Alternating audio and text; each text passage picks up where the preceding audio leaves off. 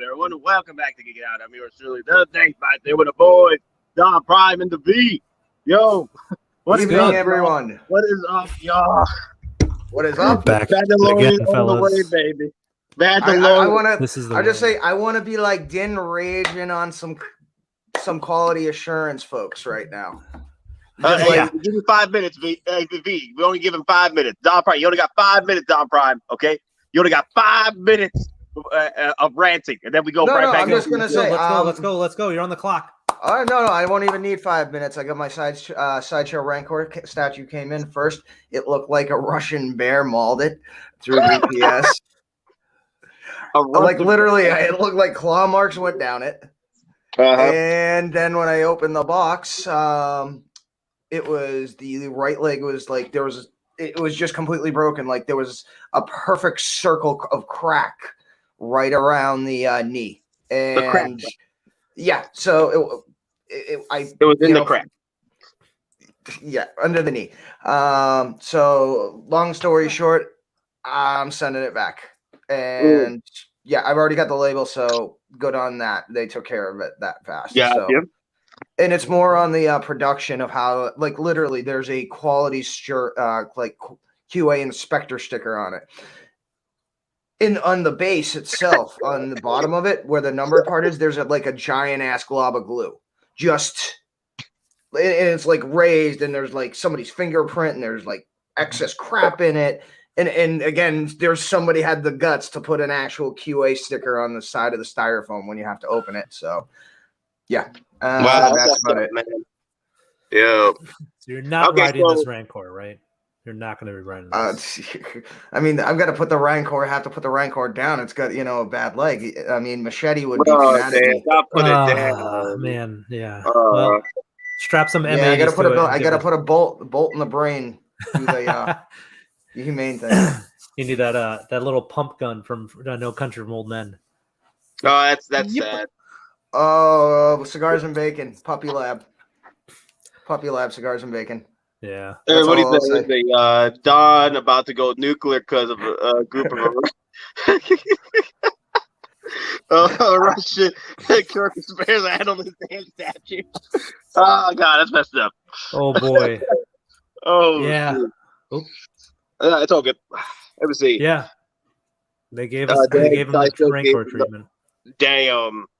I mean, and now as I've been hearing, there are people who had to get like 2 or 3 replacements, and the last replacement that still had issues, and they just decided to keep it, touch it up, and take a gift card to stop dealing with it. I can't do that. This was my first statue, and yeah, I have the complete opposite reaction to others that I'm not this is a total abandon abort mission. So now I'm not gonna lie, I'm like, God damn it, Hasbro! Why couldn't that HasLab Rancor? You put half effort into the paint. I'm not even asking for full effort, but just half effort. Yeah, I don't get that, man. I don't know why they chose the brown sewage skin color for that Rancor instead of what we saw on the screen. So that's fun. So it's fun that it's the time that Rancors are cursed. So anytime a Rancor is involved, just don't bet on it. Hasbro's yours. I'll just hold that. Show that real quick. Oh yeah, here it is. Here, let me hide that. Let me hide that question. Whoop. Yeah. So there you can see it. It's all along the right leg. Yo, I just got back. Yo, what you showing? Yo, it's not safe for work. I'm sorry. It's a Rancor busted leg.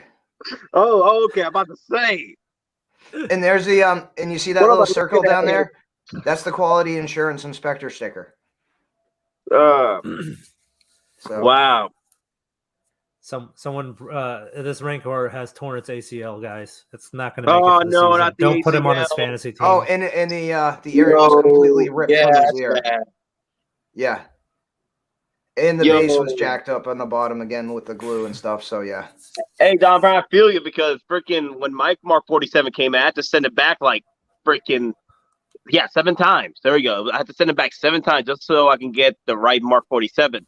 And it comes with I only have a pimple, like a black dark pimple right in the right in the abs, and that's it. You don't see it, but if I point to you, you see it. Yeah. I And once you gotcha. see I it, know. once you can never unsee it. Yeah.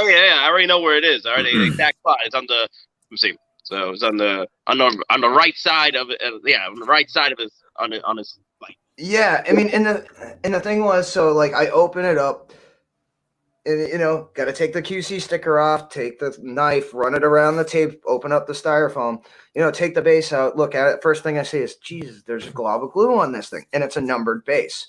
So, and I put that to this, and and it's like, okay, we'll see how it goes. So I'm starting to take the Rancor out, and I'm looking at it, and the very first thing I see the back of his right leg. And there's literally, it's like, why did someone not paint this? And it's already cracking. There's already a gap in the back behind the knee. And as I continue to look, it's literally all around perfect, like almost like a perfect circle, like it was a joint point. Mm-hmm. And it's just like almost like it's coming down or coming off the skeletal structure. Or I don't know.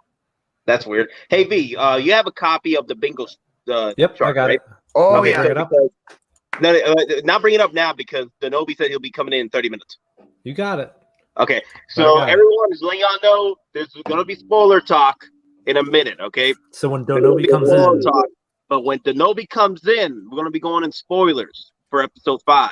So if you have to leave, you can leave. I'm just saying that's the mark, because usually when Denobi comes in, we talk about spoilers, we talk about the bingo chart.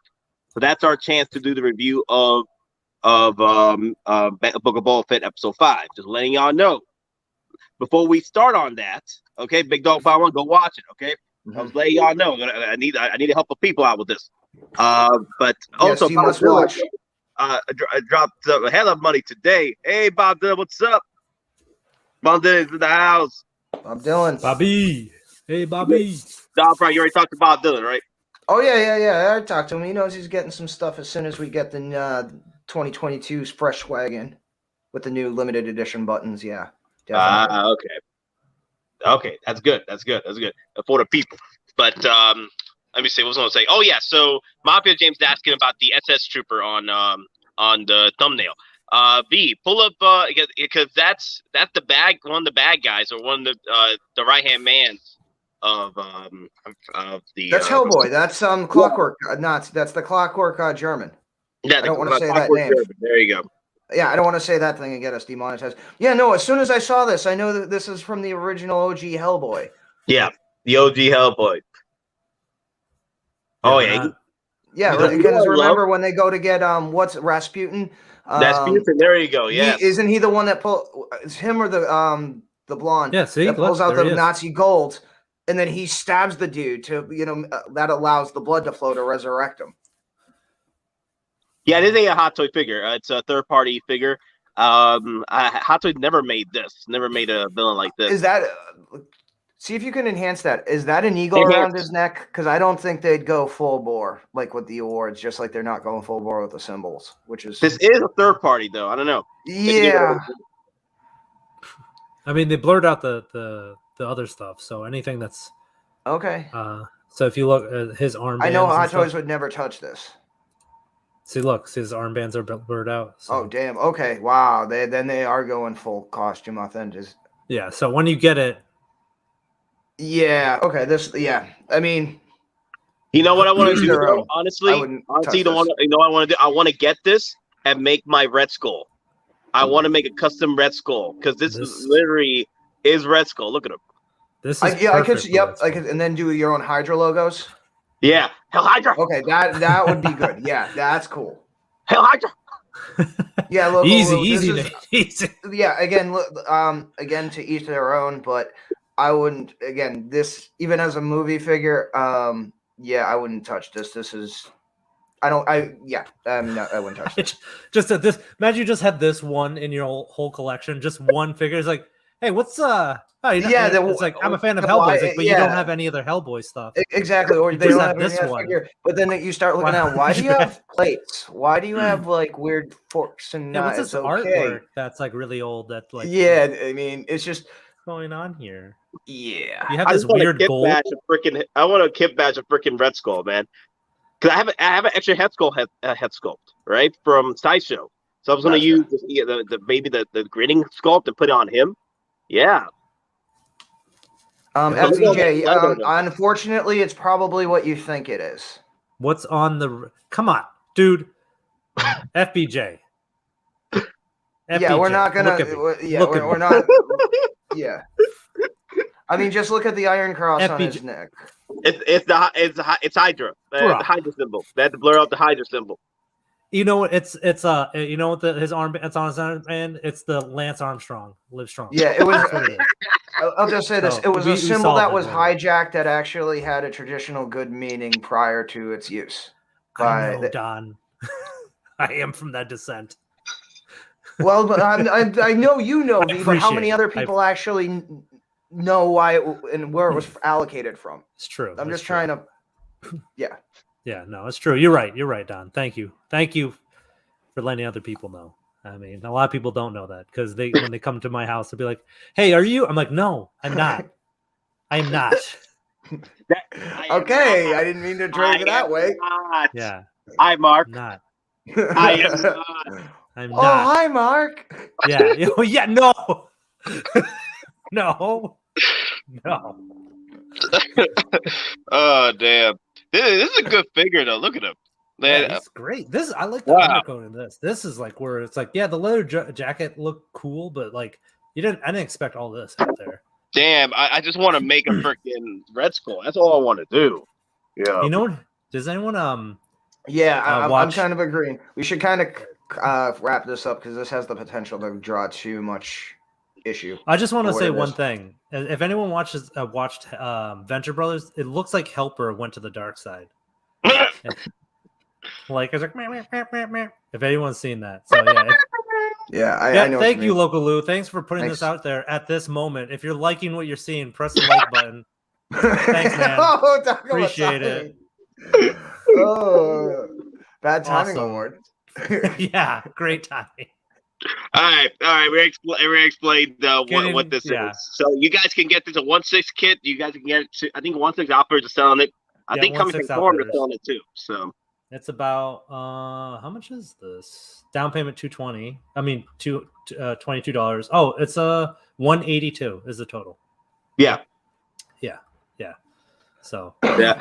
182, man. I'm tempted to make a freaking Red Skull. I mean, that's all I want to do. Yeah, I mean, if you're using it for parts, I mean, base wise, you can do a lot of things with it. Yeah. So it's just Yeah. Available in Q2. So what did I walk into? You walked into history class. It was history class. TK5. Hell, Hydra. You won't get this anywhere else. Yeah, the old Clockwork guy from the original Hellboy that helped to revive Rasputin with some gold. That kind of guy. So yeah. Oh wow. Oh yeah, Cologne Collector. Yeah, we'll get to that soon. Yeah, we'll get when that. The Nobi comes in, Cologne Collector. Quiet down on the spoiler front, guys. Quiet down. Be humble. Yeah. We're gonna talk about spoilers once the Nobi comes in. Once the Nobi comes in, you have my permission to leave because we're gonna get the spoilers. So. That's true. So if we get 200 likes, Don will smash it. 200? No. Yeah, he'll do it. Survey says no, not at 605 plus shipping. No. No. Unless we have like unless the stream makes like half what Dom paid for, then maybe, just maybe, but not. Yeah, but Sideshow didn't say no disintegration, Nate. So, come on. It's already boxed up and I've got the return label. Yeah, exactly. In the morning. Yeah. Just, you'll find a way. I believe in you, buddy. All right. So, exotic cards. Yeah, exotic. More Bryce Dallas. Yeah, if you didn't tune into our morning stream, it went sideways real fast. But that might not be a bad thing, though. No, wink, wink. But if you want to know what he's talking about, you can watch that. Maybe it'll come back up. Who knows? So yeah, this is a pretty good one. It's really you can make your own Red Skull or make an evil helper, or if you have your Ron Perlman Hellboy, it's a perfect addition. Hopefully, this means that we're going to get more Hellboy third parties. Maybe another another vendor might make a Hellboy, Ron Perlman version. Who's the company that did this? Tiger Toys. Tiger Uppercut. Okay, so I haven't heard about that. No, it's Tiger Toys. Sorry, Tiger Toys. I haven't heard about Tiger Toys. Yeah, neither have I. Can I click on one thing? If they have any other ones? Nope, still the same. Let me see if a little search will happen. Yo, Nate, you're part of the reason that Mark 47 wailisted with you blowing through like 10 of them. Yo, baby. But hey, Probably. that figure lasted almost a year. Almost no, literally 2 years. 2 years of stock. So I had nothing to do with it. And usually Hot Toy figures, usually Iron Man take about 2 to 3 years to sell out. So yeah, it's back in stock, by the way. It's back in stock, Negan. It's back in stock. So don't put that don't put the blame on me, okay? I'm the victim here. I'm the one that got the bad version of Mark 47. I got that freaking dark pimple on the freaking abs now. Yo, man. But anyway, you're the one pushing through all that. Yo, you probably went through all their stock and be like, oh man, anyway, we got to put wait lists so we can make sure we can refurbish all these. Refurbish all these. Yeah, just be a little suspicious if you see a Cigars and Bacon might have said earlier in one of our chats. If you see a Rancor on Sideshow Seconds, be suspicious. Be very suspicious. I'll buy it. Don't worry. I'll buy it 10% less. Suddenly find a flaw in his guy, and I won't be able to. But it's been like almost a year since I had the figure, so there's no way I could send it back. Like, hey, remember my Mark 47? Yeah, it has a flaw in it. Sideshow. I'm like, no, we ain't gonna set that back unless I buy another one. I'm not gonna buy another Mark 47. Get out of your damn mind. Yeah. I can't wait for Nobi to swoop in like Captain Shithawk. Well, the thing is, he won't be crapping it all over it until he watches the episode or watches it. So he hasn't watched the show yet. Yeah, he hasn't watched since episode 1. Yeah, so his mind might be a little freaking blown when we start saying things, and he'd be like, "Wait, what? Honestly, we should. For a second, I was be like, we should probably just lie and be like, "Yeah, this happened and this happened," and then when he watches it, and just when he watches it, it's like. He's like, wait. That stuff happened. None of that happened at all. No, we should be like, hey, because he's probably at this point he's probably listening to us anyways. He probably. Yeah, he's gonna come in a minute. Someone mentioned Pearl clutching right now. The pearls, but no, true story though. Pre-orders go. The army goes first. The pawns go first. Yep. Oh, easily. Okay, so SJC360. We're going to be doing the very soon. Once I get my setup again, me and B are going to sit down and do that live stream review of Force Awakens and Last Jedi for you. So we haven't forgotten about that, sir. We haven't forgotten about that. I'm going to get that done. So how much alcohol for the Last Jedi is required? All of it. Yeah, and heroin. And heroin and Jack Honey. I gotta go. They all go together. Do so well. Yeah. It's like, hey Nate, I'm just hold on. Let me find it. Let me get straight. A shot for Akbar. We definitely have to. It's a trap. Yeah. Yep. Drop from Mushi. Didn't see the Rancor Mushi who never lived to survive. So TK592 depends if they can't sell it, it goes to spare parts. So SS once they get a return, right? A broken return or a malfunction figure, right? Do they break it down for spare parts, or they send it back to Hot Toys to get refurbished? I think it depends. I'm almost pretty sure that some of them are actually, depending on how bad they are. If they're like salvageable or it's only like a minor, like a paint defect or whatever, they'll potentially put them up at the end of the year for employees to buy at a massive discount. But as far as sending things back, I don't know. I don't know if it's because I know it's with other like retailers, if they buy something from the distributor and something's broken, it's not a guaranteed refund. And sometimes they'll have to go through insurance or other means. So I don't know what their contract is, because it might be different with Hottoys than it might be different with any other vendors they carry. So it might be contract specific as well, or distributor specific that's working through Sideshow. So, but yeah, I know people get on me about, hey, why you have to send it back like 7 times? I'm like, because each time I got a freaking Mark 47, it was like someone sprayed white goo all over his body, and I was like, the hell is this? Every damn time, and then the freaking, like, I'm not gonna get this. You out of your damn? I'm not gonna keep this. You out of your damn minds? They did offer me like 6 times full refund. And I was like, okay, yeah. I'm like, come on, the 7 times a charm. Come on. And I got one with just the black dot on the abs. So I'm like, okay, I'll live with this one. I could live with this one. But it was like white goo all over the freaking abs. Back got hit. You mean the Jawas got it? The Jawas got it. Yeah, the Jawas got all over it. Yeah.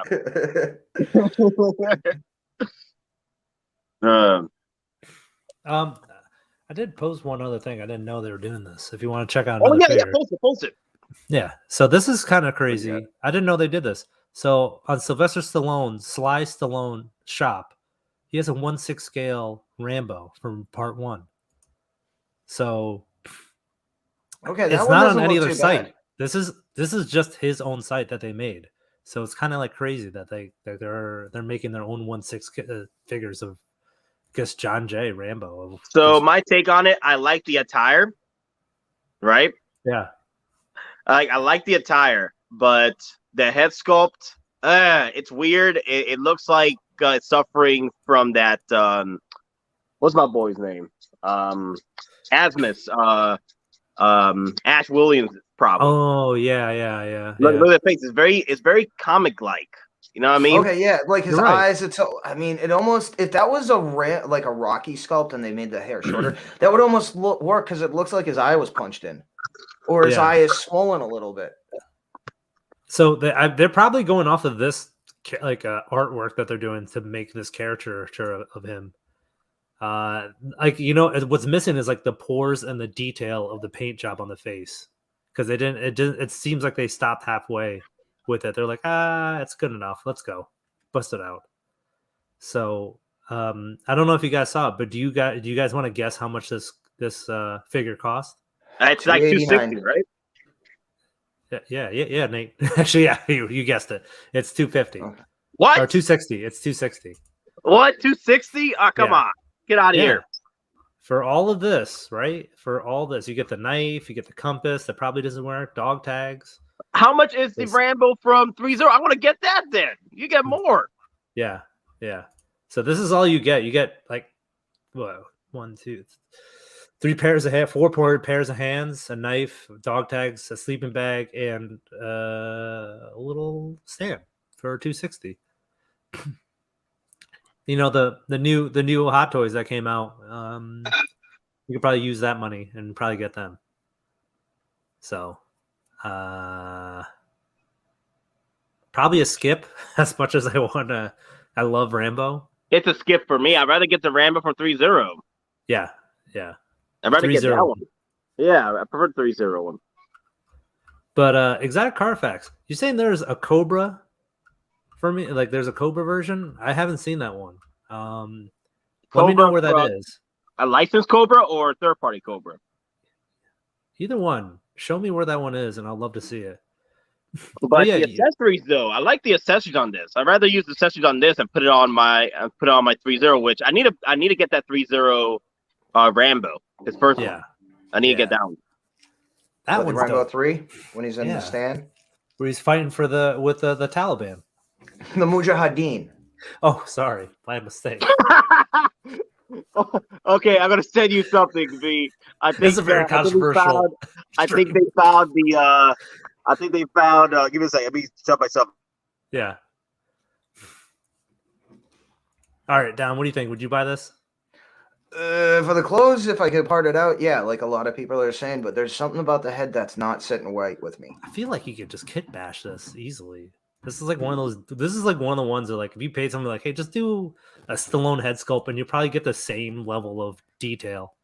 Yeah, I mean, and the That's some jacket's guy not with it. hard. You just get one of those like sticker patches. Yeah, You know, it's just with an the American. flag. It's one Yeah. American flag. There's It's not waving. Yeah. Yeah, there's nothing else on it. He has Yeah, a I red sent shirt. Peytstrick just sent me this photo of me. All right, hold on. Let me get that. Jesus Christ, my dude. I don't think it's Jesus Christ, but No, it's what the well, I forgot what king this is. I remember seeing him. They're like, yeah, they try to. He was like one of the ugliest kings or princes to ever be because of all the inbreeding. Good God, dude. I hope Sly Stallone hasn't seen this stream. He'll be very upset. It's Sloth. Hey, yo, he's me, Sylvester Stallone. he's gonna be on Twitter, man. He's gonna be on Twitter. Stop sending me this. Yeah. Hey, I know you guys are fans, but you really gotta stop sending me this. Hey, cigars and bacon. I say we initiate fire mission. Damn, Peystrick, thank you for this. That's hilarious. Thanks, man. Appreciate it. That's that might be a dude, FBJ. Again, it's all subjective. You never know. That's a female Stallone. No, female Stallone is your PE teacher from the 80s, dude. Did you ever see that video? I've seen that. Yeah, you know. No, I know what you're talking. As soon as you said, I'm like remembering growing up, and I'm like, God, you're right. Ugh. Yeah, no, it's true, man. I'm not lying. Like damn, that is true. That's the PE teacher. But yo, what we got? What else we got to talk about? Oh, that's right. Let's hear what DonPrime has to say about Mommy. Oh, right. Let me bring that up. Bring up Mommy real quick. From this morning? The PE teacher. Here we go. Whoa! What? What?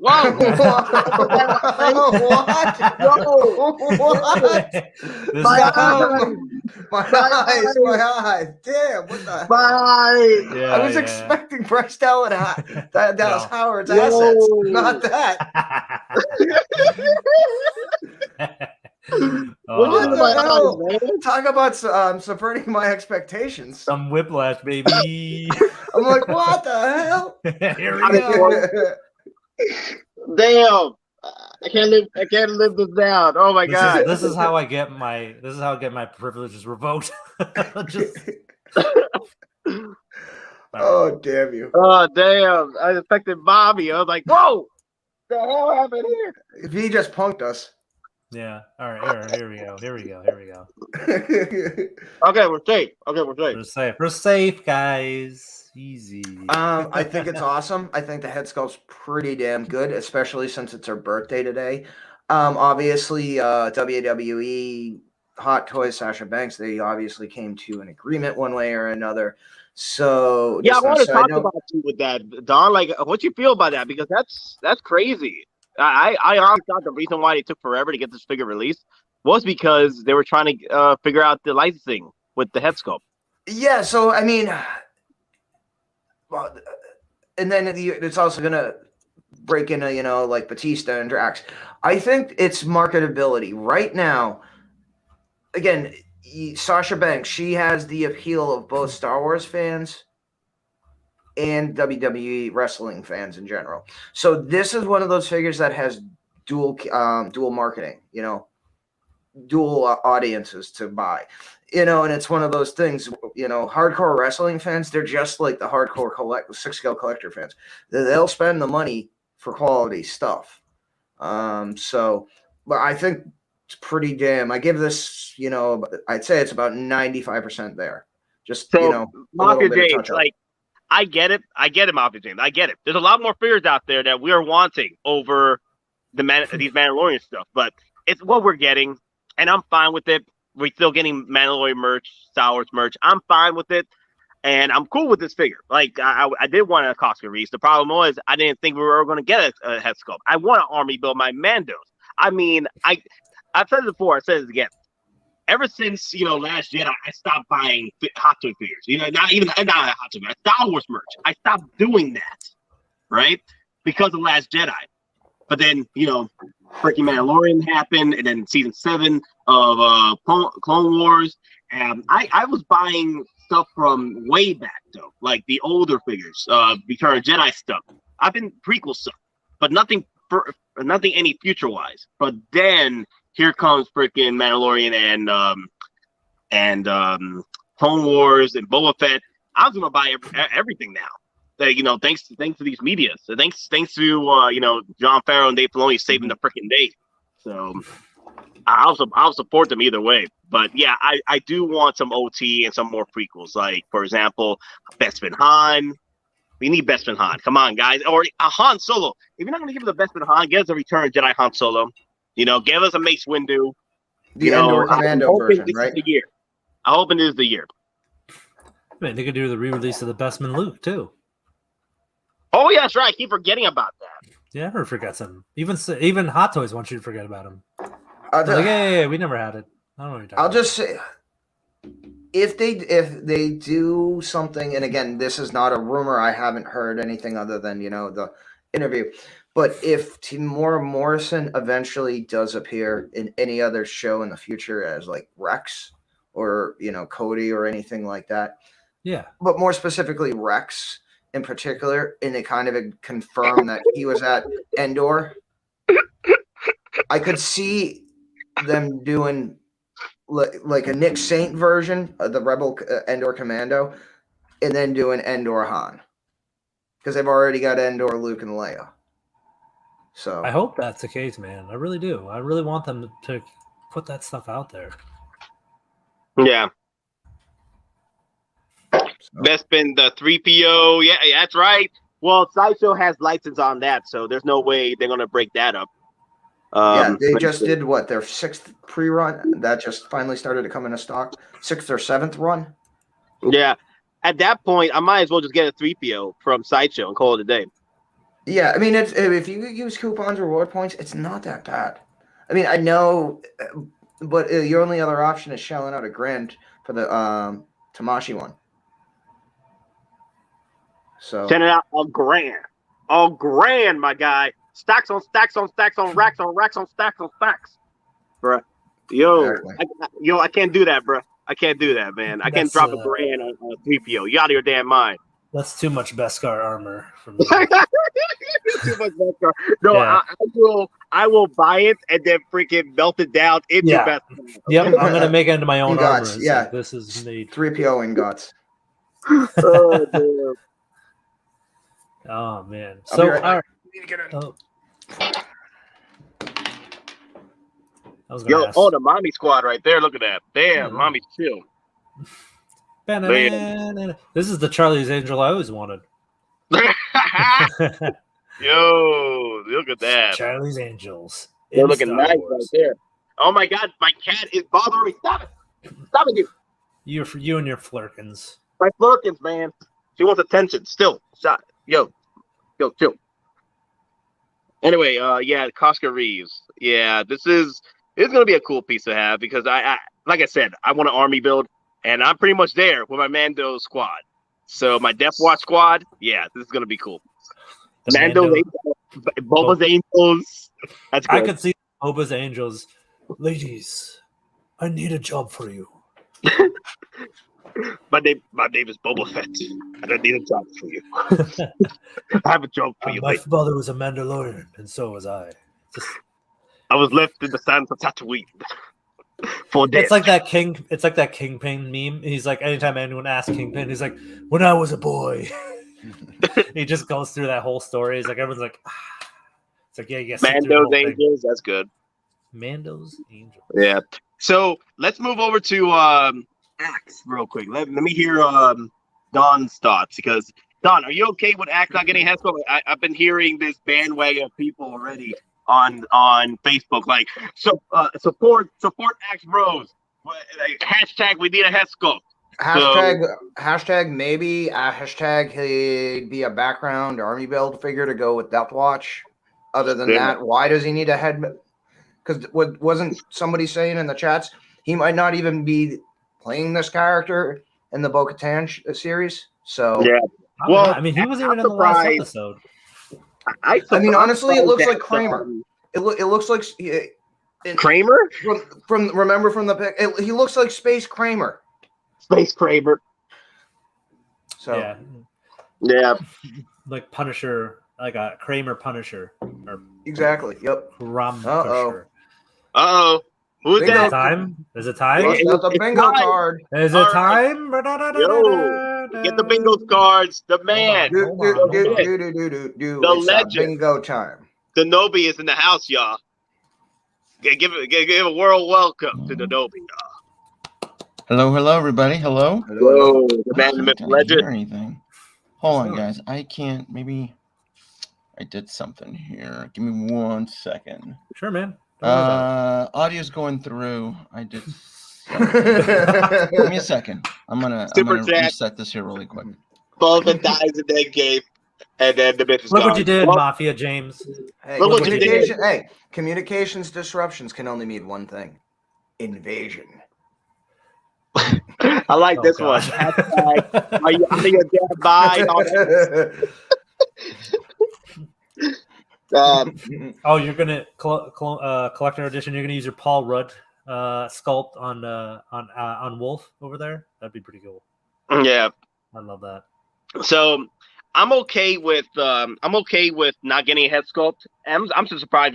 I was surprised we got freaking Koska Reeves at this point because there was word that Sasha Banks was not coming back for season 3. So She's not because of wrestling. Wrestling. Yeah, she missed the filming. They're like, you can't take that off, and they're like, you gotta come back. So something big is going to happen. Oh, she could just keep his helmet on. Ah, well, so close. Yeah, so far. Yeah, Trade Federation. When he pops up, bring him in. All right, sure, for sure. Yeah. All these Mandos really tempted to order Django.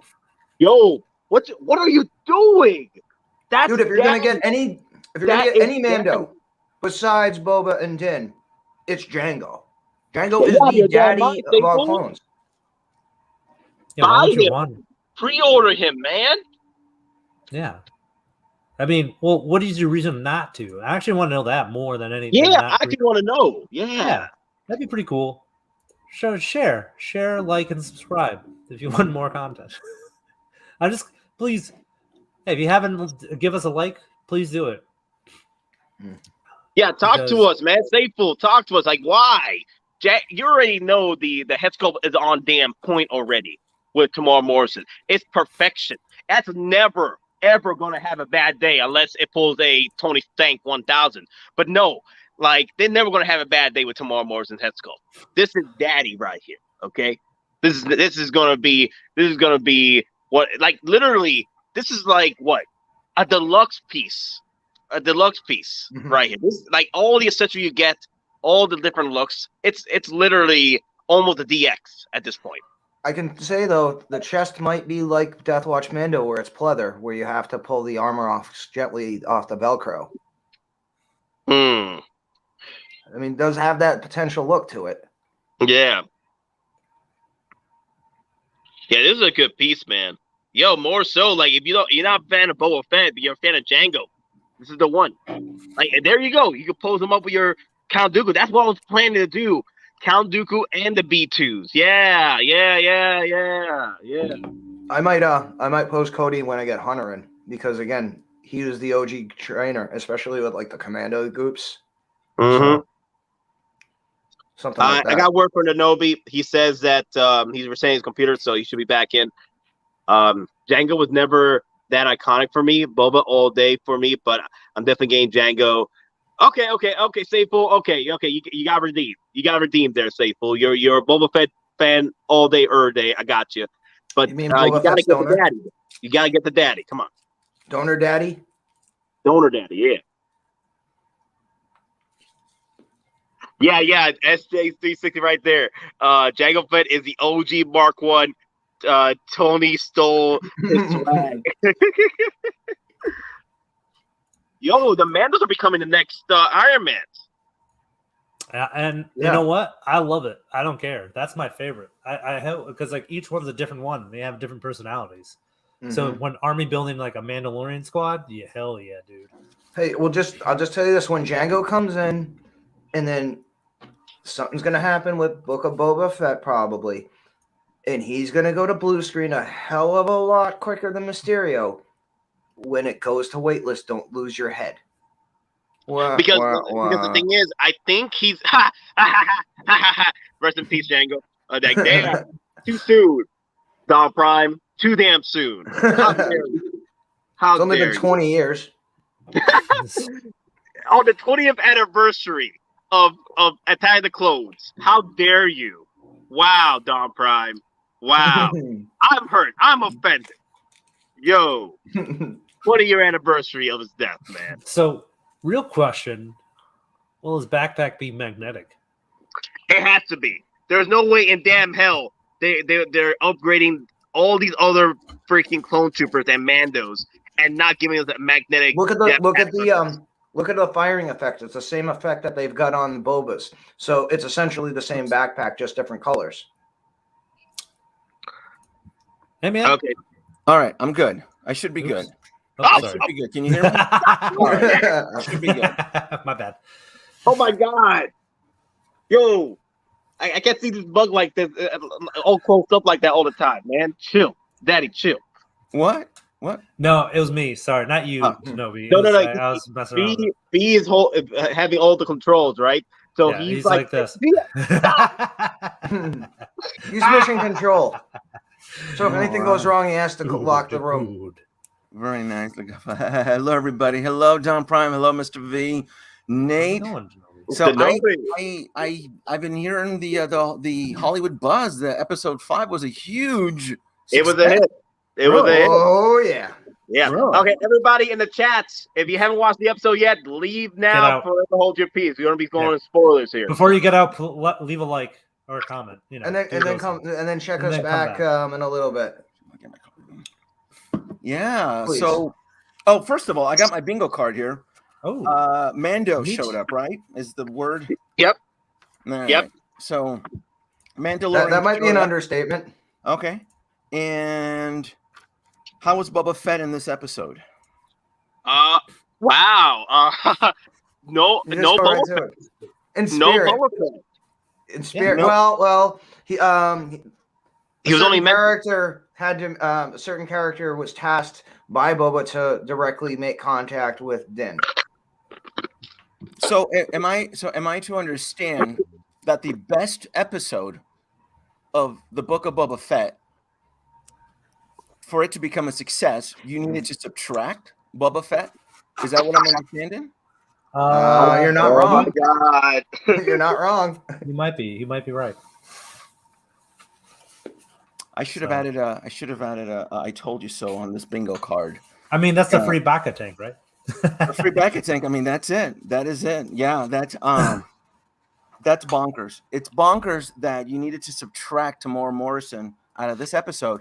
Not only subtract him, but also switch directors and get the talented, beautiful Bryce Dallas Howard to come You're in. not wrong. And sprinkle some of her dad's Hollywood magic to save this show. Save the show. Wow. Yeah, and actually, it's not even. I mean, it's still, from what I understand, it's still on the fence. It's gonna need a home run. A bad episode, a good episode, a bad episode, a good episode, but still puts the show on the fence, considering that it only has a couple more episodes to go before it ends.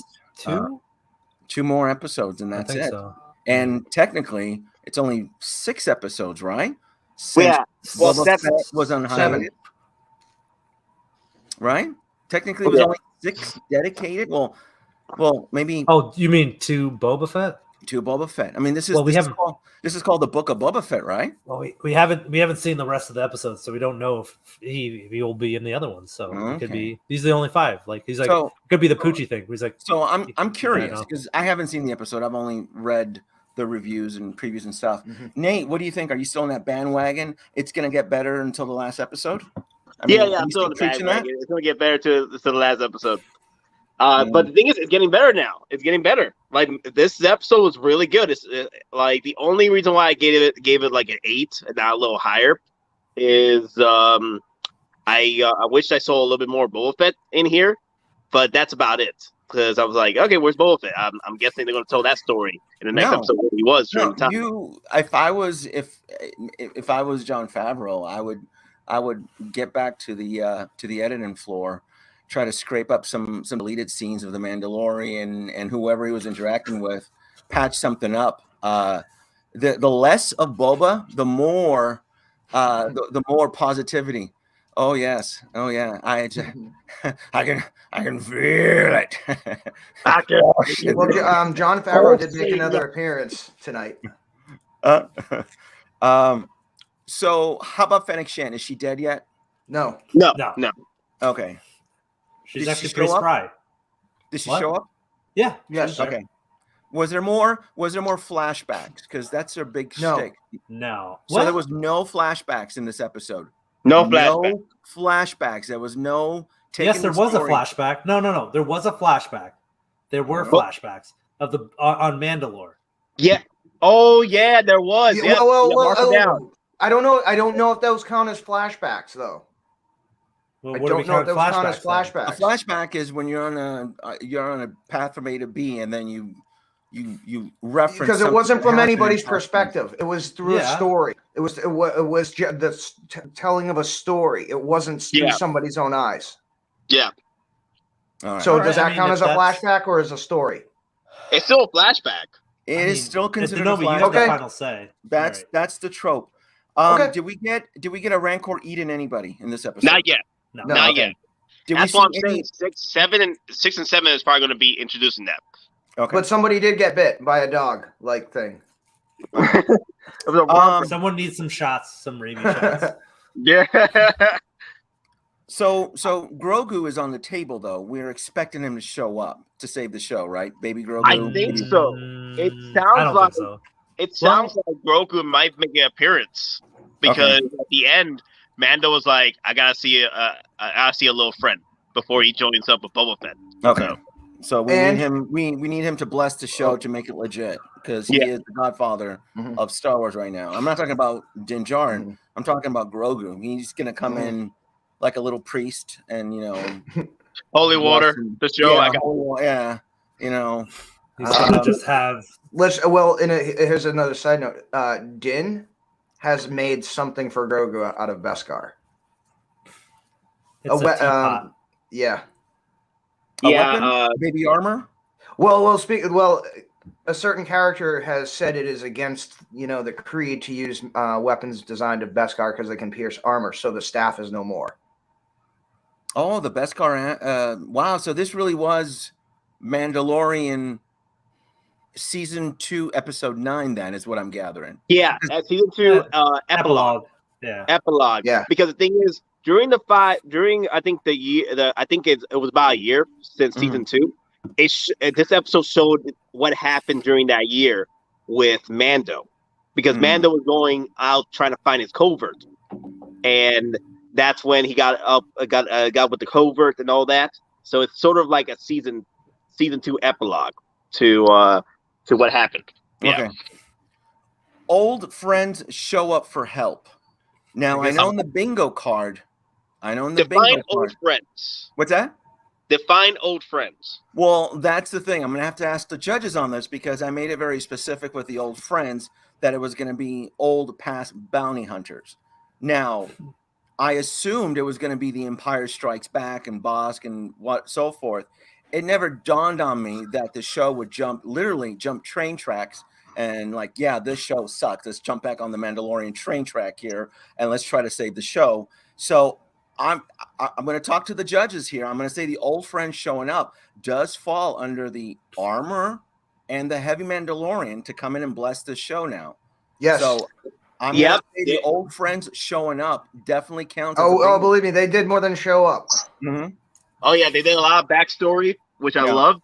They did a lot of lore, and also everyone in this panel. We got the heavy Mando, right? Everybody in this, good job. Hale Lawyer was asking, did everybody in this panel get the heavy Mando? Yep. Absolutely. You'd be out of your damn mind not to get that early on. I heard the talks back then, he just showed up with a jetpack and freaking Rocketeer moment. I'm like, oh, you say that now, and then watch a year from now, you're like, oh, I wish I picked up Rocketeer. I'm like, hey, that's what happens. Should have got him, buddy. Should have got him. Yep. This could be all yours for $10,000. And Stars and Bacon, he had this. That was the same vibro braid I think he used in season 1. Yeah. Oh, anybody that wants to play along with Bingo. Oh, go ahead. I'm sorry. So heavy. Oh, so heavy. I know you're trying so heavy. I was like, oh, hello, everyone. How are you? Here he is. There he is. Look at him. The He's big so boy. beautiful. He's so thick and juicy. Look at that. Heavy him. He is like so good, dude. Yeah. So He looks good. What do you think? Do you think there'll be a 2.0 of this guy? Probably not. I'm gonna, if anything, they'll get new armor. He'll get new armor variations. They will. I do not think they'll reissue that. I think he'll get new armor. Yeah. So okay. So Denobi, what were you saying? Oh, I lost one of my bingo pieces here. Hold on. Yeah, so anybody that wants to play along with bingo, I actually added a link to my bingo stream that I did, which takes you to the site that holds the actual card, and you can hit random. You can actually shuffle the pictures and so forth. So if anybody's wondering what mine looks like, I just kind of kept the original one on there, but yeah, but you can rotate it. I mean, this is mine. I lost this square right here. This really should be. I predicted Mando would show up right there, so I'm looking for that square on there. okay, all right. Yeah. So, yeah, I mean the link is on there. I keep pressing that one. I keep pressing all. I'm sorry, Nate. Yeah. I keep pressing that one. I keep thinking it's going to be that. But I'm thinking with my square, I'm gonna hit bingo pretty soon because I know Grogu's gonna show up, and if Fennec croaks right there for emotional, cheap, lazy. Right in there, I'm gonna hit bingo pretty soon. Yeah. So, is this over the season or each episode? I expect. Well, it's from episode 4 all the way to episode 7. I expect her to take one for the team because part of the trope of lazy write. I mean, you have a season of 7 episodes. When you write a season, you have to assume that you're not going to get renewed. So you try to build, a story arc from A, B, and then you tie it up at C, never assuming you're going to get a season. He may get a season 2, but you always write the season assuming that it ends just there. So somebody has to croak. In this type of lazy writing, somebody pivotal has to die. So my bet is going to be Fennec. She's going to take one. Oh, why you doing mommy like that? Yeah, I think. Don't do mommy. I haven't watched the show. What essentially I think they're doing is they're merging both Boba Fett and the Mandalorian into one because it's presenting that the end of Book of Boba Fett is gonna be the direct beginning of season 3 because they're gonna be tied together. No, wait a minute now. Wait, Don, that logically would make sense, but the problem is that Disney is sprinkling water on Gizmo. And these Star Wars Plus shows are multiplying. Isn't there isn't there a Bo-Katan show? Isn't there a Andor show? That used to be the Rangers of the. Why would we assume that Boba Fett's going to continue to hang out with his BFF in the Mandalorian? Right. Well. The thing is, it made it look like Boba Fett and Mando are real cool at the end of the episode. So it looks like Boba Fett is going to be. They're like ride or die boys. He's basically Fennec came up, hey, here's payment and all that, told her what the job was. And he's like, yeah, that's cool. Oh, here's the money back. This one's on the house. Mm-hmm. Yeah, like Mando's like the ride and die type right now with Boba. Like ride and die together. Yeah, speaking of ride or die, somebody got a new vehicle. Did we get any of the Spy Kids or anybody from his acting troupe showing up as a cameo? Nope. Nobody. No, that I know of. That actually makes sense because I would assume that Robert Rodriguez was not allowed on this set. This was probably a closed set from Bryce Dallas House. She's like, no. He was the executive producer on it. That's fine. He can executive produce from his office in LA or whatever. It was probably a closed set, so he didn't make any calls and grab any of his acting troupe to show up. So that would make sense. That clearly would make sense. Did we get any bad CGI? I would assume not. Again, it's Bryce No, Dallas this was Howard. honestly. It seemed like there was a lot of money put into this episode. Yeah, like it was like one of the CGI best was movie CGIs. quality. Yeah. Yeah. It's amazing what a name can carry, huh? What a director. Well, just imagine what would have happened if they had her do solo instead of her dad. Oh yeah, she's talented. She's She awesome. is. She is talented, man. Yeah. I'm surprised, like if they didn't go with the actress that played Bo-Katan, voice actress. She's actually the voice actress of Bo-Katan in Clone Wars as well. If she would have promised the role, if there was a live action Bo-Katan, I think Bryce Howard, I would have loved her as Bo-Katan. That would have been pretty good. So that jetpack wouldn't have been able to lift her off. Yeah. She has too much Humped it up. Combat. Anybody concerned that we haven't had a Hottoys announcement from this show yet? Any? No, there hasn't been. No, I think unless you count Fennec. It's embargo right now. I think that's the reason. You think so? Yeah, I think so because they were doing this. They did this with Green Goblin already, and they finally showed them, literally a week before full release of the film worldwide. So yeah, I think it's an embargo thing. I think it is an embargo thing that Hottoys needs to quiet down on the releases or any teasers until the final 2 episodes. The final 2 episodes looks like it's gonna, like, they're bringing everybody and their mother into this episode. It looks like it. That's an expensive gamble. This better be a phenomenal episode 7. This could either make or break this particular IP as far as merchandise goes. That's a risky gamble, but we'll have to see. If I was Hottoys, I would have collected and made sure everybody would have gotten their 2-pack Boba Fett in their hands by now, because if this episode doesn't deliver, it'll affect that pack. Trust me. It'll be used as a crutch. It'll be used like, oh, the last episode was dismal. I'm gonna sandbag my pennies for Kenobi or season 3 of Mandalorian. So there's still, it's still the realm of ifs. I know everybody is still jumping for joy. I like how everybody points out this was a phenomenal episode, but nobody really wants to point out that it was essentially an episode 9 of season 2 of The Mandalorian, is what I gathered. And for what? Well, that's why I gave it an 8. That's why I gave it an 8, because I took out 2 points because they didn't have anything but Boba Fett in here. I was like, why didn't they do anything with Boba Fett in this episode? This is a show. At least, have an interaction with Boba. I know they're saving things up for 8 and 9. It's still a good episode, and I agree. It was epilogue 9. It was like Return of the King style, ending episode. Okay, yeah. And I'm here like, damn, where is Boba Fett? We only got Fennec, and I'm like, come on, guys, show us a little bit of Boba Fett in here, to mingle with freaking Mando. But I know now we gotta wait till 6 and 7. I'm hoping that 6 and 7 delivers that action that everybody's been asking for, because true story. I don't mind the world building. I don't mind seeing the side of Boba Fett, but I do agree that the action has been like, okay. I'm like, damn, give us some action here, guys. Come on, this is Robert Rodriguez. Desperado. Come on, man. Where is the action? I know it's coming. He's the problem. The thing that I saw was like, it's so weird because it's like the production on that episode to this one seems completely different.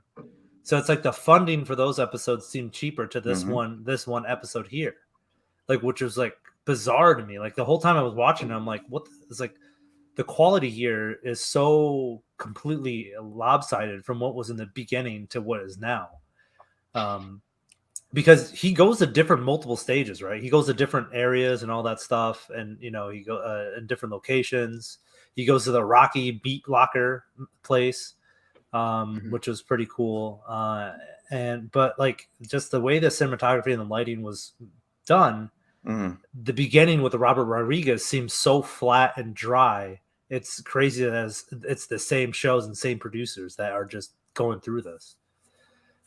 Yeah, H3. I don't know if we are going to get any K2SOs from Book of Boba Fett because it was just a very small flashback, which was one of the best flashbacks in the entire history of freaking Star Wars. It was like almost animated though.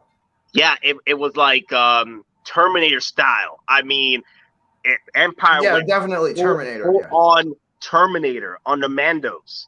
So I was like, damn, this flashback was beautiful. We actually got Skynet.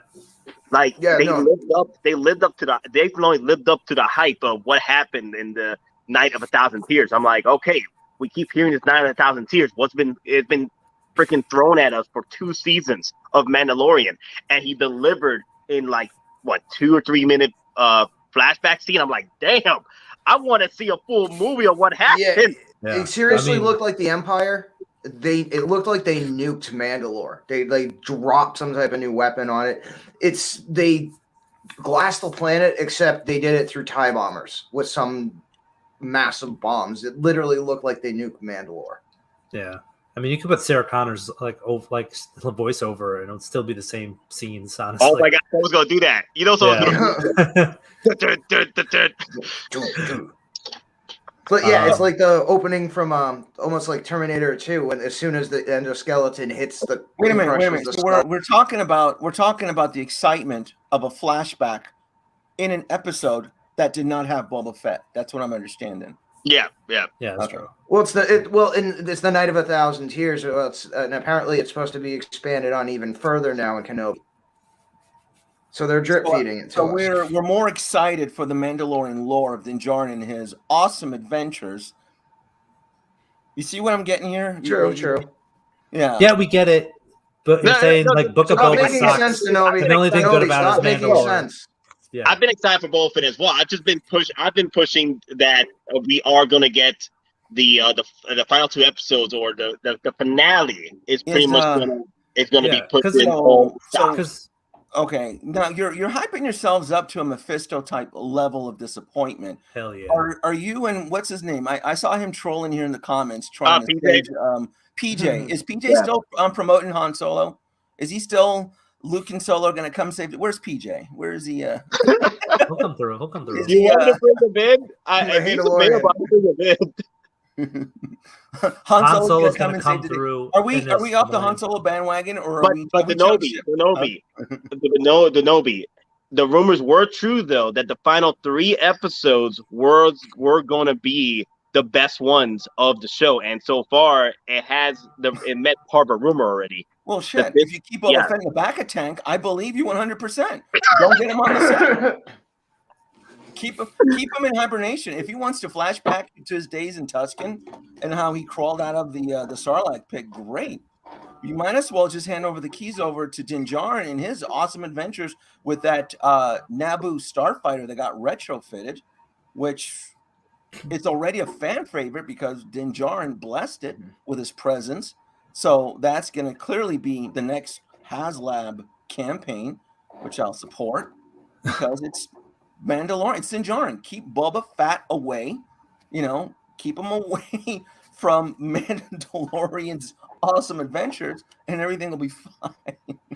If he wants to battle shield ninjas all day and sleep in a back of tank and revisit his accident in the Sarlacc pit, you know what?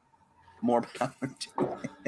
I mean, and again, I know we're going into rumors or we're going into conjecture. I think ultimately what maybe the end game or a potential option is if Mandalore really is like abandoned or like you can't go back into it. I definitely could see like Tatooine becoming a new Mandalore.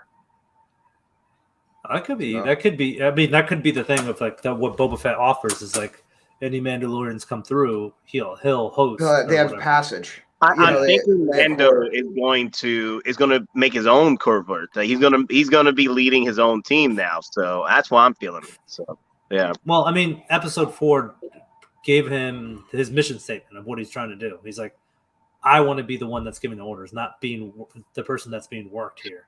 So what do you think? Do you think Din Djarin's going to be in the next 2 episodes, making sure everything gets tied up on a loose? I mean, that's a lot of screen presence. Well, he's already said he's working for Boba. Yeah, he's working for Boba. Yeah, he's working for Boba, and then there's talks that again the final 2 episodes, the final 3 episodes are going to be the biggest ones as far as like hype is concerned. And so far, episodes. We got 2 more episodes, right, Nate? Hold on. Yeah, we got 2 more episodes. Yeah. Okay. Yeah. And how long are these episodes? They're what, 40 minutes? They've been averaging 40 minutes? This was what? Almost legit? an hour, 50 minutes. Yeah. Yeah, it was like a legitimate 47 minutes, 48 minutes of actual show, not counting credits. So when Mandalorian season 3 starts, it's my impression is that I would probably need to reference this specific episode. That way I can catch up with the season 3 of Mandalorian, which starts potentially the whole season might be referenced. Again, if they go logically, because it sounds like the most Espa Vespas are going to be referenced in season 3 Mandalorian, you think? I mean, but that's the same thing of like when Luke shows up, it's like, did I need to watch the original trilogy? I'm like, yeah. To know who the hell that Jedi what they're was. basically setting up is and I think they're setting up is the war. They're basically the war against the Pike Syndicate is going to be the rallying call for the Mandos to unite.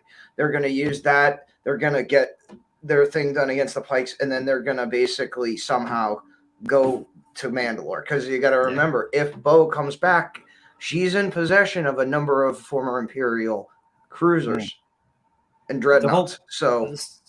And this show is also so basically, if we're gonna talk about Mandalorian season 3, this episode foreshadows Din Djarin's adventures. His new adventure is going to be 1, to be redeemed as a Mandalorian from his own section, 2, defend his Darksaber against every other Mandalorian. Yeah, everybody gonna go for that thing.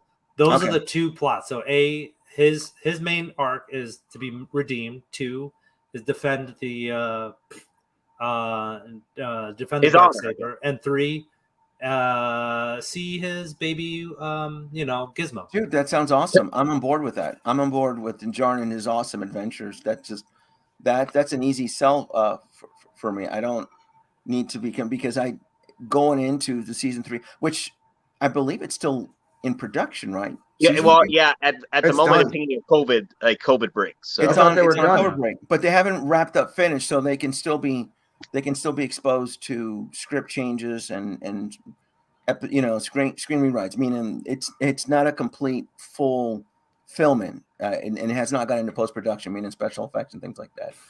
Yeah. So, but did you hear about the interviews with Tamara Morrison? He explains it that he was on the side of the fans where he wanted certain things to happen with Boba Fett, and he knew Boba Fett because he's Jango. He knows this character very well, and he was having an argument with Jon Favreau because Jon Favreau was one of the main writers, overseers of the Boba Fett show, and Tamora Morrison, he had an issue with Jon Favreau's actions to the show because he felt he's feeling what a lot of fans are feeling about Boba Fett right now. Like, okay, Boba Fett needs to be more quiet. He's more a man of action rather than talking. I get that. I do understand where fans are coming from with what's going on with Boba Fett. So, he's making sure that the bed at the bottom of the 5-story building is fully inflated. So when the fans push him over, he has somewhere to fall safely. So that way, when he falls first and the airbag deflates, then they can start throwing Jon Favreau and Dave Filoni away. That's bad. That's Luke Skywalker. Mark Hamill did that. Remember Mark Hamill? He did. Hamill patted himself before the ride. Remember Mark Hamill did that? He's like, look, for Last Jedi, I read the script. This is a train wreck. I'm going to start reaching out to the fans one-on-one so that when the shit hits the fan, I'm protected. Mark Hamill did that. Mark Hamill he knew his role. He knew what type of character Luke Skywalker was. And then when he started patting himself for protection, Disney's like, shut the hell up, dude. Yeah, exactly. Yes. Yeah. That happened. People don't understand. Like, people were like, people were like, Mark Hamill's just joking, he's not going to maps. I'm like, no, he is. Yeah. So if he's doing that, if he's having interviews like that, he clearly knows how the show's going to end. He's like, I got to make sure the fans still love me so that when I attend conventions, I can still charge $100 per signature so they still love me. That's what that sounds like. You're gonna love me. Yeah, because in the end, it's not about it's all about those convention appearances and signing those autographs and all that good stuff. So, Oh, hey, I wanted to bring this up. The question from Wayne Timothy. Do you think people are going to be bailing on the 2-pack due to the hate this show has received? Oh, not. The 2-pack is doing better. Doing better. I'm like, number one on there. bro. Yeah, because I mean, this 2-pack isn't Book of Boba Fett. This 2-pack is his appearance in Mando. That's one of the selling points. Is specifically, it's labeled as the Mandalorian 2-pack, not Book of Boba Fett 2-pack. And this is supposed to reference when Boba was a nasty old man Boba, or dad bod Boba. He just got his armor back, so he's got that shot of adrenaline, and he goes ape shithouse on the Imperial Stormtroopers. That's my 2-pack. So, but yeah, I do agree with the Nobi in this case, though, DonPrime, and I do agree with you with that as well. Is that it's a good segue. I do agree with the Nobi that with what happened with Boba Fett coming in fighting the shield guards, he should have wrecked them like he did the Stormtroopers. There's a downplay on the power scale like there. But after looking at the episode again, I'm like, if he did go ape shit on those guards, he would have either not had some collateral damage in the town of full people, and also Pheonix as well. But again, I'm like, I really wish season one of Boba Fett started with a banger. I mean, him going ape shit on somebody just to sell this to the fans, the worry fans out there about the show. But I am hoping that 6 and 7 is the bangers that brings back the hype again. Which episode 5 brought the hype back. So I'll just say this: we need to see Boba go full unlock unraged like we saw Din go within the first 3 minutes. Yes, like Denobi. Yes. Denobi. Like we got a dissection and then a beheading. Like Din went up, like you son of a bitch, and he eviscerated a bounty. And the only reason he was working the bounty again, we are swooning over Din Djarin and the Mandalorian at this point, right? That's the love, that's the affection I'm picking up from you, DonPrime, which I do not disagree. I don't disagree with anybody. We love Din Djarin, we love the Mandalorian, and the flashbacks and the critics I've seen, they all agree this is a great episode. Robert Rodriguez wasn't allowed on the set. It was Bryce Dallas Howard. Yep. It was Din Djarin. You brought back old friends, which is a lazy old trope. You bring back familiar characters to instill the show, which is the heavy Mandalorian, the armor. Who does her voice? Her, Emily Swallow.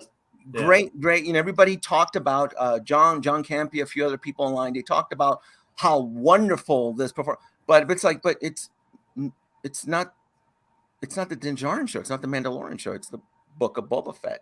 So then my question is, like, are we still going to be in denial and assume? And there's nothing. This is what I find so interesting about the human nature of fandom, because for me it's not a problem.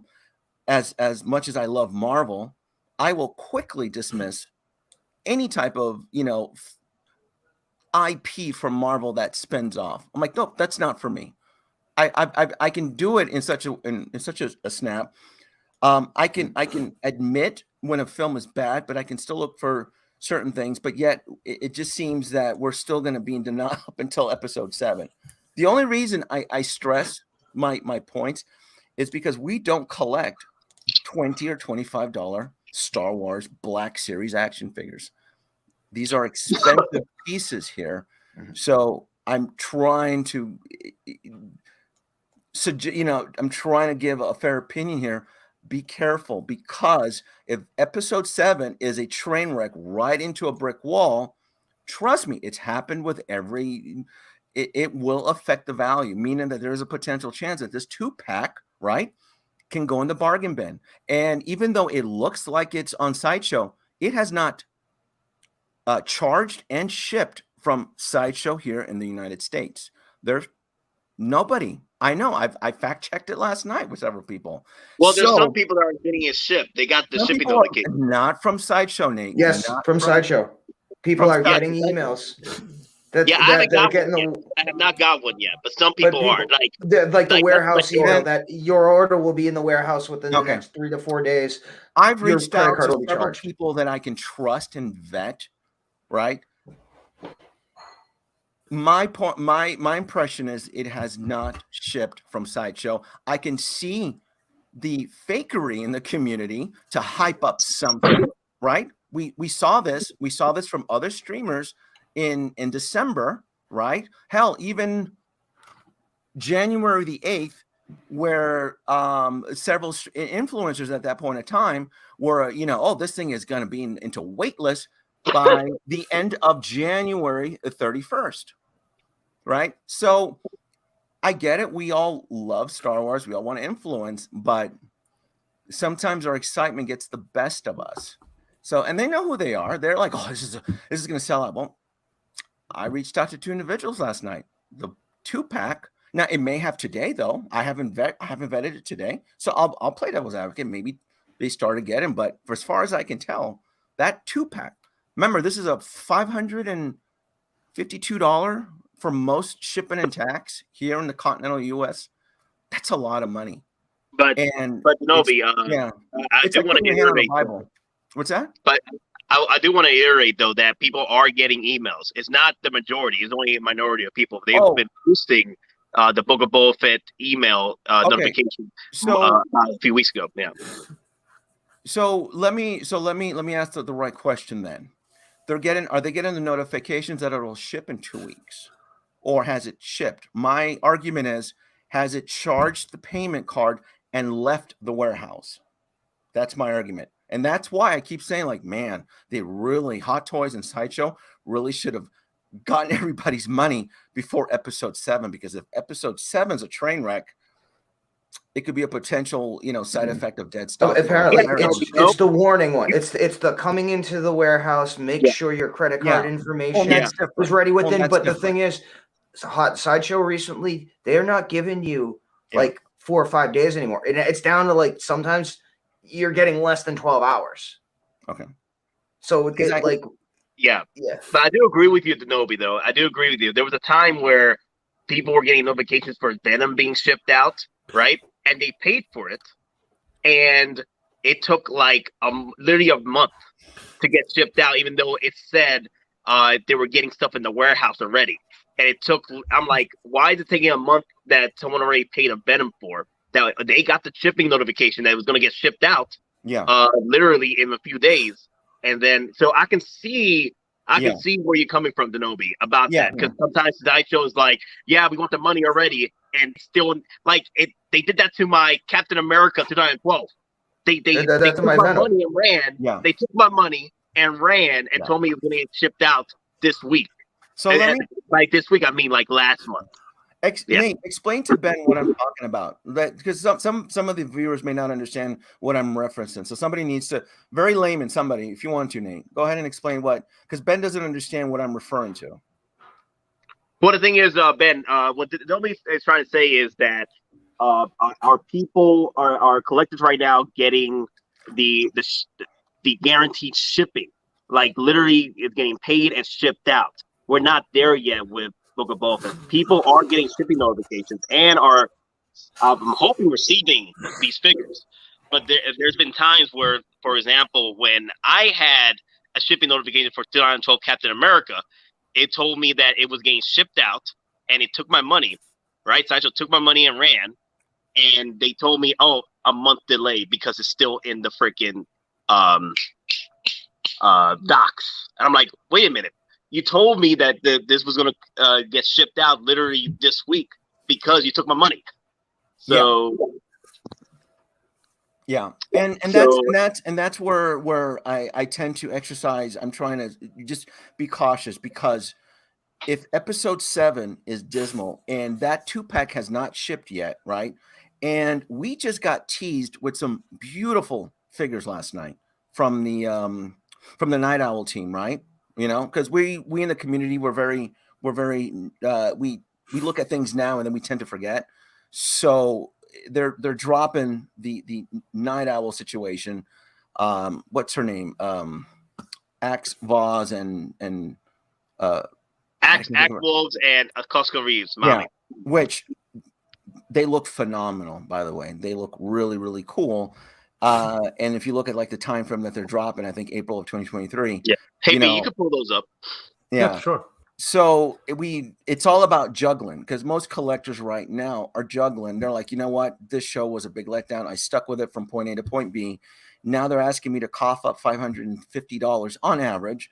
Or do I want the blah, blah, blah Green Goblin, or do I want the Night Owl team, or do I want blah, blah, blah? You know, it's all about juggling. It's all about, because not every collector can get everything that they want. So it's playing chess, you know, which pieces to move. You know, I was on board for this. The show was a big letdown. Do I still want to commit in the relationship of a $550 purchase? Episode 7 could be a phenomenal, huge hit. Great. And that's how it works. You know how we're all talking about the armor? You know how we're all talking about the Heavy Mandalorian? That's how this community works. We're very short-sighted. We think of the now. And showing the Heavy Mandalorian and showing the armor boosts sales. That's how it works. That's influence. That's the power of influence. Wow, that was a great episode. That was the best episode of episode 5. I want to get the armor. I want to get the Heavy Mandalorian now. That's how it works, you know. So yeah, I mean, it's awesome. Yeah, I'm getting them all. I'm not going to day one pre-order them, but yeah, they're all coming home. No questions about it. I think they're impressive figures. Wow. So that's happening to me right now too. They took my Gandalf money and it still hasn't been shipped out yet. Yeah. Like they kept pushing back the payments on Gandalf for me. And they had told me that and this time it wasn't going to get shipped. It wasn't going to get pushed back. They're taking my money now. And I'm here like, okay, so Gandalf should be coming in now. I still haven't gotten a shipping notification for it. Clone Collector, real quick. Sideshow might have, and we believe they have previously, they're hiring private charter boats. So basically, they're smaller shipping vessels, but they're private, meaning they only do contract work, and then they already have a private slip already secured, either through contract or prepayment. So basically, it's a smaller boat, but it can get here faster, and they almost have a guaranteed slip because they might not be coming to the port of LA. Because if the boat is smaller, then they can go to one of the smaller ports, which isn't as congested. I mean, that is a distinct possibility that they'll continue to do that, because for some figures, it seems like they've already done that in the past, especially in the last few months. Donami, my question to you is, since the hype of Mando coming back and the hype of season 3 as well, getting shot, and also characters coming back, like Heavy Mando came back, Armor came back in this episode. It was literally an epilogue of what happened. Was like epilogue of season 2. So people have been asking this throughout the day. They've been asking for someone selling or trading a Heavy Mando, and also, and the most important and the most asked question is, Hottoys going to do a 2.0 version of Heavy Mando, because he did come with an extra accessory, which is like a shield, an energy shield. So do you think Hottoys would do a 2.0 with the hype? Because they've done it before with Venom. Yes, but that was Venom was a little bit different. Venom was based off of a star that carried its own film. Heavy Mandalorian, we don't have an actor's face associated with. So we're emotionally connected with the actual suit. With Venom, it's Tom Hardy, right? And then it came really fast. It was a 90-day period that they threw a 2.0 re-release on Venom. I never say never. I would assume that they would not touch a. I mean, they could. Yeah, but wouldn't, with a person that's not an actor associated, wouldn't make it eeasier legally to make another one? Yes, but here's the situation though. I feel that Hottoys is overextending. They're overreaching, and when you look at a chart that has 80-something plus Hot Toy figures, when is this Heavy Mandalorian expected to drop, and will the interest be there when it does finally get delivered? They need to start looking at that. If they were going to do that, if it was going to drop, right, it wouldn't be anytime soon. I think if any time if a tease would be happening, it would be near season 3, at the earliest, right, or maybe afterwards. That you'd get like a 2.0 or a Book of Boba heavy Mandalorian. Yeah. So so then you ask yourself, would this short attention Star Wars crowd still be interested in a heavy Mandalorian in a year and a half from now?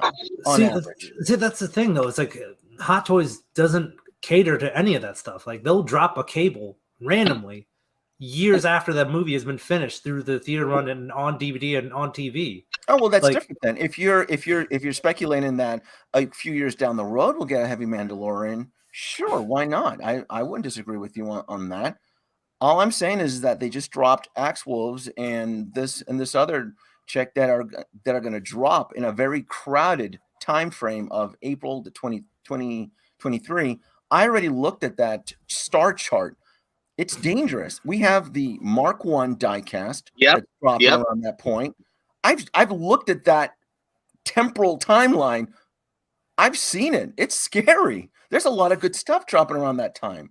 So yeah, like the Mark I, and I know we don't care about Iron Man sells. Remember Iron Man, and it's I think that's what $500 or something like that for that diecast. It's the Mark I. It's It's USB cabled and all that stuff. It has everything that's going to be the future of Hot Toys for a couple of years. Yeah. So even if you're a conservative Iron Man collector, like I'm not going to get every Iron Man collector. Well, this is the one that you need to get. That's right, Nate. I think it's $550 for that guy. It's give me a second. It's not. I'll get you the price. Hold on. Yeah, it's not cheap. So I look at stuff like that. Like, okay, cool.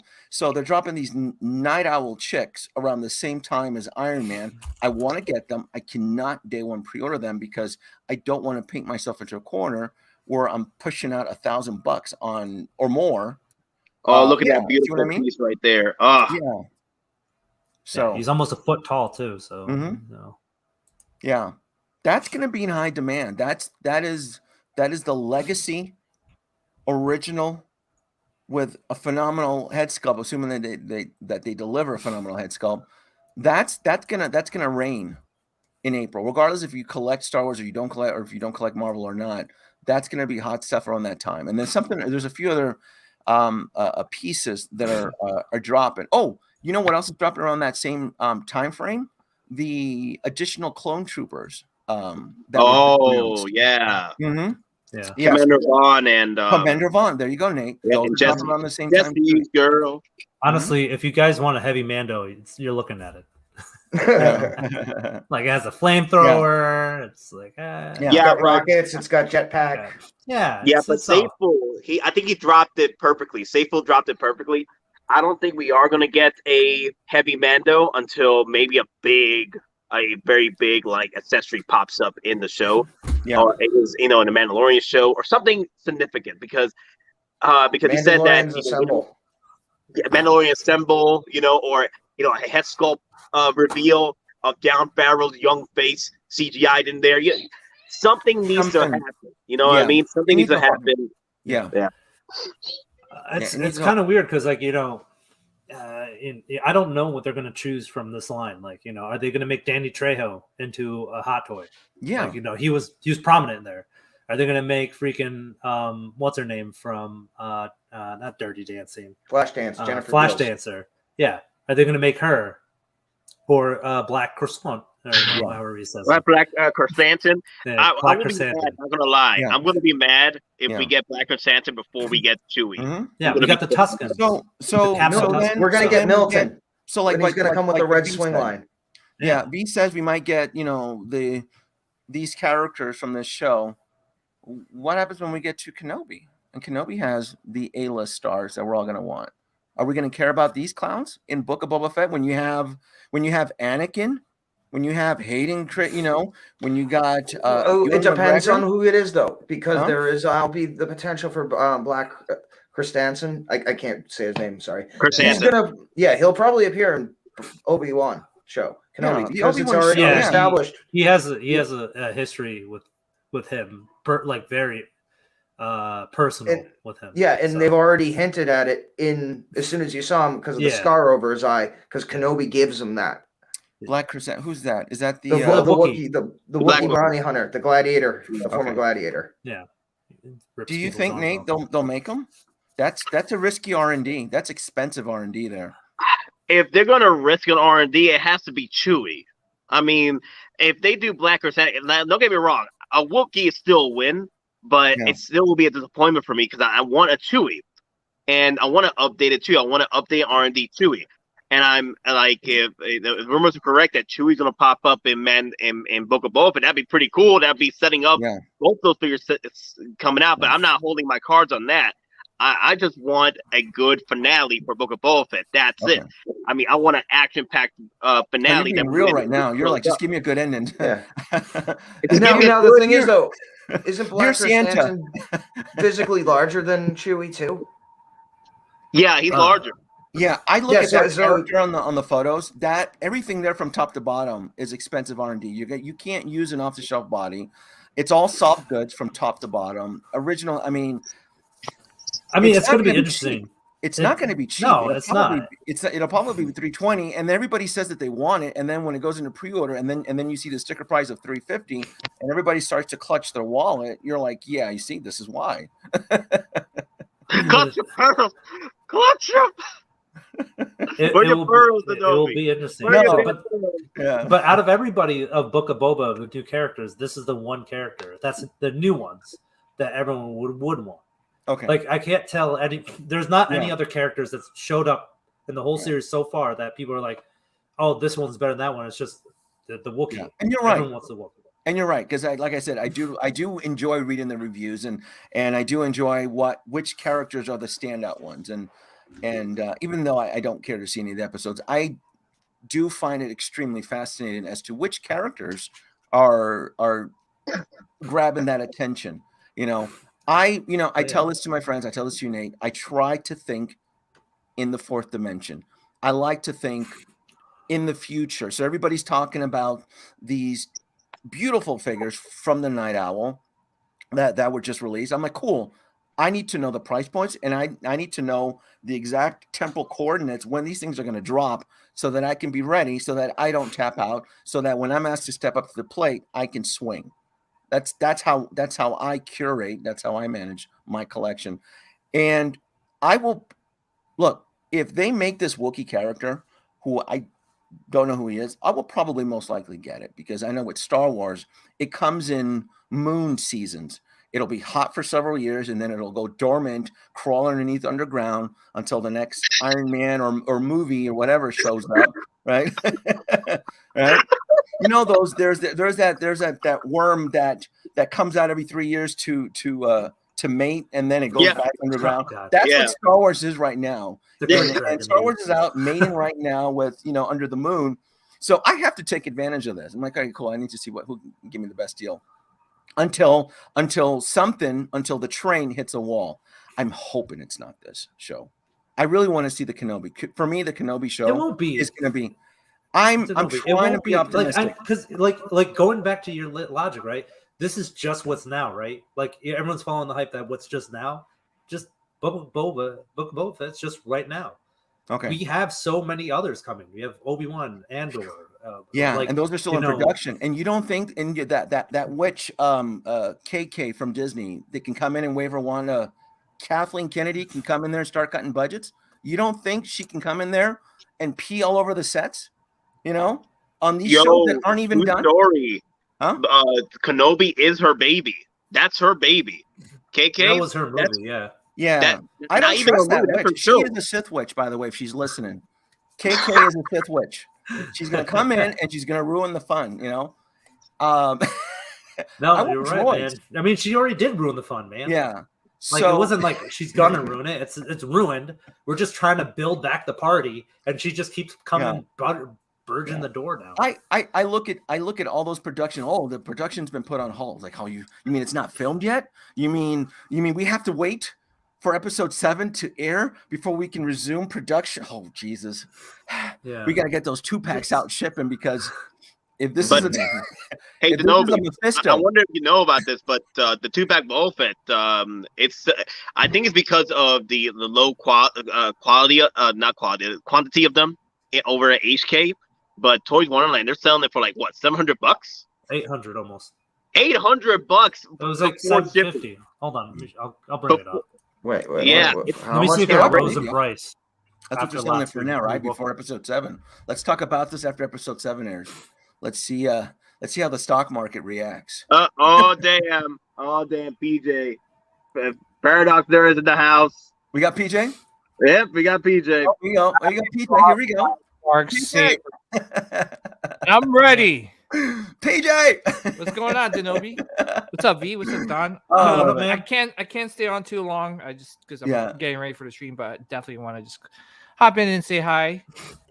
Oh, it's always fun, PJ. I love your bright optimism towards Star Wars. I love it. I use you as part of my formula.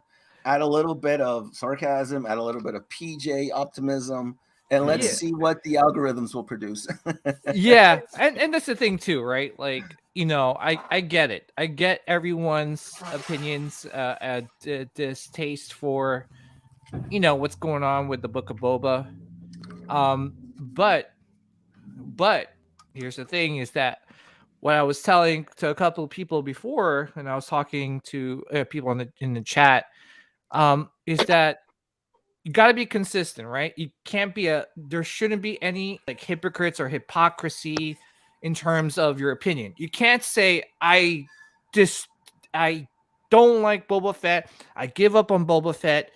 And then like when things get better, then you're, oh my gosh, Boba Fett's the best. Oh, I can see that happen. I can see that. If that happens, I'm gonna call you out. Yeah. As you should. No, as you should. I'm gonna be like Denobi, and I'm gonna write notes. I'm like, okay, this person said this person said that. One thing I like about Denobi is that he stays true to what he says. If he dislikes the show, he dislikes the show and he's not watching it, which is respectable because he's sticking to his opinion. He's not changing tracks, you know, and he's, you know, showed his he shared his opinion and he's sticking with it. What I don't like is that the masses that kind of go, well, I don't like Boba Fett, I don't like Boba Fett, and then later on Boba Fett shows up with a Rancor and kills everyone. Oh my gosh, Boba Fett's the best. Yeah. And Boba Fett DX with Rancor comes out with Hot pre-order. And they're the first ones to order all these like they're part of the storm. Like they I think you call those people pawns. Is that right? The pawns go first. Yeah, the pawns go yeah. first. I come in from the and I reap the discounts and the coupons and the and the free. Yeah. Because you know, I just want to make a point is that I remember season 1, season 2, everyone's like, oh my gosh, this is a big side quest. Look at Mando going all these side quests. Why can't we? And then guess what? I remember that. Yeah. This episode,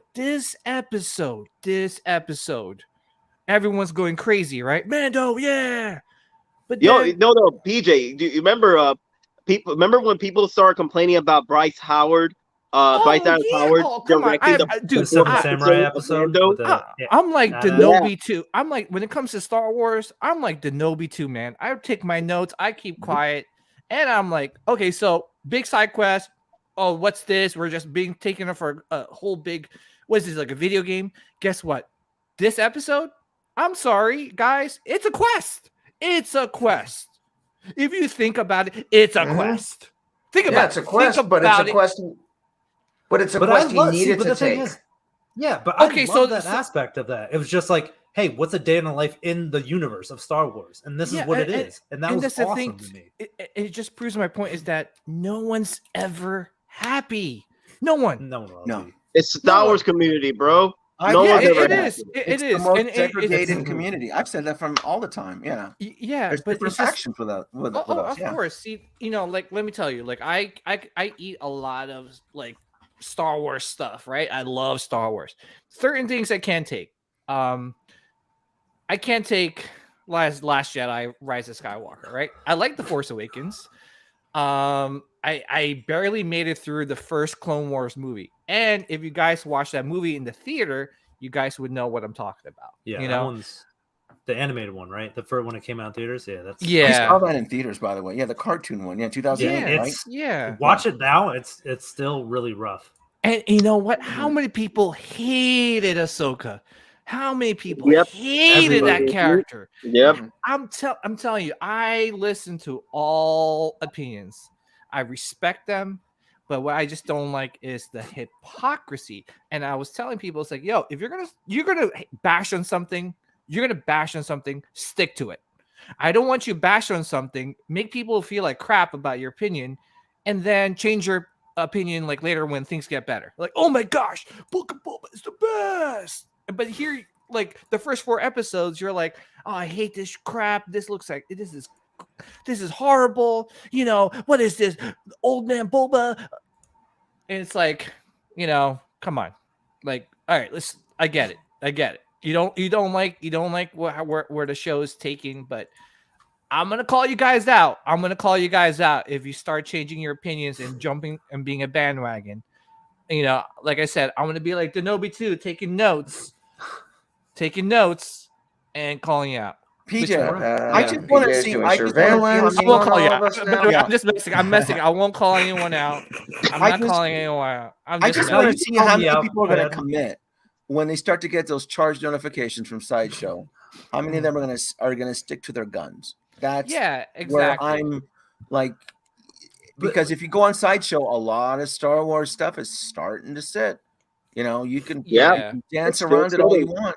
You're right. Like most of the stuff that's been waitlisted so far has been all Marvel. Marvel's been the one that's been. But the thing is, Marvel, Mysterio, right? Marvel, they're hitting their marks. They're hitting their marks. Predictably, like they're hitting their predicted waitlist marks. But it takes about 1 to 3 years for a figure to sell out for Marvel. Mysterio, guys, you gotta Mysterio realize in a year's time will be a chase grail. I've said that. Yeah. Mysterio. Once you start to get all these villains and people are going to want to build their own little multiverse in their DTOVs or in their displays, and you don't have a legitimate Mysterio, he's going to climb in price. I'm surprised it took him. Nate, I'm surprised it took that long for Mysterio. Yeah, me too. I'm actually shocked. Yeah. One point I want to get across though about Marvel and Star Wars. Marvel is international, dude. It's the movies, it's TV shows, it's all across the world. Like Spider-Man's still going crazy, right? Yeah. Book of Boba and Star Wars Mandalorian, small TV show. Like Disney Plus hasn't been released in a lot of nations, right? It's still being translated. They're working out all those kinks. So it hasn't reached every audience possible. And there's no planned movies out. There's no Star Wars movies, only TV shows. So I love Star Wars. So guys. for Star Wars to reach that maximum of Marvel, it has to reach that international level of appeal. And it's just not there yet. Or it might not ever be. Who knows what they're planning for. So that's the thing. Dave. That's why these things are going waitlisted. Wait. I personally can't wait for the both a 2-pack, but I fear Denobi is right. Star Wars fans are very unforgiving. That's true. Because look, after Last Jedi, I literally stopped collecting freaking figures from Star Wars. I was collecting old stuff. Yeah. Anything new, you get that away from me. You literally get that away from me. That year, man, it was the most depressing year of my life. Oh man, I had so much crap happen to me that year, and that icing of the cake was Last Jedi, man. That left me. I don't know how. I never want to feel that again. Man. I never want to feel that again. Oh my god. Cigars and Bacon. He says, "Oh, what is people like?" PJ saying is that people aren't allowed to change their mind. No, you can change your mind, but I just don't want to see people like totally bash something where they are truly believing that it's a horrible. The way things are going is horrible. You know what I'm saying? Like if bandwagoning, you're bandwagoning. Exactly. That's what it's called. Yes. If I go, I hate like Boba. And then later on, I'm like, oh guys, oh my gosh, I just bought like the 2-pack.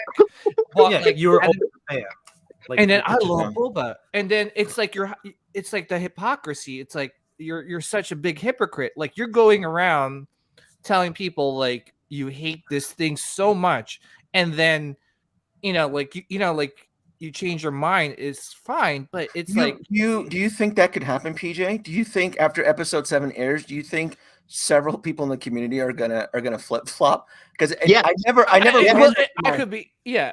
I mean, it could go either two ways, right? It could go like the ending of this Book of Boba is like one of the best like Star Wars endings to a show, right? Yeah. Or it could like basically, what you predicted is it's very lackluster. It's underwhelming, and it's just kind of leading up to like maybe Mandalorian season 3. It's just a filler to get to Mandalorian season 3. So so basically, if Book of Boba fails, like it falls flat or whatever, people will just be like, "We'll forget about it," but they'll still show up for Mandalorian. Like that hype for Mandalorian will still be there. They won't abandon Star Wars. Oh no, I'm not saying abandoning. No.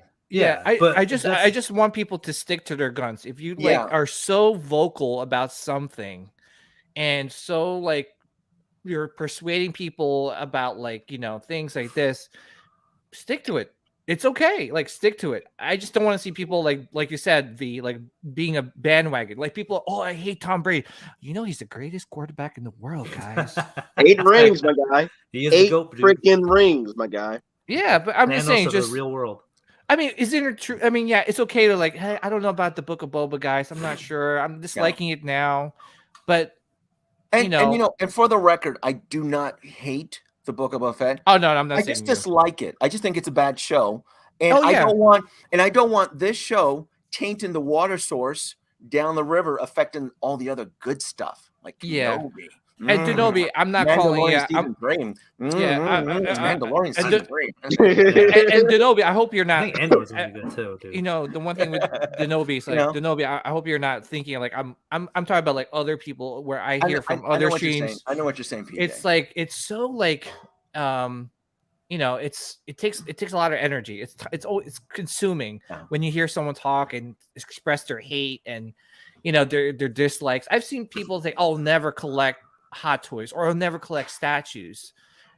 That's never is like a strong word. Like if I say never, and then like next like, "Hey guys, I just bought like 5 Star Wars statues," or it's like, come on. I just think that like if you gotta stick to your guns. And I just don't want this show messing up Kenobi. Ewan McGregor back in the robes. I mean, it won't.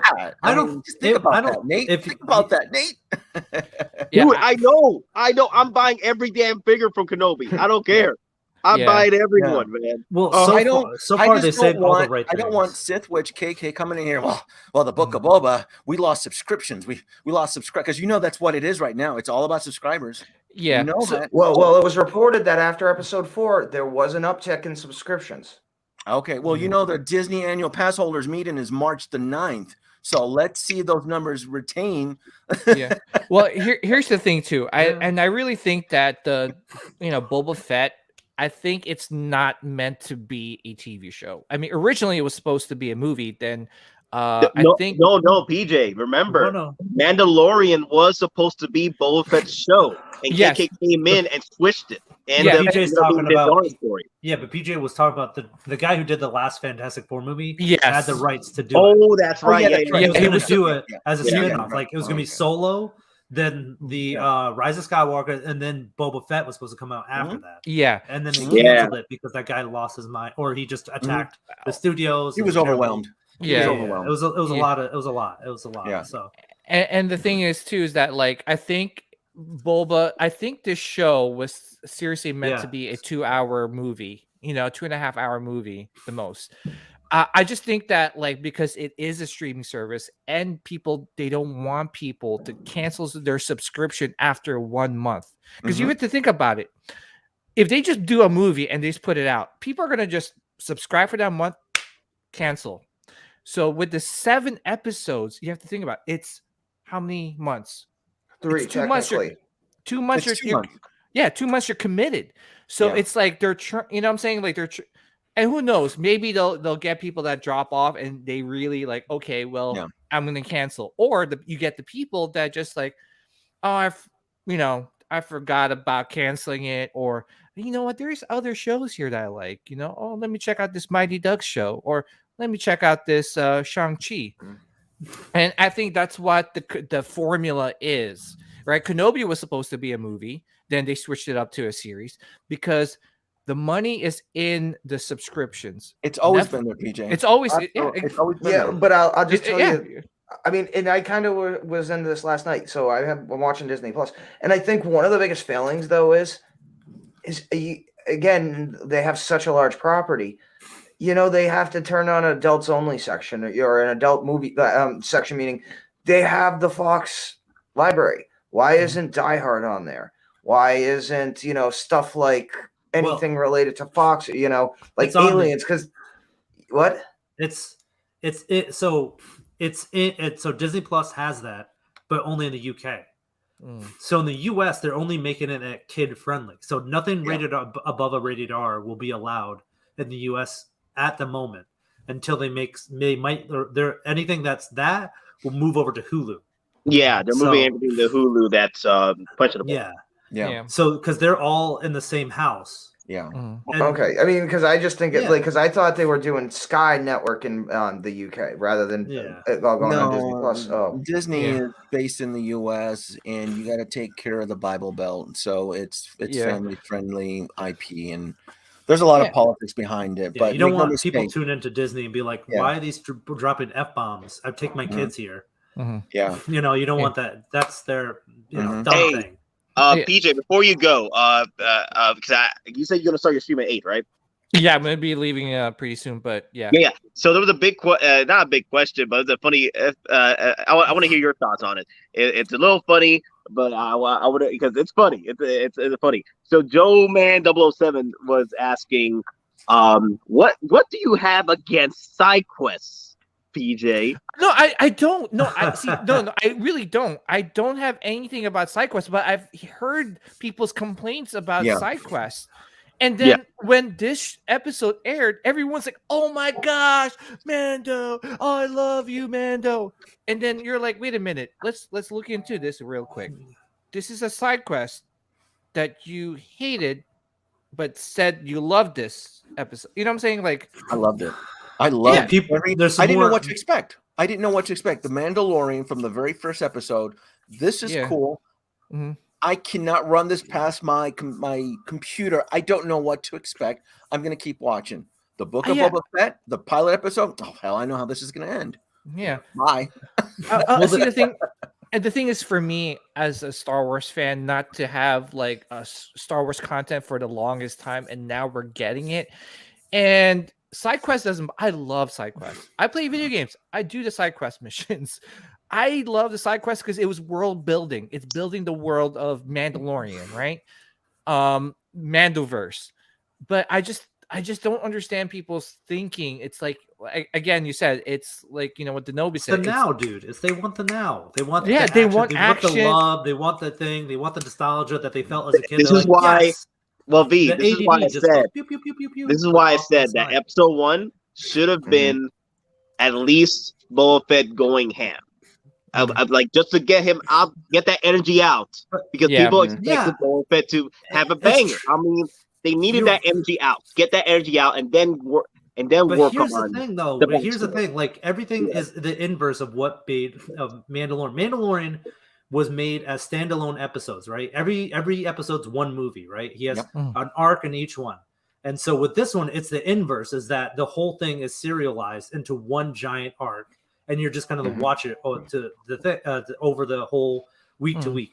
Yeah, this show would have benefited so much to be dropped all at once, so people get the whole picture. Yeah, but we're spoiled, V. We're spoiled.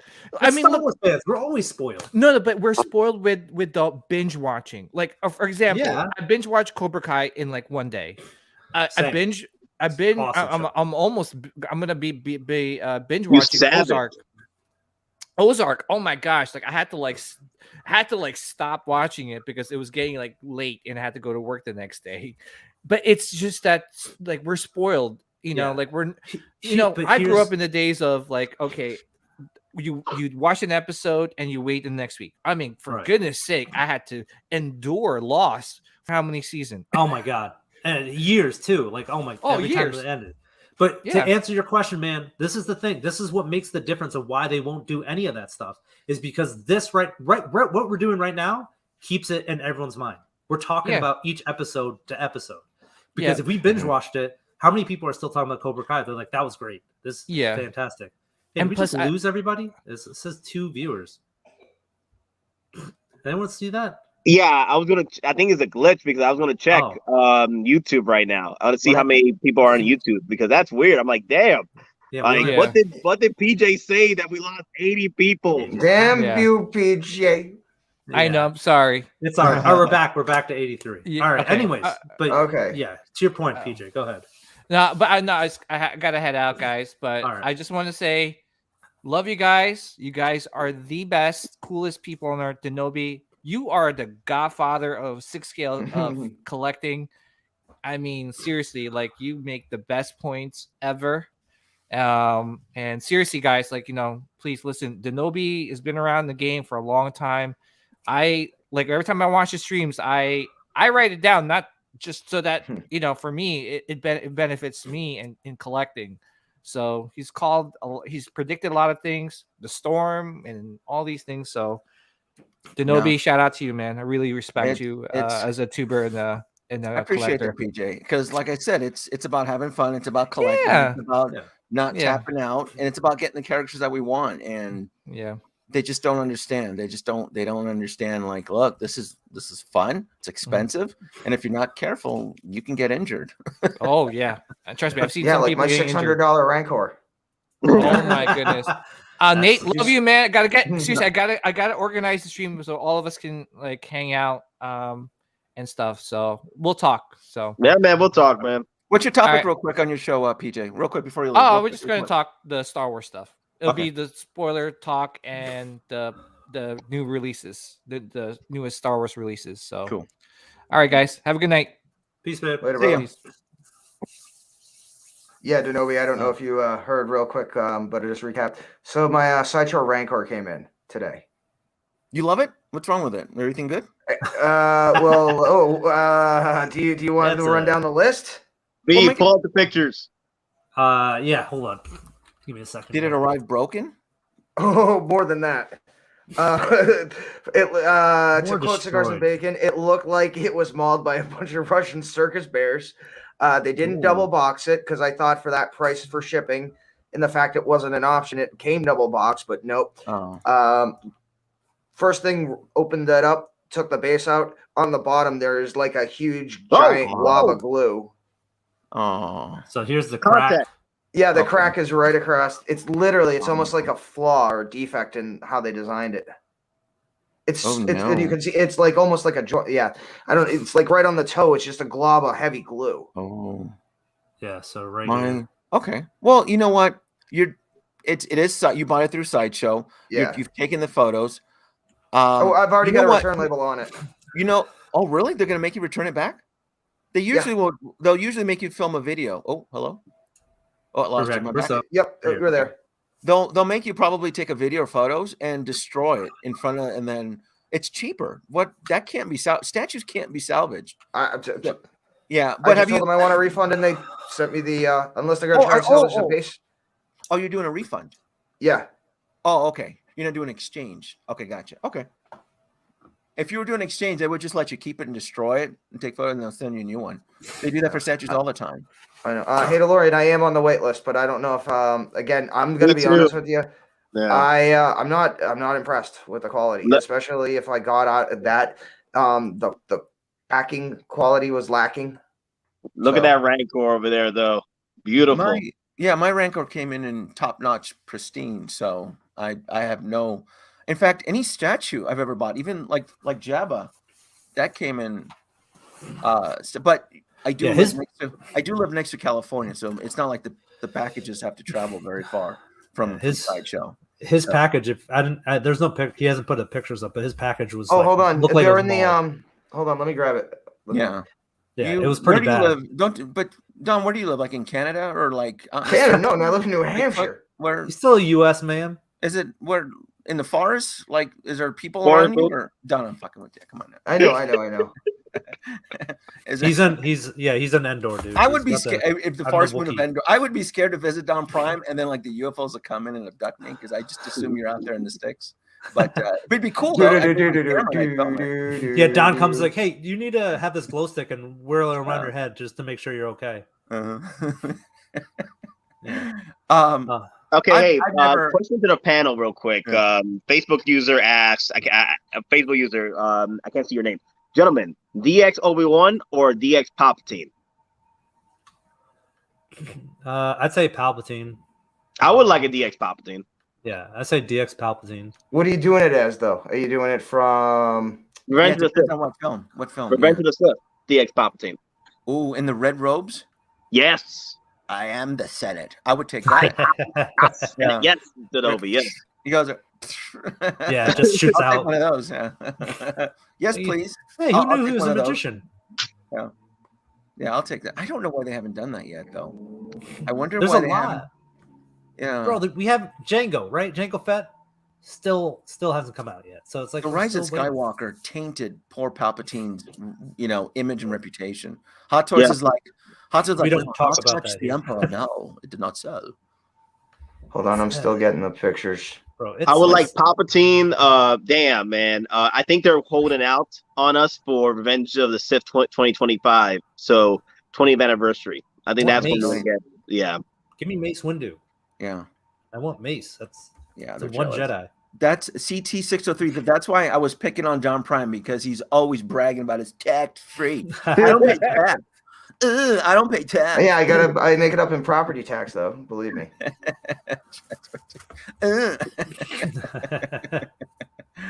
So I'm jealous of free that. or die, so he gets 10 points for tax free. That's automatic. 10 points right there because he gets his tax exempt.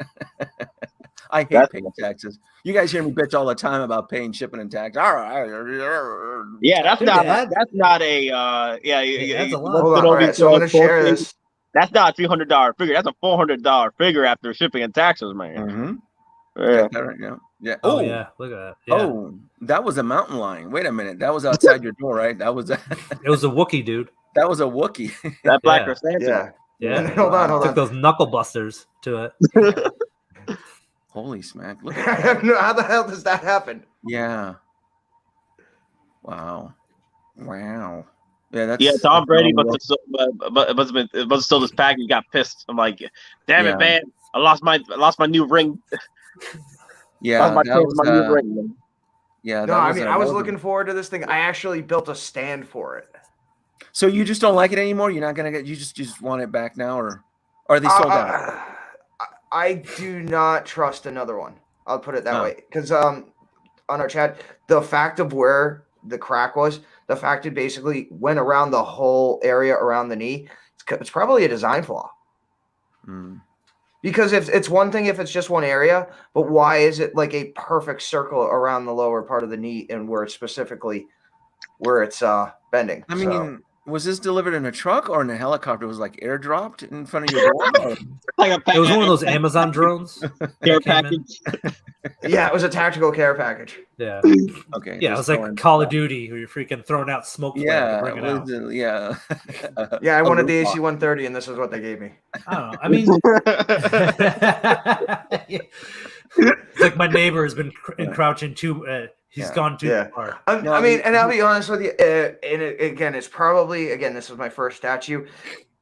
Again, there was no option to double box this, and for what they were charging, and again, this is on me. I should have probably called, but I assumed that it was going to come because it was a statue and it was a higher value item, that it was going to come in an actual shipped correctly.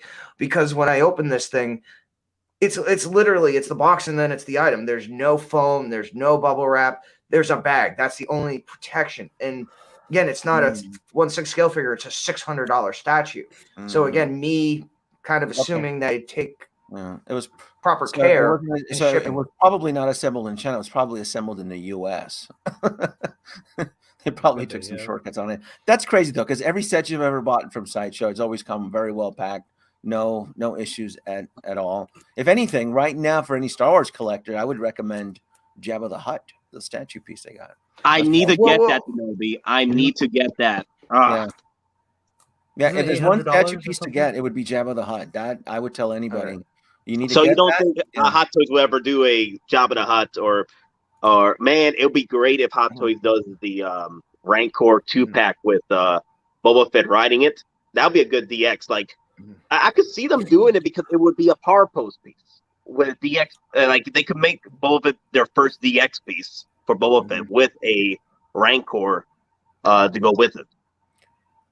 Are you talking about Hot Toys or Sideshow? You're talking about Hot Toys making a 1/6 scale Rancor. Yeah, but the Rancor in the show is not. It's a baby. It's not as big as the one we see in. Like it's not as big as yours.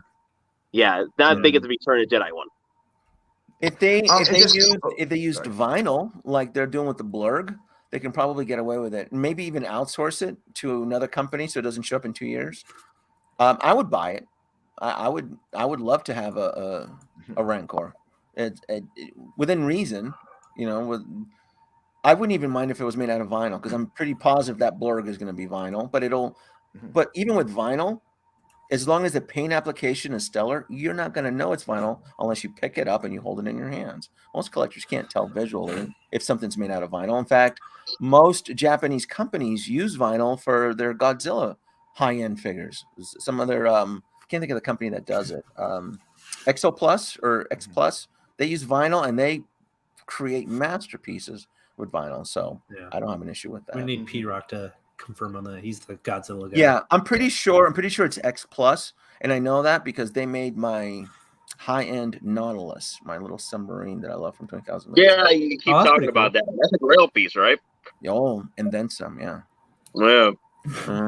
They're not going to use the Hasbro Rancor, dude. They're very good. Well, no, that ship. We all castrated the HasLab Rancors, so thank God. We all took a dump on it, so that ship has sailed. So anybody that wants to play with their Black Series Boba Fett, on top of a Rancor, it's gone. You're not going to be able to do that. So we did everyone a service, and I actually got this for photos. We did a service, so I got tech for photos. Dude, that was so bad. We never gave them a chance to make it up. We never gave them a chance for. They tried because they at the last second they're like, oh yeah, you're gonna get the master, you're gonna get Luke as well, and all this stuff. We're like, dude, that's not. You should have put that out beforehand, not to backtrack after your release. Like, well, that was their solution. Yeah, as long as everybody got a proton pack, I guess they're good. Proton pack is really where the grail is anyway. Well, and the Sky Striker, they pulled out the Cobra attachments, and that worked. I think because of the Rancor failed, the Sky Striker succeeded. I think so too. Yeah, I think so too. Not with the proton pack that blew up. No, that was the second day. Every fan in the world. Did you see what they did though? That deals with the proton pack. No, so the wand itself will no longer be sold as a collectible. It's now going through like a remold or a repaint. So it's now being sold as like a toy, and it'll actually, if you want to have it screen accurate again, you're going to have to paint it because they're going to put the orange tip on it to regulate with toy loss. Really? Yep. So if you already got the proton pack and you don't have the wand, look for it now rather than wait until next year, because it'll be essentially a different version. It won't be like treated as the premium neutrino wand. It'll like as a cosplay. Are you talking about the one that was on pre-order for a while for $130, $125? Yep. So that's not on pre-order anymore? Yeah, Doc was the one. It's now being changed to a role play toy, not a premium collectible. Oh, I see what you're saying. I got you. Yeah, so Doc was the one that alerted me to that. Okay. But so it's one of those things. If you got the pack and you want to get a legit wand, you got to get it now because they're not making them in that configuration anymore. Gotcha. It's not like what's going on with Slate 1 right now. If you haven't pick up your older Slate 1s with the Slate 1 name package on there, because the next released Slate 1 will be called Fire Spread. Yep. Fire Spread Eagle. So hey, Denobi, quick thing. Have you seen that the Mythos Darth Vader statue? Yes. No, I'll bring it up. Actually, just you gonna pick that up? No, and there's really nothing wrong with this. I think it's a beautiful conceptual design, right? Because it's not based on any current IP. It is a fan's interpretation, right? The whole Mythos line is more of a concept art, imagined. It's reimagined, is what I understand the whole Mythos line is. Exaggerated with that anime look to it. It looks great. My only concern, my biggest concern, and actually it's not even, I don't even have a concern with the price. I think the price is fair on this. My biggest concern with this is that it's one of those pieces because it is a separate IP. It's its own line. It's hard to blend it in to my collection. It is its own thing. The other thing too that I have a problem with is the scale. It doesn't fall within a 1/6 scale type format. It's in between. It's caught. What is it, like 1/5 or it's not even quarter scale, is it? This is not even a quarter scale piece, right? And the whole thing is a 2 feet. quarter scale, but the actual statue part, like the actual Vader himself, I think it's a little different. It's a little short. This is the numbers here. So I have a problem that it doesn't fit because of the scale. It is its own separate IP line, meaning it's part of the Mythos line. And then second, it is a real estate hog. This is not something that you can cram into a D-top. You can put this inside a module case, but it is a real estate hog. I mean, you can put it on an open shelf. But I mean, I look at things like that, like, all right, cool. This is a cool piece. How much space? Like that whole cape thing, that's expensive real estate. I look at all that. I'm like, that whole cape in the wind type deal in the fire, like that takes up a lot of volume. And this is a piece that where I would prefer to make my final judgment in person, meaning I get to walk around it. So if it was like a store, retail, brick and mortar, I can kind of walk around it and kind of look at it because he has his lightsaber extended. That cape is floating. The height takes up a lot of height. It's not in scale. It's an outside IP that doesn't fall within the prequels or the classic. So those are just my objections. I even think the price again is good, but it's not for me. It's not something that I would see myself buying down the road. So I mean, it's understandable, man, because this is like I think for people that are statue collectors, this is very. People miss the first Mythos, the Darth Vader Mythos, like. It's very classic, right? It was on like $300. He's looking at his helmet, and it's like he has the contemplations of Anakin and Darth Vader, of who he was and who he is now, and all that stuff. And that thing skyrocketed, became a Grail. So this is the second attempt, right? This is the take 2 of the 2.0 of Darth Vader Mythos. Like, if you weren't on board beforehand, like I can see why you wouldn't be on board. Like now, be like, hey, I'm not with statues. You know, it's not the thing, but like, you know, but you do appreciate what they're doing. Like, oh yeah, I think it's a gorgeous piece. It's not something that I would add into my collection. That was just the reasons why something like that would add into my collection. I do have a few statue pieces down the road that I do want to add, and one of them is Star Wars. It's the Sideshow Grievous that I do intend on getting. I actually like that piece. Let me see. But I'll wait for the first review. That's probably one I'll end up getting. No one talks about that one, but I think that's one that's going to be a sleeper. I mean, I think the reason people say when you say Grievous, it still has that, you know, that taste from the you know what I mean, the 6 scale.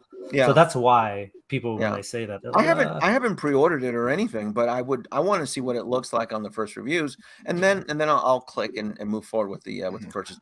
I did this, you know, when it comes to the statue pieces from Sideshow. For that, I let the pawns go first. You guys want to review it first. You guys want to, you know, take the hit. That's how I moved forward with the Jabba. I saw the reviews on it first. I saw that cool. This can blend into my collection. I can incorporate this into my 1/6 scale Hot Toys line. So it provided multiple benefits to me in my collection. The Grievous, I think, is one of those pieces that can provide multiple benefits. For the price and for what, you know, the whole pose and everything and so forth. Same thing with the Rancor. I worked hard on the Rancor as far as like, how can this work? How can this, you know, how can I use this into my existing collection? So I take all that into consideration. And every now and then Sideshow, you know, has a winner like that. Yeah. I'm still on board for that. Yeah. I'm still on board for this one. I really am. Oh, let me see. It's actually a little bit shorter than the Vader. It's No. like 3 inches shorter. No, I'm still on board for this one. I just need to see the reviews first. But yeah, because I'm not. I would welcome a Hot Toys Grievous. I just don't see one anytime in the foreseeable future. I just don't. There's a lot. I'm telling you, it's like 80-something plus Hot Toys. There's a ton.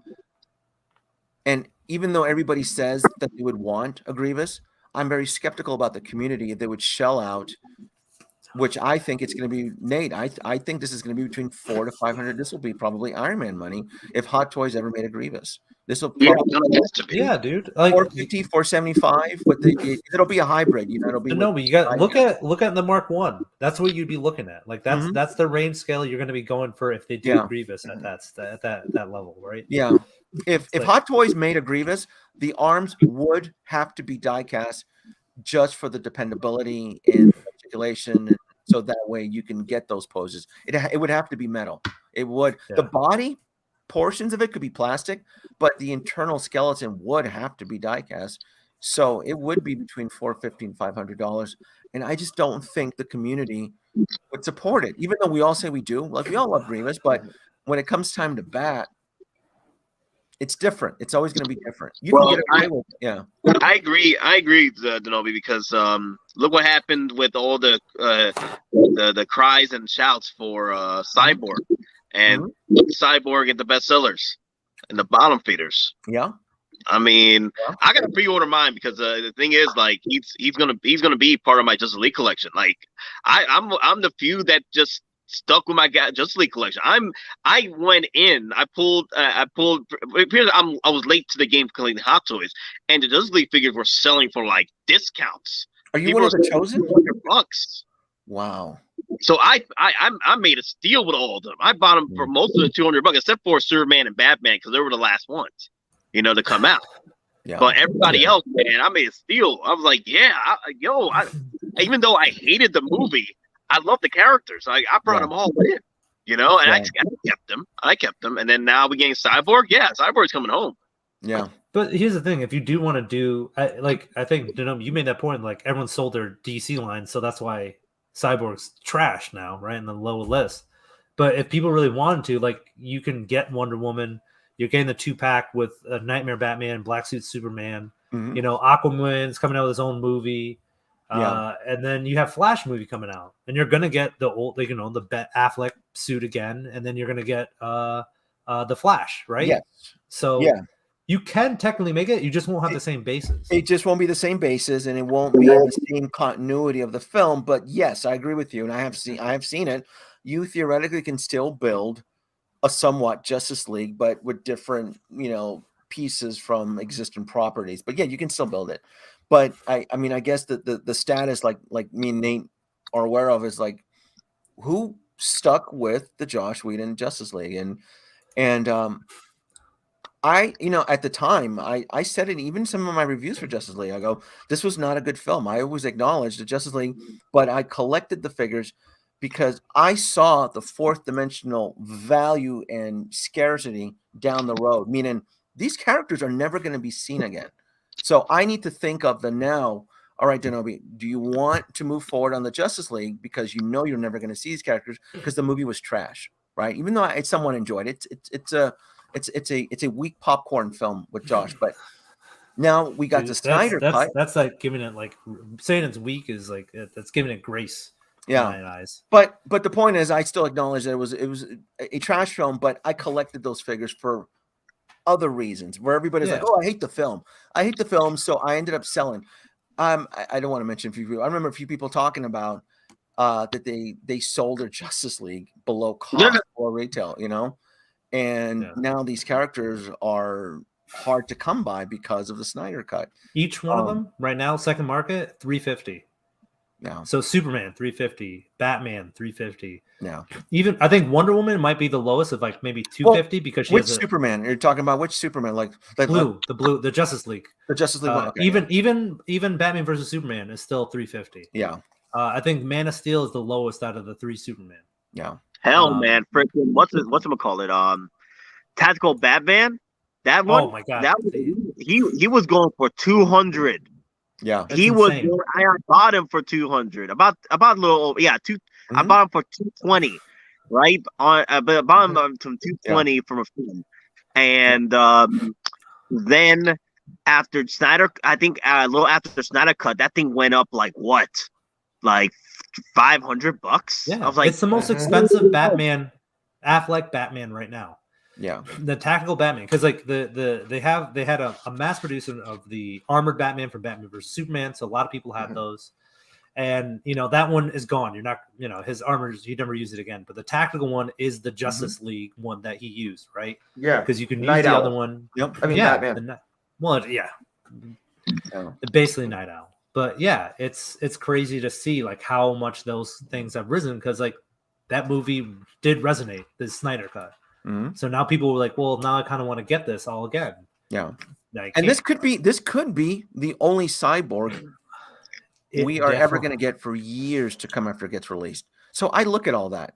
Same thing how we all joke about with the Val Kilmer and Chris O'Donnell Batman. We all joke about it and we think how humorous. But I tell people, I'm like, we are never, ever going to see these characters ever again released with this type of quality, with this type of detail at this price point, unless you go through a custom build or whatever. So yes, I'm definitely getting it because I enjoyed the film. I go back to 1995 is when it came out. I saw that in theaters. I enjoyed the film. I thought it was fun. I thought it was so that's what I look at. Certain characters like that. And that's going to drop. Isn't that this year? That's in a few. It said you're getting that, right, Nate? I know you're getting that. Last quarter of the year. Last quarter of the year. But Val Kilmer, yeah, yeah, I'm getting that. Yeah, absolutely. That's my boy, man. Yeah, that's my boy. That's Kiss from the Rose, Batman, man. Yo, that soundtrack was fire. Man, when I was a kid, that was the soundtrack. Now I've got it, Nate. Now it's playing in my head. Mm-hmm. Now I hear Seal hitting the high notes, and actually I'm getting good at it. Seal was my boy, man. Shoot. Yeah. I mean, he's not crazy posable, but given that suit, it's still iconic. Have never been crazy posable. No, they've never. Yeah. I even had the Kenner action figures at the time. I had all that. I bought all those Kenner in '95 when Kenner had the line for this film, and then you would take the figures and expose them to like hot and cold, and they would change. I had all that. This movie was huge in the day. We joke about it now, but this film was huge, and that soundtrack, I'm telling you, this was that photo doesn't like Jesus. O'Donnell, hands on that bulge. That's a literal banana hammock. If you're packing that, you might as well put your hand. I mean, it's tipping over cups. I mean, it's walking in the room. I mean, it's if he turns 190, he's knocking people over. Brother, he goes in urinal and just like puts his hands over his head. That's it. He's just like, but yeah, no, it's. I mean, this is Chris O'Donnell. Him. Yeah, no, they're coming home. And what's the date? This is coming pretty soon too. This is what, April of this year? April. Yeah. April to June. Yeah. So I mean, this is like another generation of Batman. You look at Adam West. Yeah. Look at Burt Ward's. Look at those two. How much are they? 600 to Grails. Can't get those. So I'll get it. So. And then the Batman, right? Hot Toys already said it. Hey, cats. Clutch your wallets, clutch your pearls. The Batman with Robert Pattinson, right? I'm terrified. You know why I'm terrified? Because I'm probably going to get every figure that gets released from this film. How many Batman? We might be getting. How many Batmans we might get? We're getting Bale. We might be getting Affleck. We're getting Affleck again. We're getting Bale. Yeah. We're getting Kilmer. Right, and maybe Keaton. We're getting almost every they're generation. Going to do Keaton. I just don't know if it's going to be the return suit or the 3.0 suit. Yeah. So I think we're getting every Batman except Clooney. And Adam West. Sorry. I'm terrified of this movie because I'm reading the reports and it's nothing but positive and just like, oh my God, this film is going to financially break me because anything that Hot Toys makes from it, I can see myself grabbing. I think it's going to be on the same level as Joaquin Phoenix, the Joker. I think it's going to come in under the radar and people are going to walk out like, holy shit, this film was awesome. Oh yeah. This is hype more than that movie. It's on, people are already kin this to Dark Knight. Nolan's. So I get it. I know we're all excited about, like I said, Star Wars, but I mean, I watch all fronts. and I am worried about the DC front with that film. I think it's going to be brutal. I think they're going to the bike, right? Wasn't the bike tease a vehicle? Give me the vehicle. Yeah. Give me all that Yeah. stuff. Yeah. It's going to be brutal. The cross rock. Yeah. So think about it, Nate. You know, if they release Robert Pattinson on a bike coming out on April, it's going to get released in a year, April 2023, up against Ax Voss against Axel Voss and Koska Reeves. Yeah, Koska Reeves. You know we're going to choose Robert Pattinson and the Penguin. Oh my God, give me a Penguin. Give me a Penguin. Give me that creepy Riddler. Dan, what's his name? Danny DeVito? Yeah. That's funny. Well, he wants to come back. He said he wants to come back and actually redo that character again. Yeah. So, yeah, anything's possible. Yeah, it's going to be a brutal year. We're going to be, where's that meme from Tiger King? We're never going to financially recover because I suspect this year's going to be good. Yeah. We're going to come out beat up. We're going to, like, by Christmas, we're all going to be doing like self-help groups, trying to counsel each other, trying to make what to say. You know, we're going to be like tattered, battered wives, and help support groups because we can't keep up with all the good stuff dropping right at the start of Mandalorian season 3. And Baby Grogu's going to come out in a gold coat with a pimp cane. Like, yeah, you catch it. Hey, he's already supposed to buy me. He might already have all the chains. No joke. He might already have the chains. you know, Baby Grogu's gonna be rocking some new armor, right? He's gonna be in the helmet. Bro, he's gonna look like Mr. T coming out. Yeah. He's like, yo, what up? A-team, right now. M-team. Baby Grogu in Beskar battle armor, ready to take on. Oh my goodness. I just want to see what they do with his ears. Yeah. They fold them back. Does he do a man bun? He'll do a little bandana. He'll wrap it around, you know. Oh, he'll do Gizmo from part 2? Gizmo. Yeah, from part 2 when he puts a bandana on. The stupid matches. Actually, I love that movie. I gotta go. I have to do dinner. Sorry, man. Thanks for joining. It's fun. Yep, absolutely. Always a pleasure. Yep. Thank you so much. Goodbye. Good night, everybody. Good night. Later. And I'm telling you, clutch your wallet. This is going to be a nasty little year. That's right, Nate. I'm telling you. The Batman, I think the Batman's going to be the surprise. It's going to blow people away. Good night, everybody. Peace. Later. All right, V. I don't want to hold you up any longer than we should. But let me know like when you want to end it. I mean, you guys can go. I have to go now for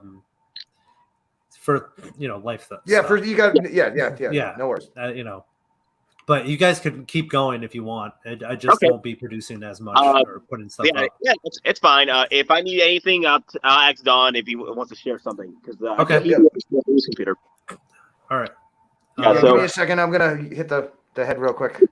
All right, I'll wait until Don gets back, and then I'll take off. Yeah, I'll bring in P-Rock. I'll bring in if Lane is over, and then Lou. I know Lou's up, and then I'll start inviting people. So. All right. Do you want me to start putting the invite out to people then? No, I got it. Okay. Head out, man. I got this. All right. I'll wait. It's all good. Sorry, I'll just wait until Don comes back, so it's not awkward for everybody. Okay. Just be like a waiting room. Okay. So thoughts on episode 5? Yeah, we can still talk about episode 5. You know what? One of my favorite things about. All right, so Nate just disconnected. I'll give him with it. I know someone said like, "Hey, we're not spoiled." My bad. No, it's all right. You're good. Okay. So what you want is actually what you were saying, V?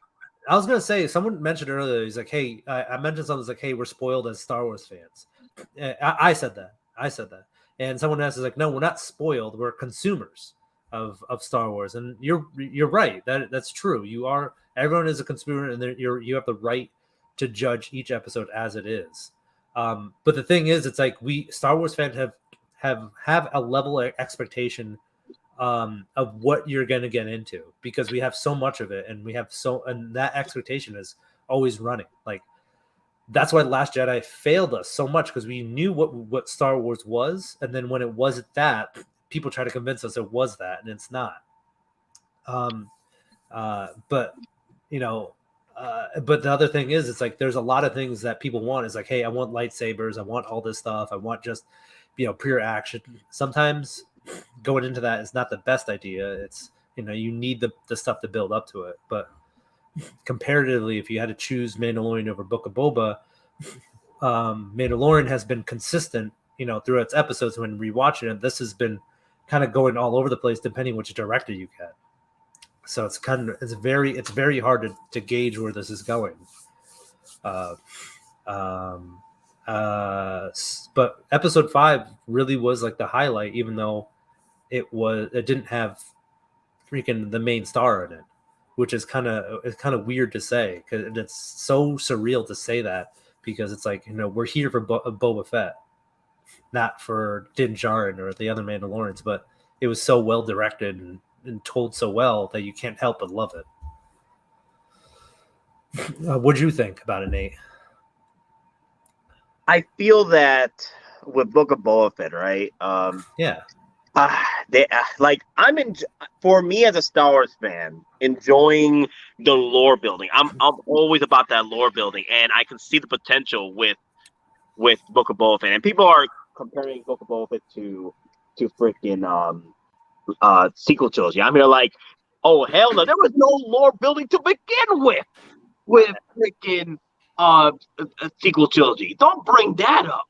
But with Book of Boba, I can see the potential because they're putting so much heart in the lore building. But that's the problem.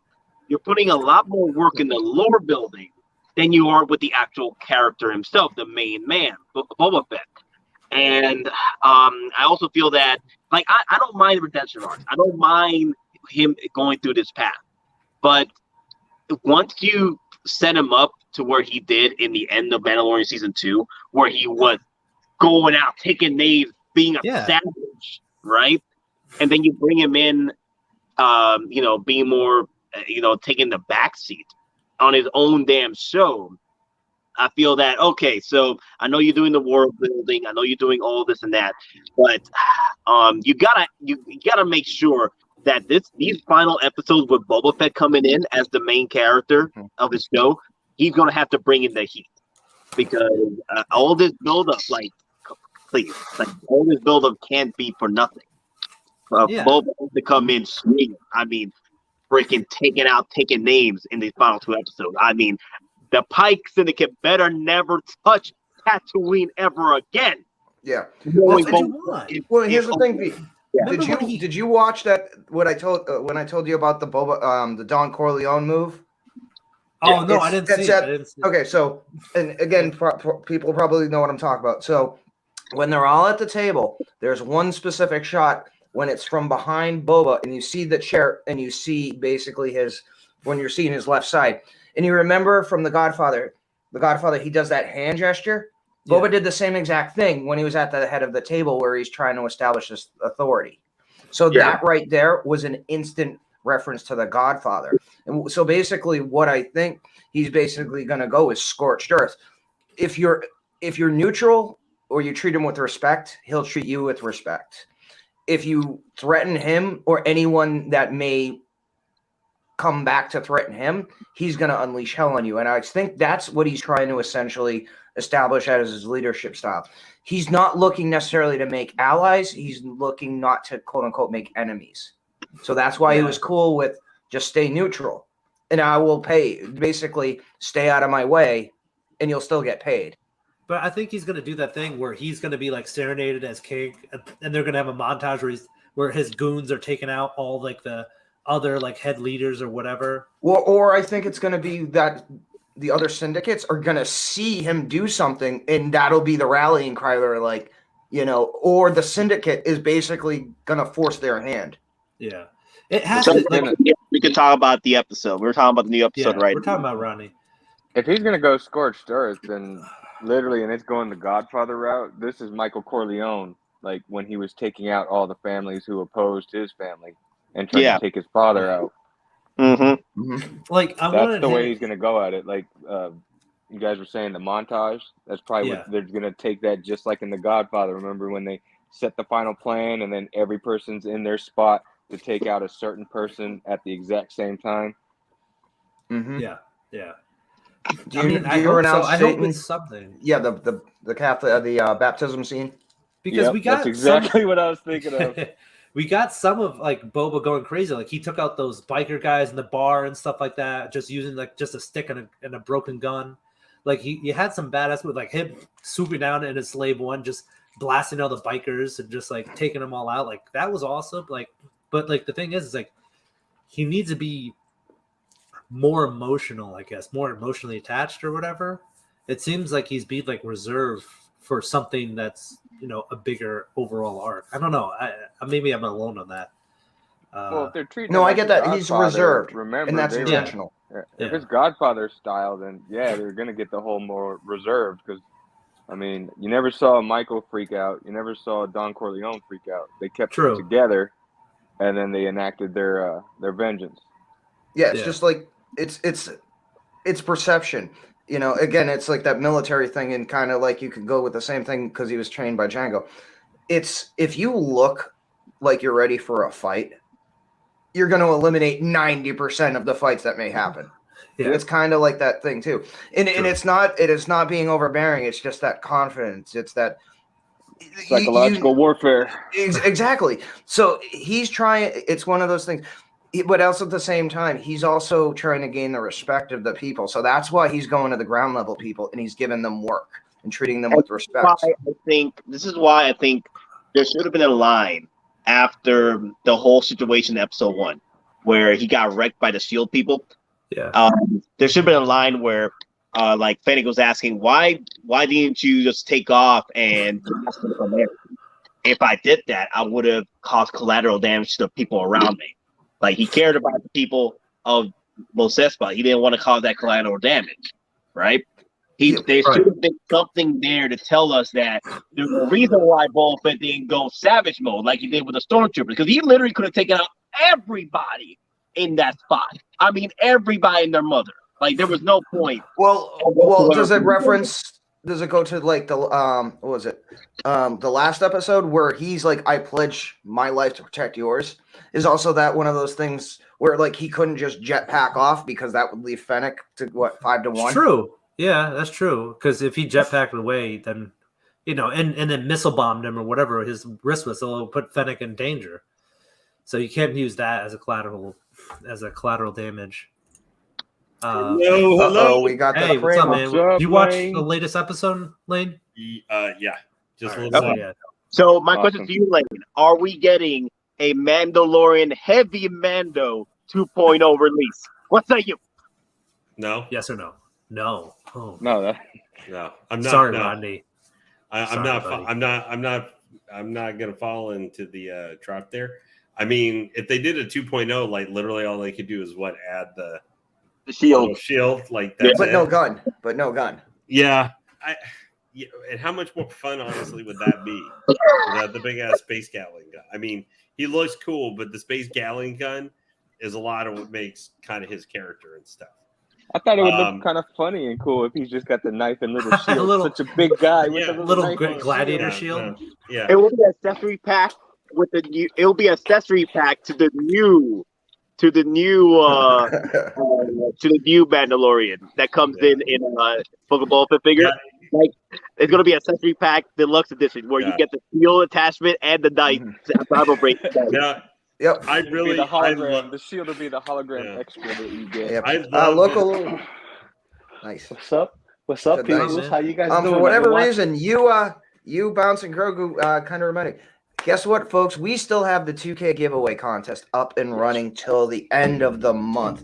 We have multiple prize packs to give away, to include a Captain Wepa 2.0, Captain Puerto Rico, aka Captain America 2.0 2012, or an Exo 6 Lieutenant Commander Data.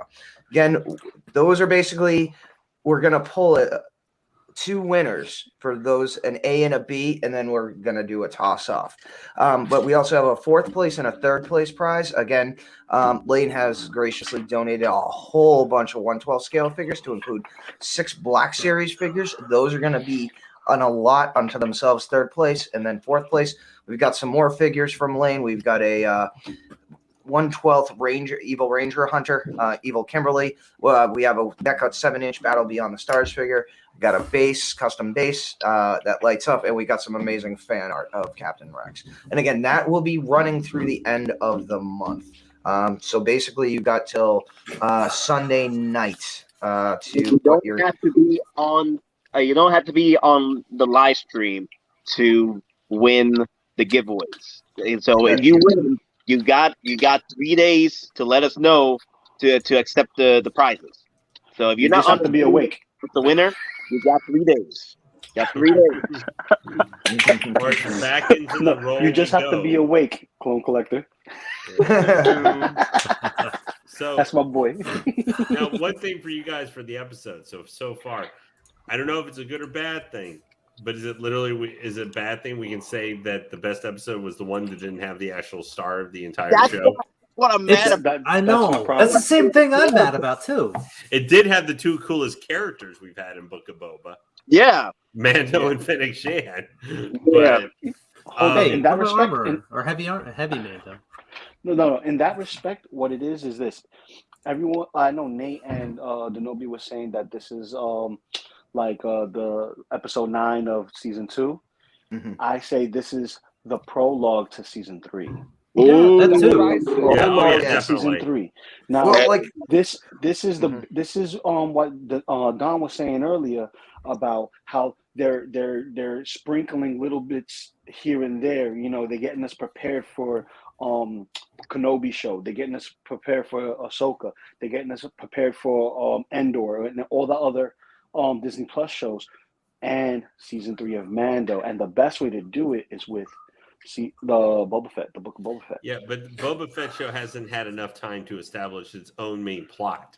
Hey, Lane, hold the thought real quick. V, can you do me a favor and pull up the 2K subscriber video and link it on the comment section?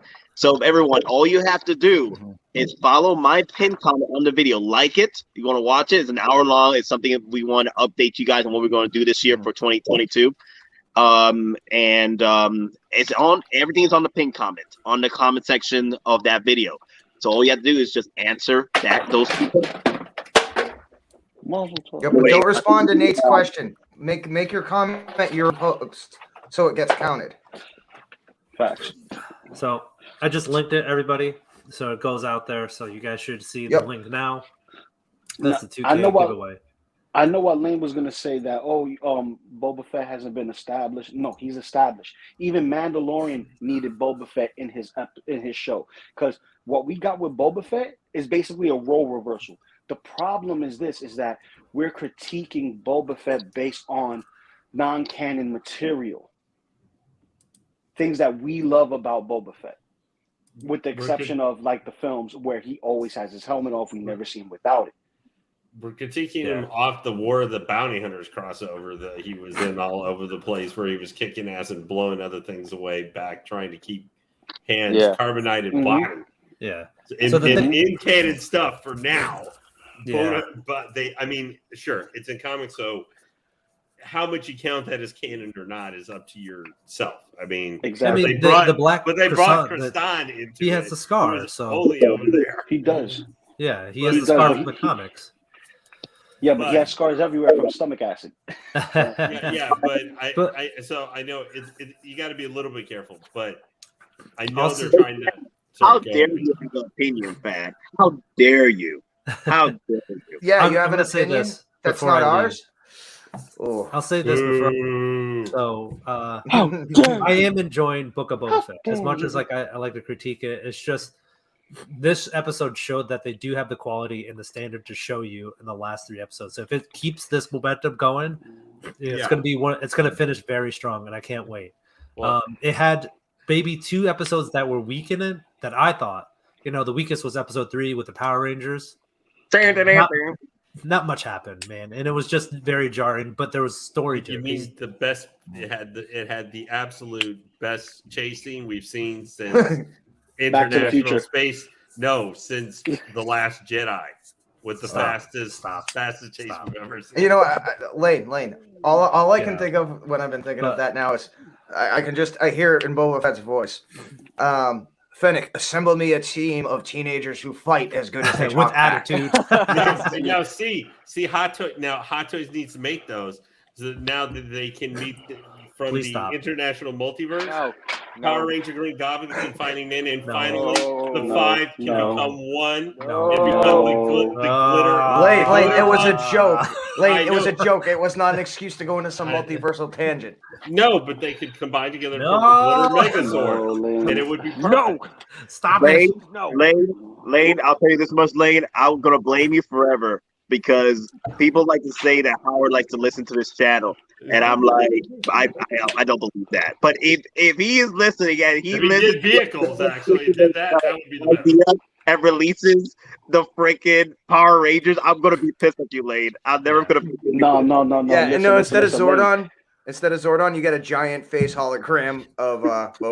Boba. How about Yeah. this? No, Can no, we no, just no. talk about I something am fun? Boba. Let's talk about Can the we cool get thing. the Starfighter? I want that Yes. Starfighter. Yes, Let's talk about Anakin potentially Anakin Starfighter. Yeah. Yeah. Oh, Yeah. Hey, question for you guys. When And you he went first through saw- the pod racing Naboo canyons. spaceship. Yep. Did anyone know Yeah. that? No, the Naboo wo- fighter ship. The Naboo fighter ship. Yeah. Yeah, Yes, no, that's what we're talking But about. he you went got- through the pod racing canyon. Beggars Remember when- Canyon. Yeah. That same was thing. cool. That was awesome. And then when he he did comes the- out, he gets out of the thing, and he's like, "How was it?" And he goes, and just like the most childish, he's like, "Wizard."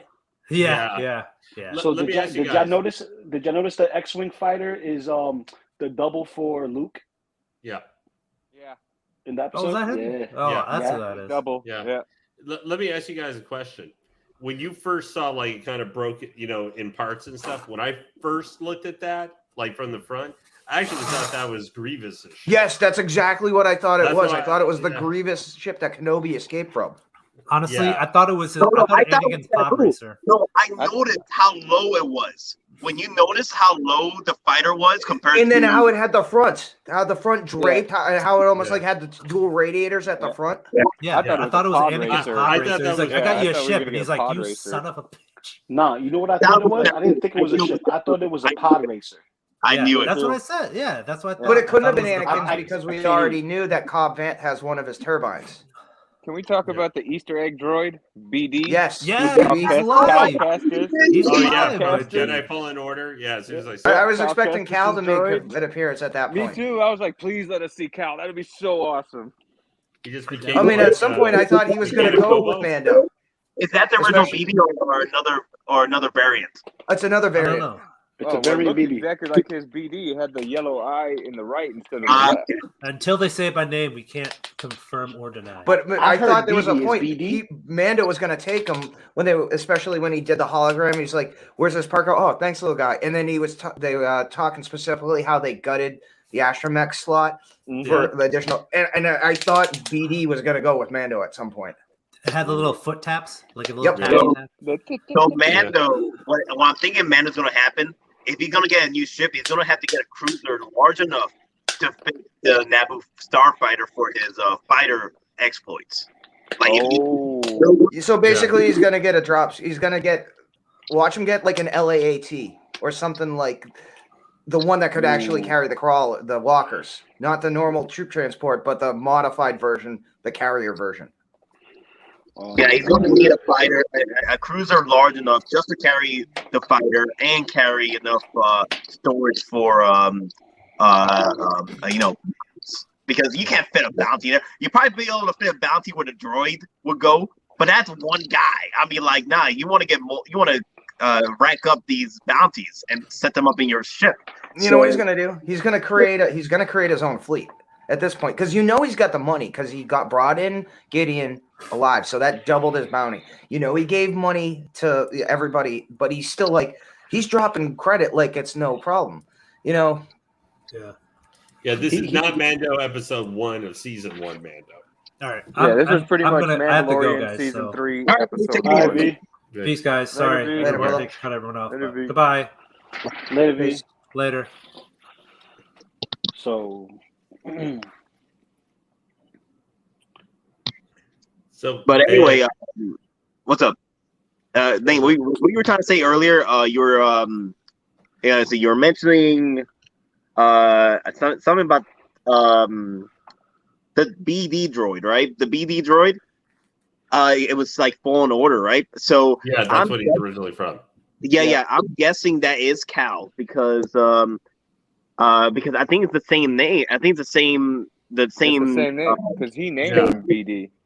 Yeah, the Doc Smith was like she called out to him and called out to him and R5. I'm almost certain it was Cal's droid. Yeah. At this point, Cal could be dead.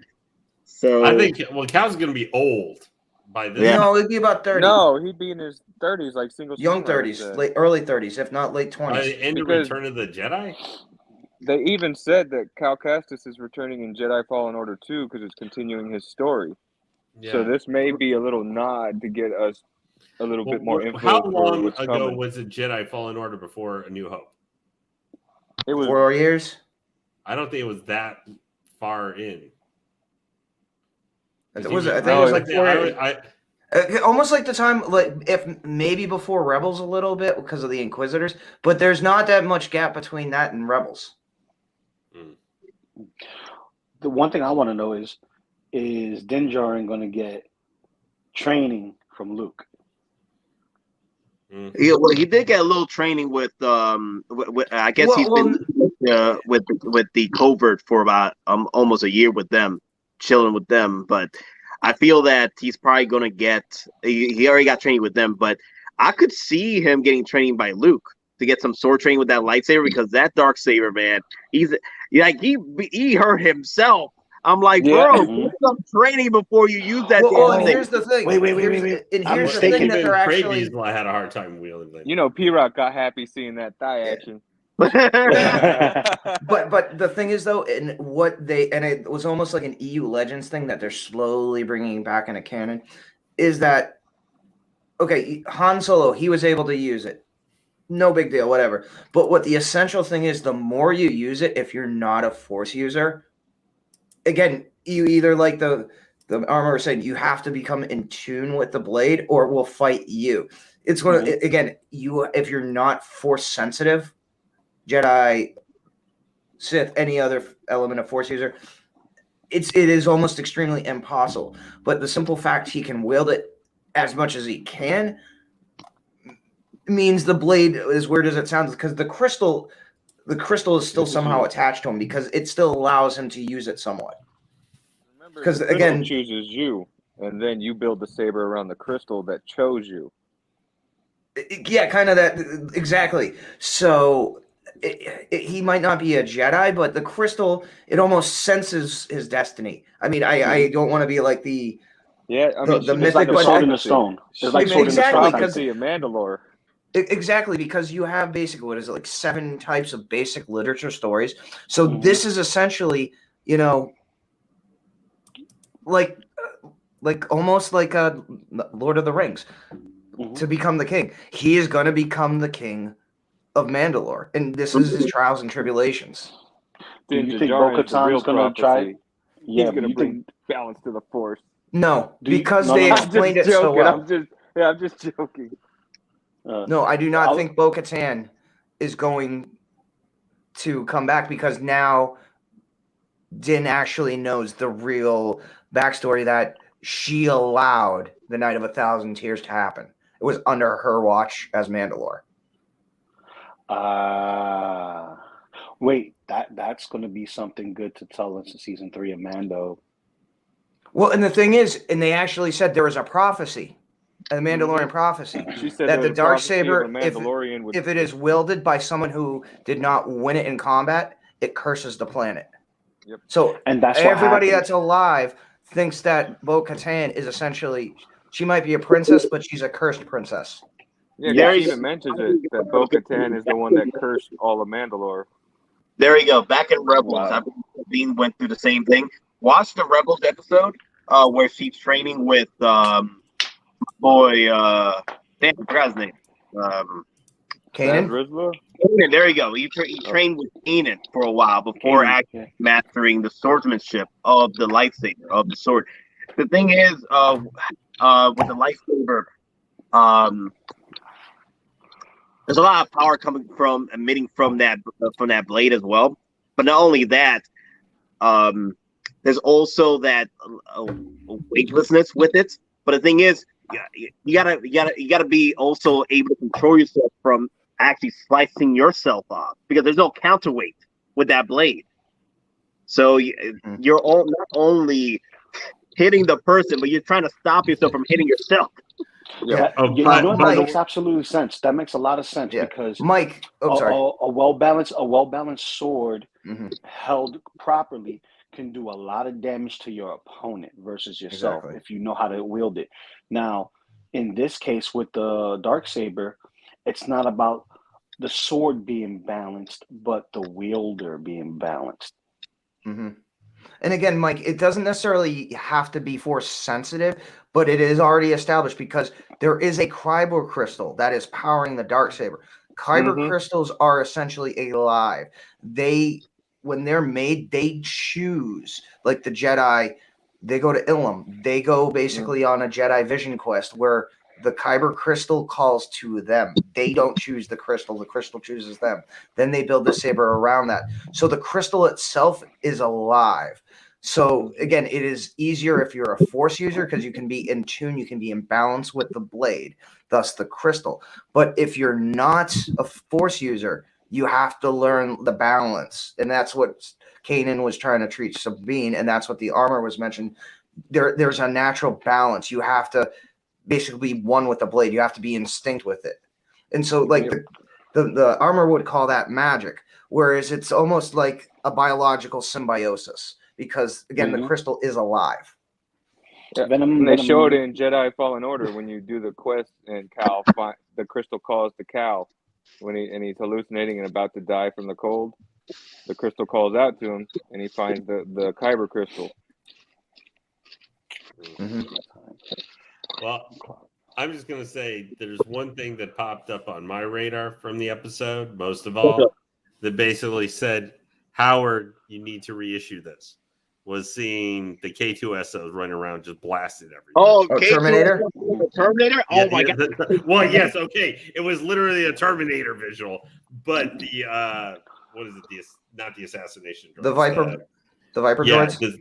His line of droids, like basically they just said, "Hey Howard, you should reissue this."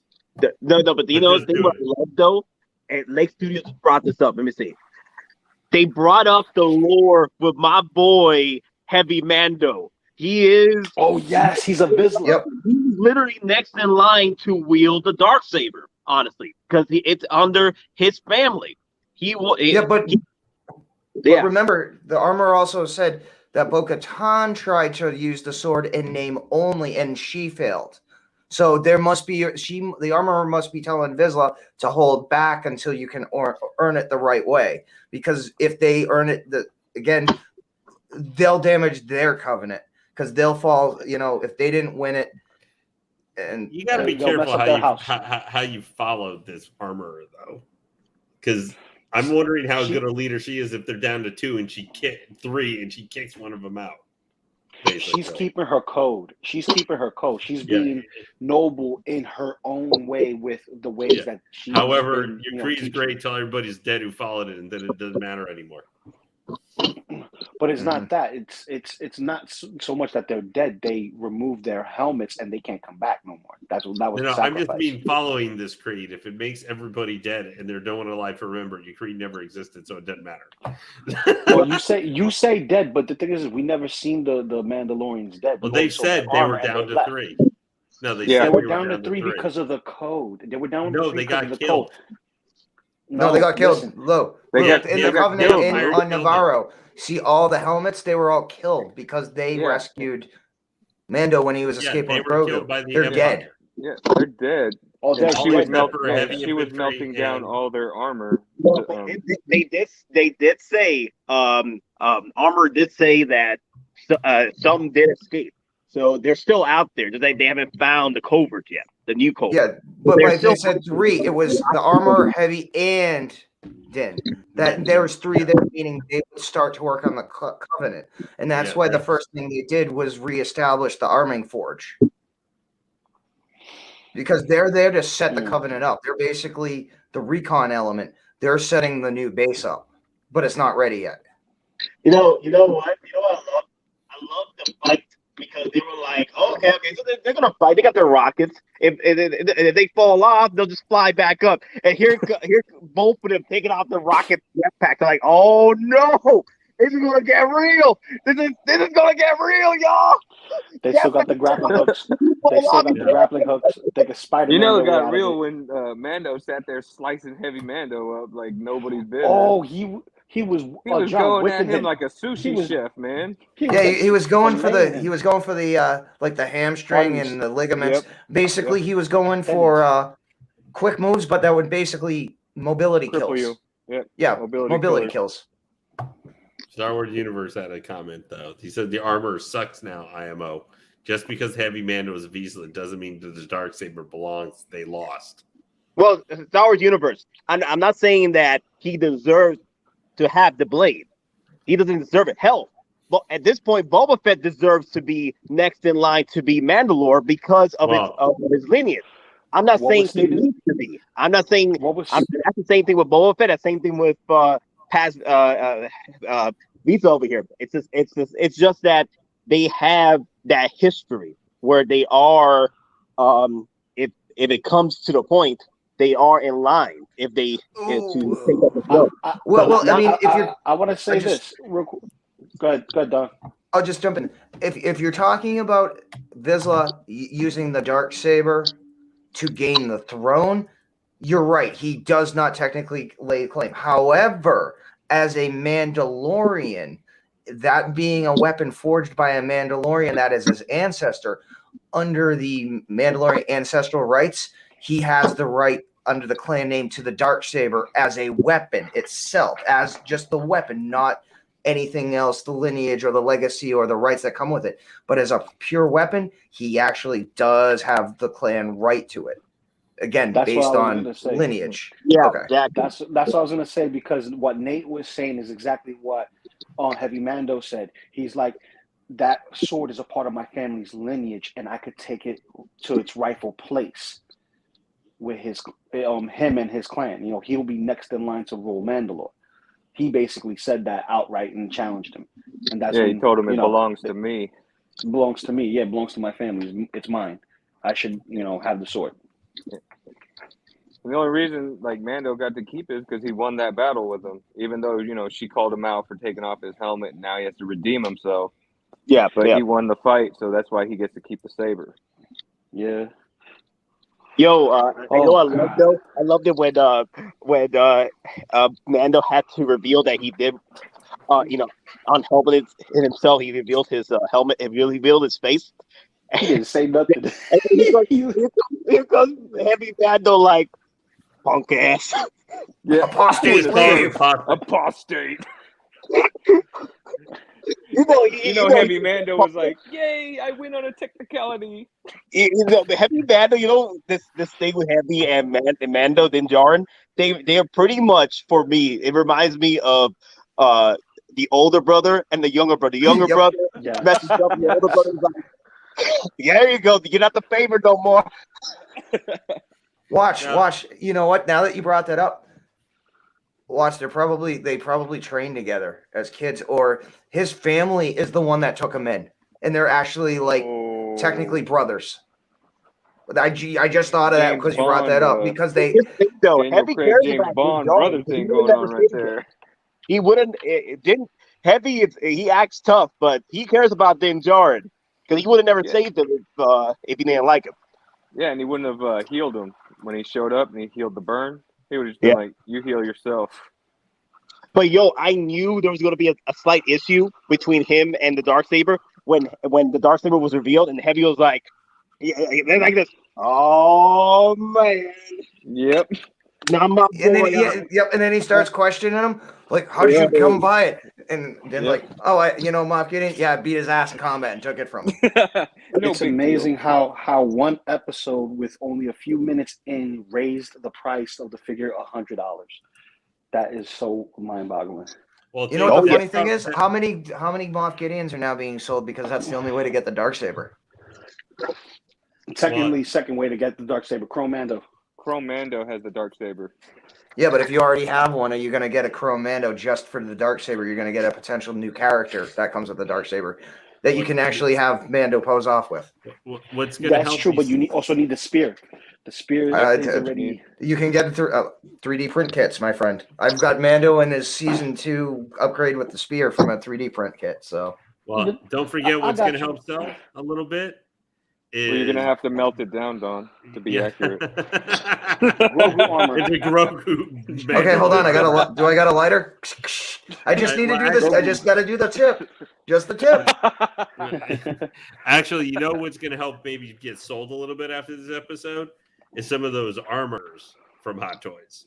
From last year. I still can't do it. Especially like Maz. He tried to do the rebody or the rearm. It's just. No, I mean, I'm still not going to get her. Buy it. I'm just saying that may help. That episode's going to help sell some more of them. I don't think so. Even if it is figure. No, I don't think so. It was one of those things. Unless you were again waiting for taxes to come in. If you already wanted her, you already have her by now. I honestly believe that. Mm-hmm. Yeah, I got her. One of those things that was. No, hey, DonPrime, remember. But this is a similar situation what happened with Heavy Mando. I was like, oh, I don't need Rocketeer Heavy. Get out of here with this. Oh, yeah. When it sold out, everybody and their mother was like, I need a Heavy. Oh, no. You know what? I not for the Heavy, yes, because I got mine. I got mine, and I got that secure. But for me, the armor, I don't. And again, even after this episode, I don't need her. And I know that's going to make some people happy. It's going to make some people mad, whatever. Again, for me, what I'm going for, yes, Heavy Mando is an absolute because he is potentially, and again, confirmed his name, is going to have a much larger role going forward than the armor. Because the armor at this point is like his guy. But again, he mentioned his name among the Mandalorian people. He's going to get the respect, not the armor. So, I mean, and at this point, we don't even know when we're going to see the armor again because for all we know, she ain't even going to acknowledge it exists until, he's walking out of a mine in Mandalore. Yep. So, again, we might not see the armor again till the end of season 3, maybe season 4 if it happens. Yeah. So, well, I know you guys may have already talked about it some, but with the Koska Reeves and Axe Woves, for any of you guys here, I almost assume Nate is a yes, because Nate is a yes for almost everything Star Wars, but for the Axe Woves, is that something you guys are? Nate, what are you doing?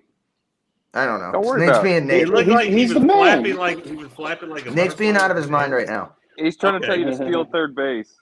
As long as he doesn't want to go to third base, we'll be okay. Okay, TMI. All right. So, yeah, thumbs up. That's great, Nate. So what I was going to say is that if any of you guys already have the Death Watch Mando, would you still consider getting Axe Woves, or would you pass? Because since they're literally the same figure, but a slight. They're not the same. Lane froze. Lane's stuck in the Matrix. Lane's glitching. Yeah. I'll just say that. Oh, go ahead, Blue. Sorry. And I plan to get Axe Woves. I want Space Kramer, even if we don't get Space Kramer. I'm gonna say this. Death Watch Mando is exactly what his name entitled, a Death Watch Mando. He's not a part of the same team as Bo-Katan's Night Owls. They're different entirely. Their markings on their armor is different paint. Everything's different as far as like what the character stands for. Is the armor exactly the same? It's a repainted Boba Fett? Yes.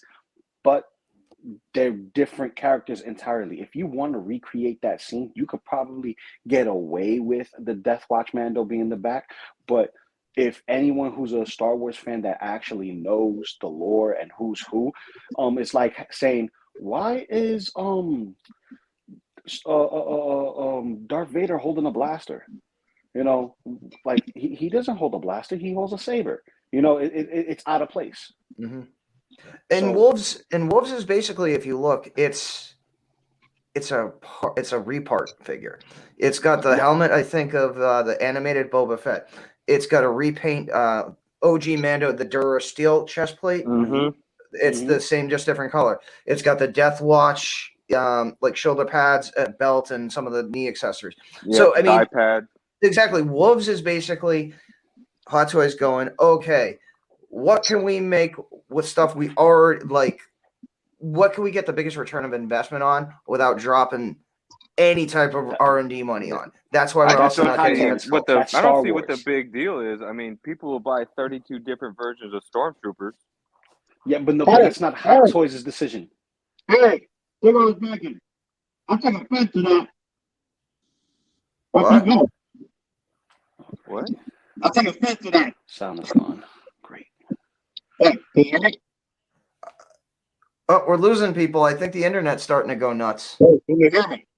Yeah, we can hear you. We can hear you, just can't understand you. Sounds like you're talking from inside a box. Hey, can you hear me now? 5x5. Sounds bad. Okay, cool. So I'm saying, Cigars Vegas, I take offense to that, okay? I take offense to that. Dude, I will gladly buy 32 different Stormtroopers. That's why I said I'll get. Okay. That's why I'll gladly get Space Kramer. It doesn't bother me that it's a different paint app. Like, different paint app means it's a different person, right? Just like Stormtroopers. Different paint app means it's just a different version. Different variants. Yeah. Yeah. Well, see, the thing for me is I'm going to pass on Axe because if they had announced him earlier and I didn't already or hadn't decided to get a Death Watch Mando, then I would get Axe because they're the same figure. It's why I'm not going to get like Bond or anything because he's a repaint thing of Cody. That's like saying animated Boba is the same as regular Boba. It's just the paint is different. Well, you can maybe convince me. No, I'm going to convince you. No, but it's most of the thing with is that it's because the Death Watch can be filled in the same way, mixing in with the different Mandos at the end of the day. At least that's how I feel on the Woves. I mean, I didn't really care about the guy in the first place for the most part.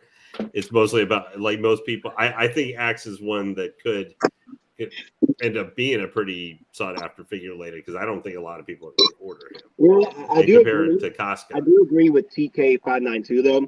All I care about is seeing Star Wars figures in stock and everywhere. Yes. Yes, agree with that. Agree with that. Because that way, then they don't cost us $500 like 6 months later. But I'm actually impressed. I'm glad to see that they put both of them out. And I'm really glad. I'm obviously very glad because I know I've already said on here if they put out Koska Reeves, I was going to get her. Since like last summer when they first showed him at Sideshow Con. It is. I understand now, having seen the episode, why kind of the timing makes a little bit more sense to me. When I was going, why in the middle of Book of Boba are they putting out Mandalorian series? Fine, figure. But were you guys all? I know you guys had a chance to talk this morning. So, were you guys pretty happy with how they were looking from the pictures?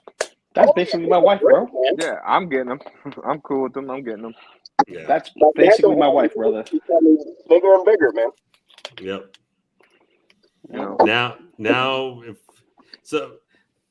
one thing I had asked a little bit this morning, but I had to like kind of bail out real quickly. Have we really had many new characters or anything that we even kind of would want to see or expect to see of figures from Book of Boba Fett so far? Danny Trejo. The Rancor Keeper is like, I mean, maybe the female Tusken too, or a couple of those Tusken, maybe. But I would say, probably for me anyway, it's really just been Gaston, and that's it. Chrysanthemum. And I'm not even sure, given how Force Awakens Chewbacca turned out, that may not be the best thing. That was Hot Toys' attempt at Build-A-Bear.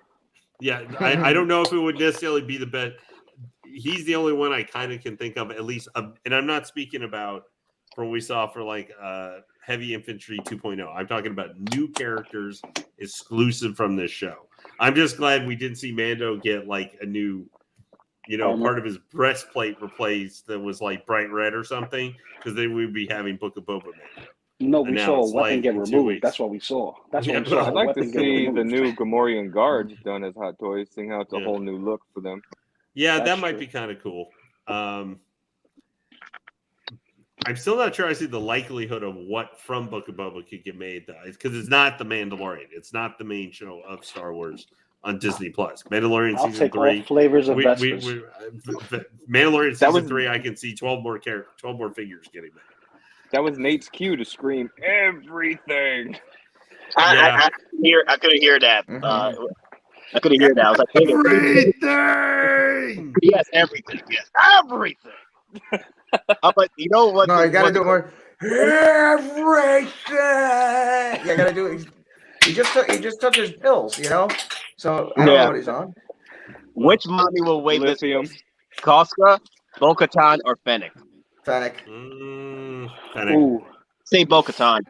but Fennec technically would display better with more. You can put Fennec with Boba. You can put Fennec with Din. You can Mando. put Fennec with Here's the problem. Everybody's Hunter. the numbers are going to be high.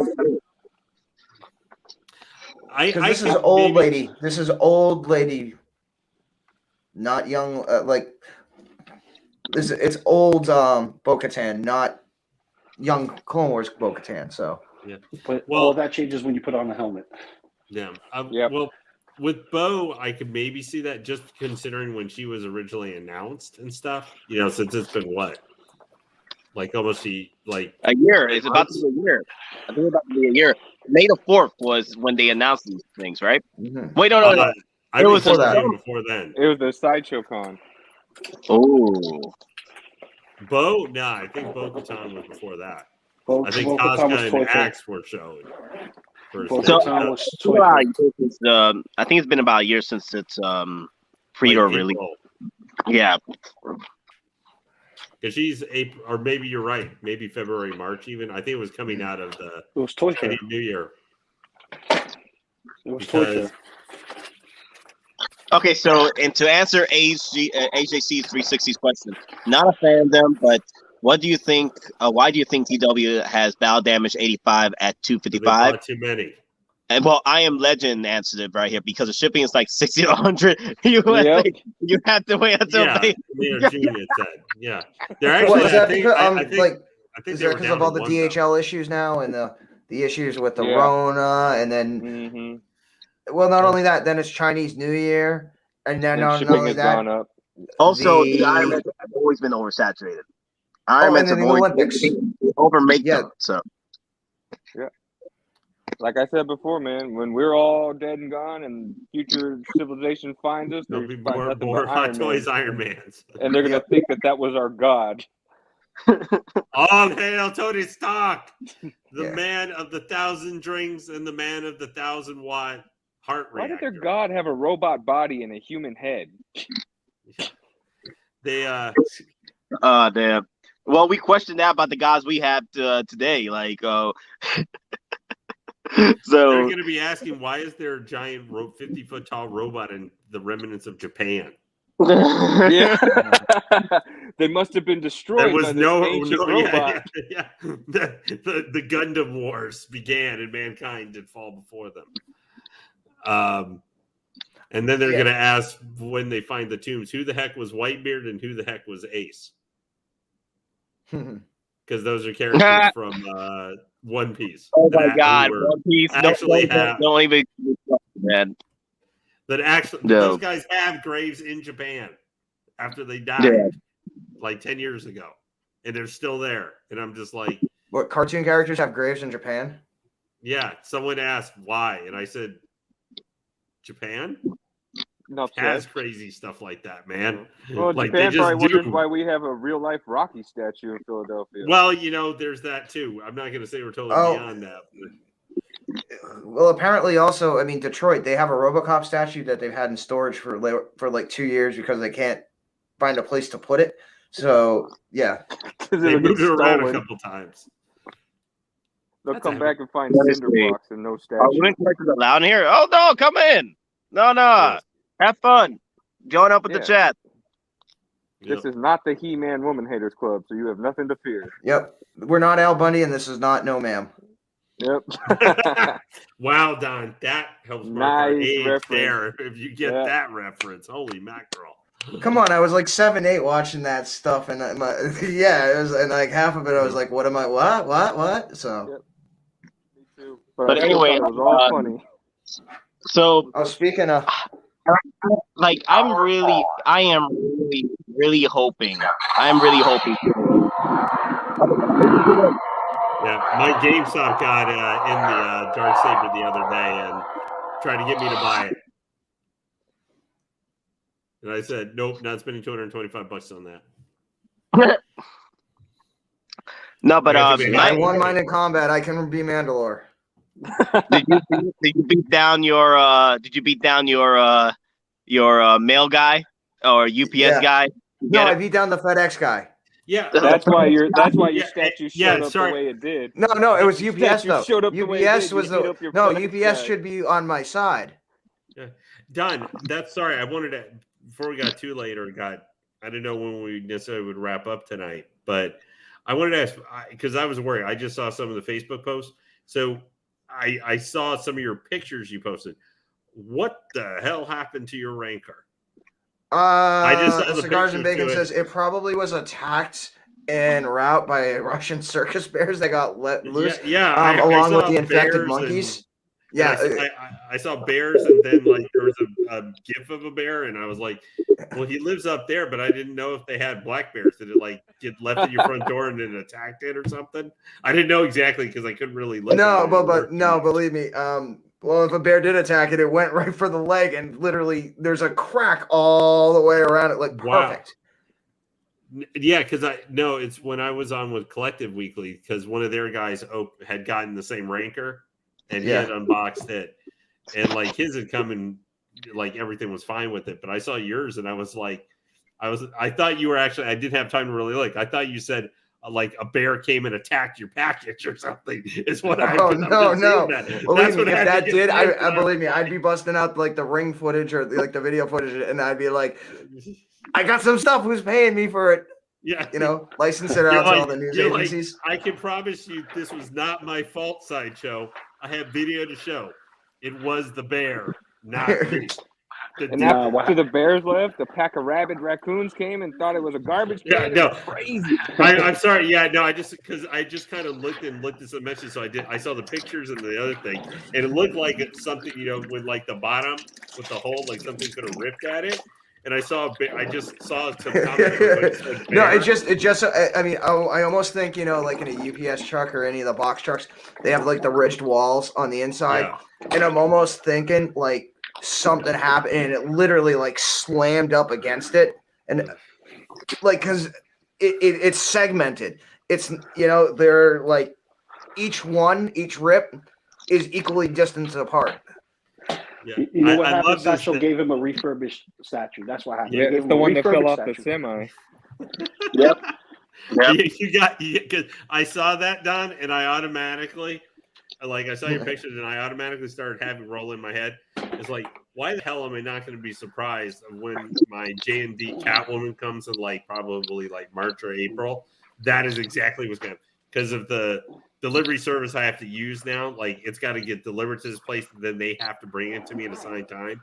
And it's just people like you or I, who get and bring the deliveries and stuff from their warehouse. Gotcha. And I'm just someone just coming in here, it's going to be because I have one lady who delivered one item, a hot toy that I got, who was 67 years old. So I'm just going to have this 40-pound statue and just going to drop it, and I was going to see it. Yeah, I mean, I can say for one thing, my normal UPS guy, I know this wasn't him because he delivers. He knows what I get. He takes care, if I'm not there to actually put my stuff down nicely. So I know this wasn't the driver. I know none of this was. It was, yeah. You remember that scene in Ace Ventura when he's got the mailbox? I got a package, people. Yeah, that's what the guy did with yours. Okay, so Lake Studios asking you guys, you guys think that Hot Toys will ever make a reissue of the Empire Strikes Back? Nope. They just did one. That sailed twice. So the best thing is the Return of Jedi Boat. Loco Lu, we can hear you. What are you doing? Mute yourself, man. I'm leaving the crib. Okay. I'm like, the heck is that noise? I'm sorry. I got a high tech house. I got Ed in my house. It sounded like he was busting people through walls again. Hey, listen, I got the okay to get Koska, so my wife wants to see herself as a figure, so I get to play with her twice a day. It's funny. All right, you Now you know just what gotta happens when you do that, right? 9 months later, you get a surprise. Oh, that's what I'm hoping for. I want a Loco Junior, bro. There you go. Well, my sister already has you beat because her second junior is supposed to be coming in like the next 12 days. Oh shit! Congratulations, Lane. Tell her congratulations from all of us. Congratulations. She's Uncle. my parents are getting ready to because they're going to be taking care of the 3-year-old for 3 or 4 days afterwards. Oh yeah. But they're getting ready to fly up to Connecticut next Thursday, I think. You should go with them, then you can meet up with P-Rock. Hell no, God, bro. No, I got to work. Well, yep, that's it. Right, Nate? We got to work. We got to make the money. We got to make the moolah for the HD. Moolah for HD. OT for HD, baby. But hey, guys, I want to ask y'all a question. After watching this episode, what's the likelihood that we're going to get another rendition of the Din Djarin Mando in the Book of Boba Fett figure? Like Boba Fett figure. Battle damaged. New pants. Ooh, battle damage. Oh yeah. Man, Din Djarin. Yeah, I like that. Nate, I hate you and your karma. As much as I like a battle damage Din Djarin with I want a Rancor Boba Fett. Like if the next figure is just a DX Boba Fett with the Rancor, and you just get that for the show, that's it. I'll be fine. Just getting a freaking Rancor Boba Fett DX. Call it a day. If we get battle damage, I would agree. Mando, he better come with that head in a sack. I don't think we're gonna get a Boba Fett Mando figure, but more than likely we will definitely get a season 3 Mando. Oh yeah. Most definitely. Because this is in play. Mando's got a long way to go before he catches up to Iron Man. He's got to start catching up, working his way up there a little bit. Yeah, but here's another thing: we still don't have the Chrome Mando released yet, and we still got more Mandalorians on the pipeline. So yeah, I know we got Mandos or nightmares, or nightmares. It doesn't matter. Mandos are coming. Mandos are coming. They're gonna do it like they did the Chrome Mando. They're gonna give us Chrome Mando, and then right after that, announce the next Mando. Neon Tech Mando. And then we're gonna get the first Mandalorian Din Djarin 2-pack with Frog Lady. Ice Mando. So it's gonna have some like little frost stuff put on his armor and his old Beskar 2-pack with Probe Droid from Book of Boba Fett. But you know what? At this point, you know who I think would probably appear in episode 7 too? What's that? Cobb Vanth, because Din just needs to make a call or make a quick trip in his new speeder. I mean, in his new fighter, and literally he, and at that point he can also bring the Tusken Raiders in. Then when the Tusken Raiders find out that Din knows Boba, Boba's like literally they're going to create a Tusken army as well. Like the Tusken army is going to be their backup. Yeah, because didn't Cobb tell him at the end of the episode, if you ever need me for like anything or help, like call on me or something like that? Yeah, I hope our paths run together again. Yeah, so do I. Yep. Yeah, I just really hope it's not just the Pike Syndicate; it's just the main bad guys. Like for how this leads to at the end, I really hope we get something more than the Pike Syndicate. Like because all Cad Bane, Crimson Dawn. Maybe Crimson Dawn because they're getting played up right now. Because if the Pike Syndicate, all we've ever seen those dudes do is get high on whatever their version. Spice. We've seen them get Spice high. Melange. Oh wait, different franchise. Yeah, Spice with Togrutas of the Night or whatever they were hanging out with. It's sliced up by space cocaine. Yeah, we've seen them get hanging out. I thought Destiny's was spice cocaine. With Togruta, with hot Togruta chicks. We've seen them get sliced to ribbons by Sith Lords, get blasted, and generally, get made to look like idiots by Han Solo, Light Edition in Solo. So they're not exactly like my biggest. Oh my god, they're a big threat. I'm like, I have not seen anything to make these idiots look like an actual threat. They've got trashed every time we've seen them by somebody. Well, with flow. yeah. TK592. We never saw Mommy's body. They specifically made sure to show us the kid's body. Yep. They made sure to show us the king's body. Mommy never shown. Mommy escaped. Yeah. The kid's not dead. The kid and the mom, they're not dead. No, I think the kid is dead because he still had the small stick. Remember? No, he just found the stick. That doesn't mean the kid's dead. Oh, The kid okay. could've So run then, off. okay, then yeah. So then mommy and the kid are alive. I don't think That he's many of the holding when he Tuskens throws it on actually the fire got as killed. an adult. I have a question for you guys. What's up? So, with all the characters that we're talking about being made into figures, what side character do you think that they'll make that is laughable but still be something to get? Yep, In my opinion, it would be the mechanic who helps Din make the Starfighter again. The No, mechanic. no. If they I did don't. Quill, and on top of that big ass blurg, I can see her coming in with a set of droids. I see Max Rebo 2-pack happening versus. Yes. That's what Yeah, I was I- Max Rebo. I see the droids happening on their own as like a droid pack before her. Ooh, a droid pack. Look at that. I mean, if we're gonna talk about just a general character, like a side character from any Star Wars that I should get made, it's Neb. No, we need more aliens, and he's the perfect side character.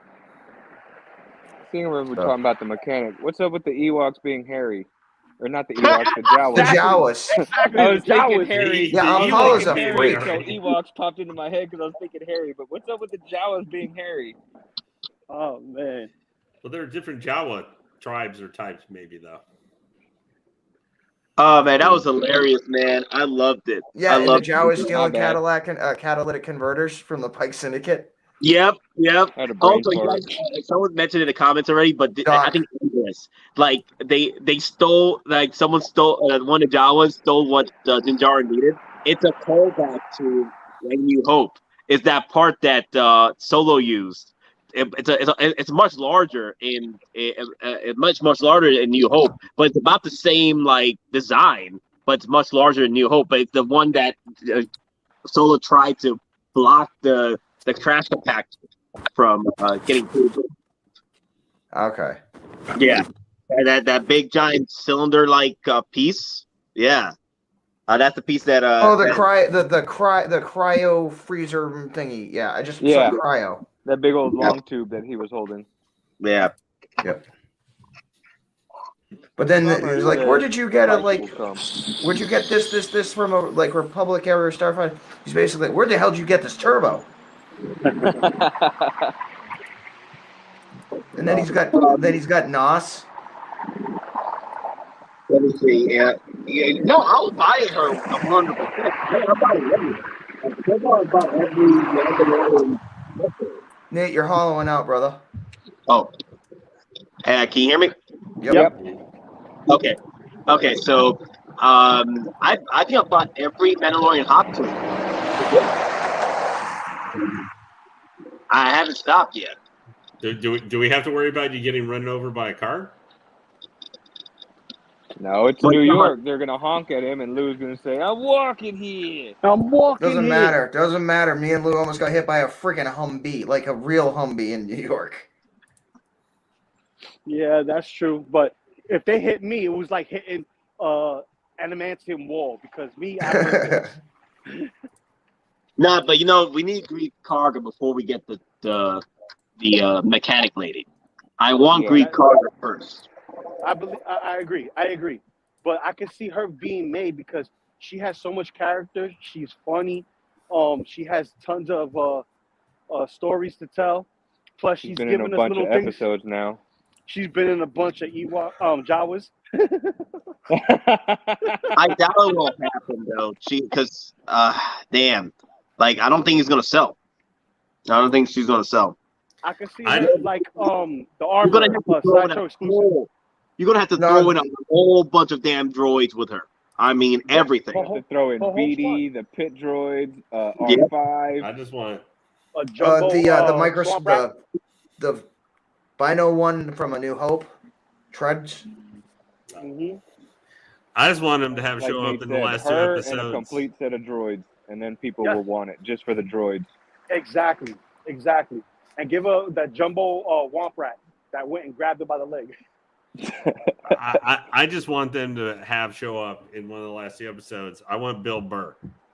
Yes. I want Bill Burr to like repay Boba and Mando and like hit, but I want to see him when he has a little like goofy little predator blaster on his shoulder. Yeah, Got that like, robot yeah. arm that Yeah, that was with the So you're blaster. telling me I'm going to have to change up my custom Mayfield project midstream? Because I've got the head want done him, and I've got the cycler I rifle want done. to figure. I want him like in his own kind of armor outfit, like to show up so we can get an actual book of Boba Fett, whatever Bill Burr figure that is him.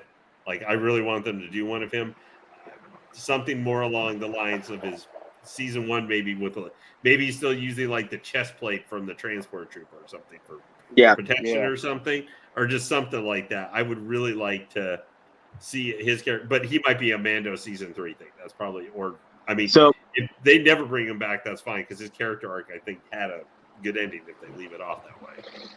So guys, I want to bring this up real quick. Single Star said earlier, Lane, you gotta remember, Howard loves Star Wars. I mean, really loves Star Wars since he was a child in 1977. Howard has no love for Iron Man other than it's his cash cow. Let me see. There has to be some type of love for the Iron Man. Because look at the R&D work that goes into these damn figures for Iron Man, and the money that goes into it. It can't be not because of the cash flow. It has to be. There's some type of labor and love that goes into the Iron Man. Even just something like, remember the armor up ones he's doing, like the Mark V armor up, which is something completely different than they've done before. I mean, or look at USBs the now. new Mark, I can't answer Mark this. 1 reissue. You got USB. You got a fan that moves. I can answer this question real that's easy. love. I can answer this question Go for real it. easy. Asian market, they love mechs. Technically Robots, speaking, you're cyborgs, buying a mech. everything. And mechs get the most love. Like they're the future, and it's always been that way. And that's exactly where the mindset is. He might love Iron Man just as much as he loves Star Wars, if not more so for the cash cow, but he puts a lot of love in it. We don't have a DX Marvel figure whatsoever. We don't need it. We don't need it. Marvel is a complete DX line. So if that doesn't say much, then I don't know what does. Gotcha. Yeah. I think that's the reason why I think people need to calm down when it comes to these figures, because not only they're catering to us here in the West, but also in the East, they got to cater to what Lou is saying. Their cash cow is Marvel over there. Iron Man is like the king over there. So they're catering to that market and they sell. Because look at all the damn Iron Mans who've come out so far. Hell, they keep making Iron Man. I Love You 3000 has been dead for 2 years and they're still making stuff out of him. It's ridiculous. Yep. It's kind of like the Spiderman and Batman franchise. As long as you keep pumping these figures out, people will buy them. They're the popular characters in their respective licensing products. You get what I'm saying? It's like if you make it, they will come. If you build it, they will come. Especially when it comes to something that is a cash cow like Iron Man, Spider-Man, etc. Yep. Especially since with them, the main characters like Iron Man and stuff, it's easier to get younger collectors to try and get into this because those are their favorite characters. Mm-hmm. Yep.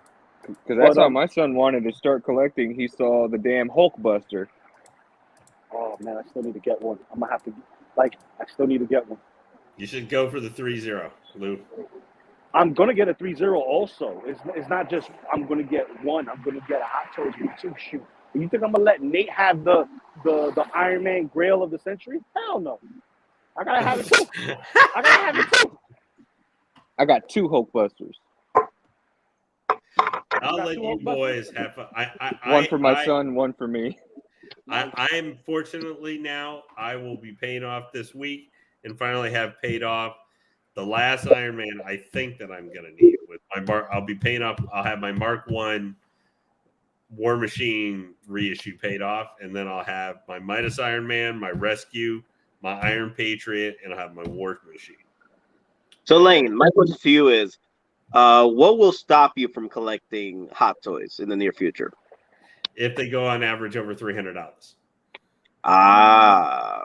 Like if the average figure, that's when we start getting into statue territory. I mean, we're already kind of in statue territory, depending on the statues. But if we start getting where, and I'm actually already like pulling back quite a bit. Like 2022, I've got a lot of figures, especially the first half. Like I'm getting, I mean, I've already got 4 characters, 4 figures that I'm waiting for in the next couple months that have already been released in Hong Kong. Batgirl, the Wonder Woman 84, the Artillery Trooper, and the what do you call it? The Tank Commander. So I've got 4 in kind of when we'd be like, hey, we're not getting anything on the way. So P-Rock. Give me 1 second. One. There you go. You're second. P-Rock. P-Rock, get out of the toilet. Get off of the toilet, P-Rock. The guest. No one said anything. Nobody said anything to me. How long has P-Rock been down there just spying on us? 5 I don't minutes. know. I don't know. 5 minutes. 5 minutes? I told you he was taking a shit. I told you. Yeah, great. P-Rock's talking See, like he look- was holding his P-Rock breath. is just, yeah. Oh, boy. Thanks. Well, Lou. guys, I'm heading out. My bus is here. I don't want to interrupt the stream with all the noise and stuff and being in and out. But love you guys like always, man. You know, love you 3000 all the way. Don't forget to like, share, comment, subscribe, and all that good jazz over here geeking out. And we catch you guys on Sunday. You Yeah. know. And unless something else drops, wet my crew all day, every day. Well, I hope on Sunday. Well, I should have already had my Tuscan Raider here, but it's taking a trip across the USPS network. And, well, no, DHL right now is so backed up. I got the artillery trooper. I got it from Toys Buying Agent. It was at the Hong Kong airport at the DHL terminal for 36 hours waiting for a plane to take it to the U.S. Yeah, because So- they're having all the not shipping and stuff like that to US right now. Hey. COVID. Later, Lou. Take Take care, it easy, Lou. Loco. Later, guys. See ya. Later, guys. My figure from KG Hobby, my Sephiroth. Yeah, my Sephiroth. It's been on shipping for like 30 days, and it looks like it got here in the States, but it still hasn't arrived here. So who do I talk to in DHL to find out what the hell happened to my Sephiroth? It's probably in customs being Well, inspected. hey, you know, Do you because on mine last night finally got in because on my DHL it says customs clearance updated, status updated, blah blah blah, and then it says further detailed shipment has been given a full release status by customs, unless there's an ad hoc physical exam. Yeah. It's moved to the DHL delivery facility. hey, Yeah, Please when monitor it's continued there progress. at customs being inspected, there will be no update. You'll only get the update once it clears. well, hey, you know, it could be worse. It could be like Will Foxification, who has had his Prime 1 Sauron sitting on a boat somewhere lost in the Pacific for now over 2 months. And he's still waiting on it and doesn't know what his current status is. I'm sorry, So Will. if you guys are Will. having any issues with DHL and you're having to wait an extra week, you know, just like it could be worse is all I'm saying. I mean, It's almost retaliation. There's stuff going on between two people, right, and two entities right now. So, and we're feeling Here's the thing though, fight like of it. I'm waiting because I could literally buy this at Toys Wonderland right now. I'm like KG Hobby, not KG Hobby. How you already said the DHL.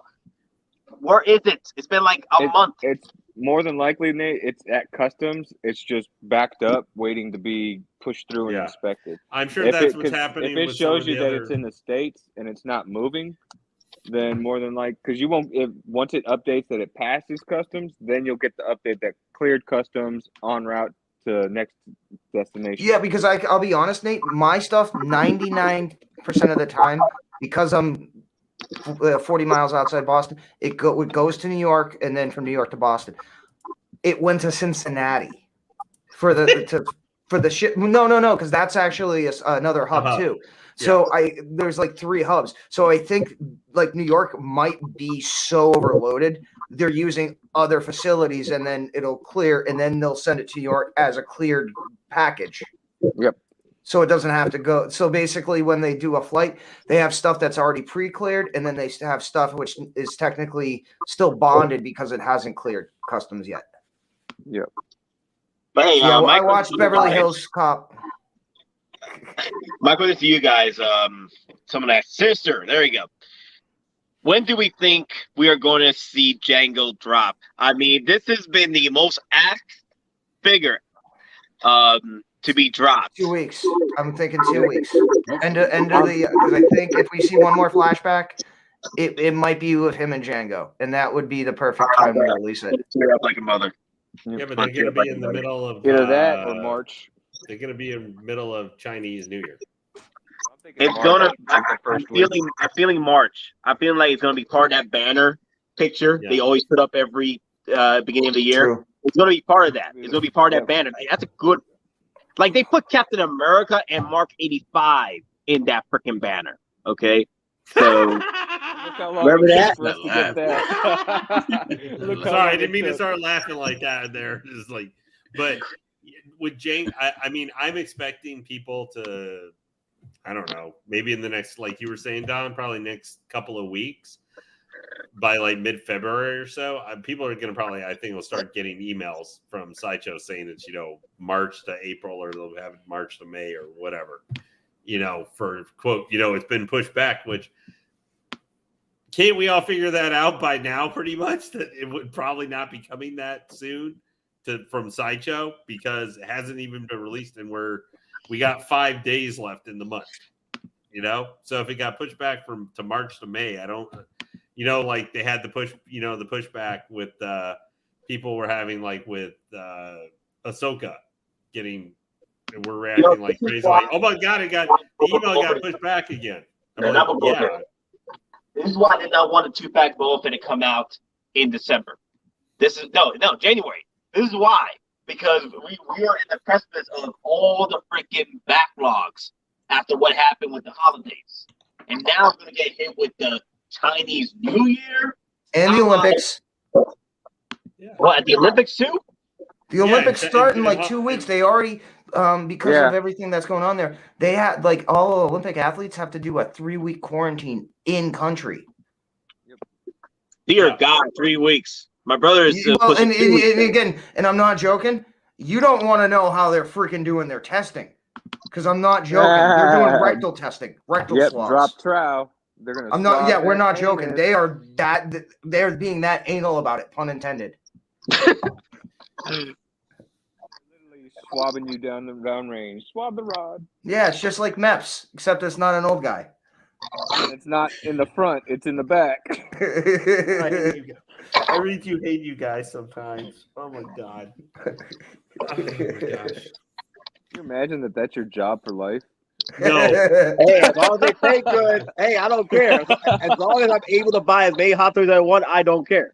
Hey, cigars and bacon, you know how it is, especially when you're like, oh, guess what? Your time to watch, your time to gaze. Oh God. Actually, hey P-Rock, are you there? Yeah, I'm here. Occupied? Okay. I want to ask you, since you're the Godzilla man, well, you're the other Godzilla man other than me here. I just own most of the movies. Have you ever bought any of those Defo Real Godzilla figures? They're like 5-6-inch ones. They're like $75 to $100. I came close to buying one. They're like the advanced Funko Pop version of Godzilla figures. Yeah, but they're like super expensive and. Yeah, I came close. I didn't buy one yet. Okay, because I just seen the one they were doing for Biolante. Yeah, that's the one I wanted to get. Yeah, that one. Or you should just buy the Bandai one, not the figure arts, but one they put out. But it's like $200 and something. Oh, I got that one already. Silly me. Nate, did you see that 1-to-1 Sephiroth bust that's coming out? What? There's a 1-to-1 Sephiroth bust being made.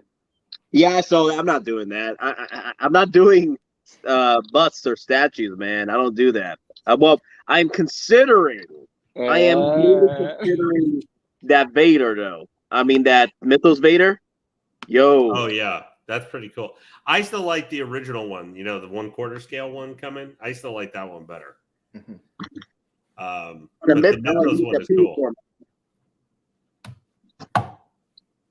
You're talking about a premium format Vader, right? Yeah, the quarter one that was announced last year. That's supposed to be coming like April. Like we're not too far. In theory, we should be not too far away from when that. Everything was shipping right now. I put everything is in theory. The reason why I'm not going to pick that one up because I already have a Vader like that. It's a quarter scale Hottoys Star Vader. I can live with that. But the battle damage one, the statue, I am considering it, man. I think I have enough space for the cape. That's the only thing. The waving cape is causing me like, can I fit this in my? I don't have detox. I have detox, but I have one that's a little larger than detox. I might be able to fit it right in there. So I have like. Honestly, for Final Fantasy for statues, I want to see finally get announced for the price, even though I don't want to see the price of it. Is the 1/6 scale Final Fantasy 6 Terra Bradford on her Magitech armor that was shown during Prime One's event last year. I'll buy the 1/1 Tifa. Well, they did one of the Nier from Nier Automata a couple years ago. Yeah, that one was like $3,000. So I don't even think I want to know. That one was huge, though. Yeah, I don't. Well, that one, that thing looked huge at 6 scale, and I was like, I gotta know because that's like my favorite Final Fantasy other than 7. I gotta know how much it's gonna be, and then I gotta know how I'm gonna cry because I'm not gonna buy it. I want that Prime Plus, the other throne. The tactical throne. Yep. Yeah, that looks cool. I have to finally because I have now, as of yesterday, I have sold all my statues except for one. Damn. Well, I only had like 4 or 5 currently, but I got rid of all of it. Well, I still have a Star Sapphire power battery from their from like 7 years ago when they were putting out as like prop replicas. I still have that because I don't have the original box anymore, and I don't think I want to pay for how much I could maybe sell it for. It's very rare. Like it's the hardest one I think to find almost, but they don't sell for very much. So we'll see. But is P-Rock's background a side shot of him looking up? That's what it looked like. No, that's Black Widow. No, but I mean, when he shows up on the camera, you see P-Rock. Sorry. He looks like he's doing his best Benito Mussolini look there with his jaw out. Like it looks like he's making R&B albums himself. It looks like he's setting up his rap video. Yep. Well, I was expecting more. Y'all mind if I lay some free tracks? He just needs to do that and have like I don't know, one of the Godzillas like put in the other way so he can look like he's doing a boxing poster and like the ultimate battle. Making some adjustments. That's what we need. We need a new Godzilla movie from Japan that is not the American Godzilla. That's what we need. The last one was Shin Godzilla 2 years ago. Yeah, the Shin Godzilla, and that one was awesome. Like I mean, compared to like some of these guys, my knowledge of Godzilla is absolutely pathetic. But I even know who Shin Godzilla is. You know, he's the one that had such a badass movie. Yeah, that was done by the Evangelion creator Hideki Anno, who is fulfilling one of his life dreams of making an Ultraman movie, which I want to see because I'm a huge. Wasn't like Will Smith at one point going to do an Ultraman movie? I hope not. I hope not. No, I'm serious. Like at one point, I thought he was actually in serious talks to do an Ultraman movie. Yeah, I would have been like to this. Blech. Yep. There are some things that are best just left made by the. What the? he's just screwing with us now. What the hell was that? I'm on a different laptop. I'm trying to change a few things. Actually, Peter, it's funny though that you have the Black Widow, image there you're using because that is literally the exact same pose for the statue that is coming out from Queen Studios, the quarter scale. That's exactly. Yeah, it is. Because I've already got the. I already have the white snow costume version of that one, which is the limited one, like 600 or something worldwide. I've already got that pre-ordered, even though it's not actually technically to be sold in the United States. But we'll leave that part out. Wink, wink, wink. Yeah, I can't wait for it though. And the But white it's suit, like sometime, right? The white suit. yeah, with because the pose I like with the longer hair. The black suit has her hair tied up and stuff, and because her head is kind of like positioned up and her eyes are looking up, it looks a little weird if you have it low. Yeah, it looks like somebody's behind her pulling that ponytail down. Yeah, but that's why I decided to get the other one, because normally I will not go for the more expensive option for most of this stuff for how expensive it is. But I just thought it was funny because I was saying, except she's wielding her batons, not. Is she wielding her batons or? Those are pistols. I think those are pistols. Those are pistols. Yeah, those are blocks. In the statue, she's wielding her staff. Man, you gotta be careful with the white costume. Yep. There's Nate. Subcomp. Yeah, be careful with that white costume, man. 'Cause if you touch So are it, we getting a house tour? What's up? Nate house tour now, engaging tonight. No, I'm just I'm on the in the other living room. So what was I going to say? So Jeff brought this up, right? Do or do not, Nate. There is no try, and I'm thinking like Aslan when he said that line in Narnia. Don't cite the deep magic to me. I was there. God, like, yeah, I see the lion. Don't cite it to me. I was born with it. It's almost like Bane. It's almost like the opposite of Bane. I didn't see the light till I was a man. You adopted the dark. I was born in it. Yeah. So what's everyone's thoughts on Peacemaker? Oh, me and Six and Bacon, we're kind of on the same. Me and Don are on the same page about that. Yeah. I love that show, man. I love it, but I love it more because of the acting prowess of John Cena. I'm very surprised the way he's putting out his acting.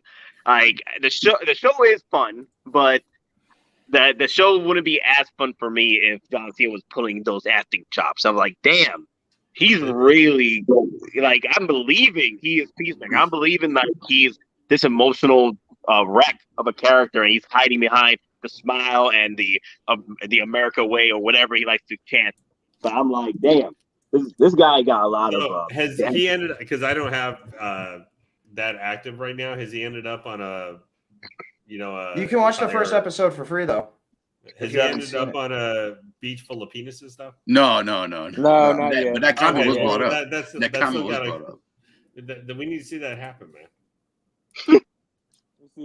Yeah. I mean, I'll just say this. It's from my perspective, it's trying too damn hard. And again, a lot of it has to do with James Gunn and his sense of humor. I at some points it's trying too hard, and again, it's almost insulting.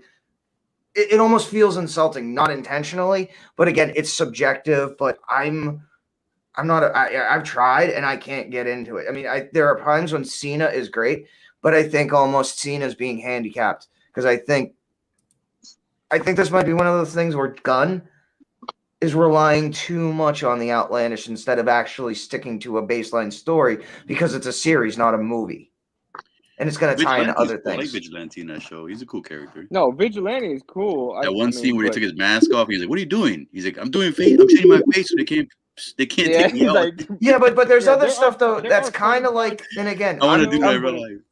I'm deep in, like, I love dark stuff too, but it has to be in the right context. Like, when they're walking out of the restaurant, the guy's in the back, and then he gets all frazzled and he's like, girlfriend, then why are you trying to you're invited to my abortion. It's like that kind of stuff. I know what you're trying to get to, but it's so forced it doesn't work.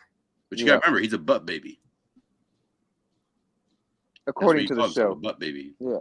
Because but it's still but still it's like it's trying too hard and it's setting these things up. And again, from my sense, they're falling flat. And again, that's just my perspective. If you like it, that's fine. Here at Geeking Out, you can have your own opinion. We'll discuss it. But guess what? No one's going to trash you for it. So, again, I'm not a fan of it. But if you are, great. We have different interpretations of the same material. I'm on the same page with Don. Like, there are parts that are funny. It's an okay show, but there are other times where they're just trying to force the joke on you. And it's like, you didn't have to force it. We get it. You just didn't have to keep pushing it. Because you can, I mean, like some people are saying, like the Nobi are saying, you can see the stuff how it's happening with Boba Fett. You can kind of see the same things they're going with Peacemaker, except, and again, James Gunn, he's trying to essentially spread a movie out over 9 hours. So it's like it's almost like he's trying to go for stuff that's not going to work, but he thinks will, because it works in a condensed area like Guardians of the Galaxy, because you have that condensed period where that stuff kind of flows, but in a series it doesn't. Gotcha. Okay, yeah, like Mark, hey, he was an irredeemable hypocrite. Yeah, but basically they're trying to make him a different character, especially like the whole thing when he's leaving from prison. You know, but he did show he had sort of a regret when he was committing those actions with like in the movie itself. Like he didn't want to try to kill Ratcatcher. He did not want to kill Rick Flag. He called Rick Flag a hero. He was literally one of his heroes. And he did not want to kill him, but he had to. But but then when he did it, he was shocked and surprised that he committed it.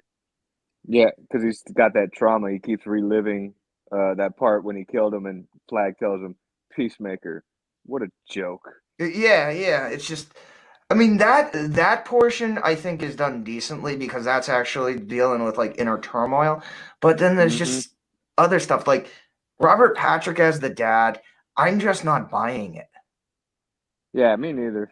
I mean, and again, I don't know if it's the fake gut and them trying to make him with the wicked hairdo. Yeah, no, like they're intentionally making him look so redneck. It's a character of itself, and I understand that's part of the joke. But in order for the joke to actually be funny, it needs to be somewhat realistic, because it needs to have a basis and foundation. And then you have this redneck character, and the character he really is. Oh, I know he's an amalgamation. He's two different characters into one. Yeah. But it's just okay. So you see this guy, like he's basically a Grand Wizard of the Knights Clan, just as a supervillain. But like you're in the trailer home, and he's pulling out like an LED panel, like Iron Man, and he's in his freaking trailer park lab is better than what's on the Starjet. Oh yeah. But yeah, he's like, this is X-ray. This is force fields. This is DonPrime. No, I get it. DonPrime, and I get you cigars. For me, it's a fun little ride for me. And at this point, it's something I don't like, because at this point with DC, I'm going to give chances of stuff I really enjoy, like the Batmans if they do it right, the Flash. I'm going to give that a chance. But right now, I mean, I don't know what is DC doing. Well, DC, I mean Warner Brothers. I don't know what Warner Brothers is doing, and I know they're trying. They're trying to reboot things, and I hope it works out, because I want to consume your merch. I want to buy these figures, but you gotta help me sell. You gotta help sell these figures to me and tell these stories correctly. For me, I'll get Peacemaker because I enjoyed Peacemaker so far. Story-wise, it's okay. You can see things happening before they do most of the time with the show. But as far as like the characters concerned, I'm enjoying Peacemaker. I like what he's doing. I'll still be able to get the figure. I still want to get the figure because I did like him in Suicide Squad as well. I think he was better in Suicide Squad. But I like the storytelling with Peacemaker in the movie, his own show, because it's opening up doors, to his psyche and what's going on, and his inner turmoil. And I'm enjoying that. I will say one. Oh, sorry. Yeah, go ahead. I'm sorry. I didn't mean to jump you. Finish. Sorry. No, go ahead, man. No, I'm done. No, I will say one thing though. Like his support staff, the crew, his tech people, his handler, how they interact, that is actually legit. Like anybody's military or anything like that, or even police or whatever, you actually go to a command center during an operation. It's literally you're yelling at people, you're doing this. It's that is real. Yeah, you are threatening to especially hurt if you people ever if they had don't to get have something done. or the unfortunate privilege of having to work in the talk when your hand is busted for 6 weeks. Yeah, literally, you're yelling at people, you're throwing stuff, you're yelling in the phone at people. That's real. So, Calling people by their first name, threatening to hurt their firstborn. Yeah, heard it all. I don't know. I enjoy it. It's fun. It's something different for me. I like different. That's the reason I Yeah. enjoy it. Like, I'm tired of seeing the same stuff over and over. Like, to me, it is kind of, some of the jokes are forced, but I don't know. I kind of enjoy it. I enjoyed it more in Hawkeye so far. Like, Hawkeye was cool, but the only character I enjoyed in Hawkeye was Hawkeye. Yeah. It's like, you know, each shows are different, but I'm not saying it's the best show out there, but it's something different. I like different. yeah, I wonder how many people bought a freaking Heavy Mando after this episode. I mean, they don't care about the price. They're gonna buy it, and the price. should look at eBay for the last 24 hours. Yeah, Shut up, you know, $100. Heavy Mando about to be the Who can same pull price it as up? Venom. Heavy Mando going back up 450. Here, I can look it up. I'm on my iPad, but looking up Heavy Mando. Yeah, look up Heavy Mando. Let's Just see less how than 24 hours on eBay if there's anything. Because Heavy Man he was back down to 350. He was selling for like what 500 at one point. He went back Maybe down a little north. Yeah, he went back down to 350. Yeah, Martin K. I kind of like that too, because I was going to specifically mention the one scene in the Suicide Squad where I always remember Peacemaker is where they're all at the bar, you know, Flag and Deadshot, Ratcatcher too, and the waitress comes up, takes their order, and then Cena's like, "You forgot the rat," you know. That's kind of like I want to remember the Peacemaker, and I don't think that's this character that we're being presented. Let's see.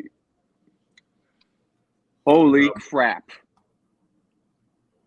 $1,117.82 Sold? is it's sold. $950.88 is the next one. Then it drops back down to like $585. Some people bought it for $900. Yeah. No. Someone bought. Are you telling me someone bought this for close to $1,200 2 days after the show? Wow. Yes, $1,117.82. Jesus. People aren't paying attention. There's some listed for like just over $400. Yeah. Was that was that Australia or China? What's up? Where was that US dollars or like Hong Kong dollars? Shipping from Japan. It's shipped from Japan. Oh yeah, it usually if you buy it from Japan because they gotta include the VAT tax or whatever. Yeah, but the average that's into that. Yeah.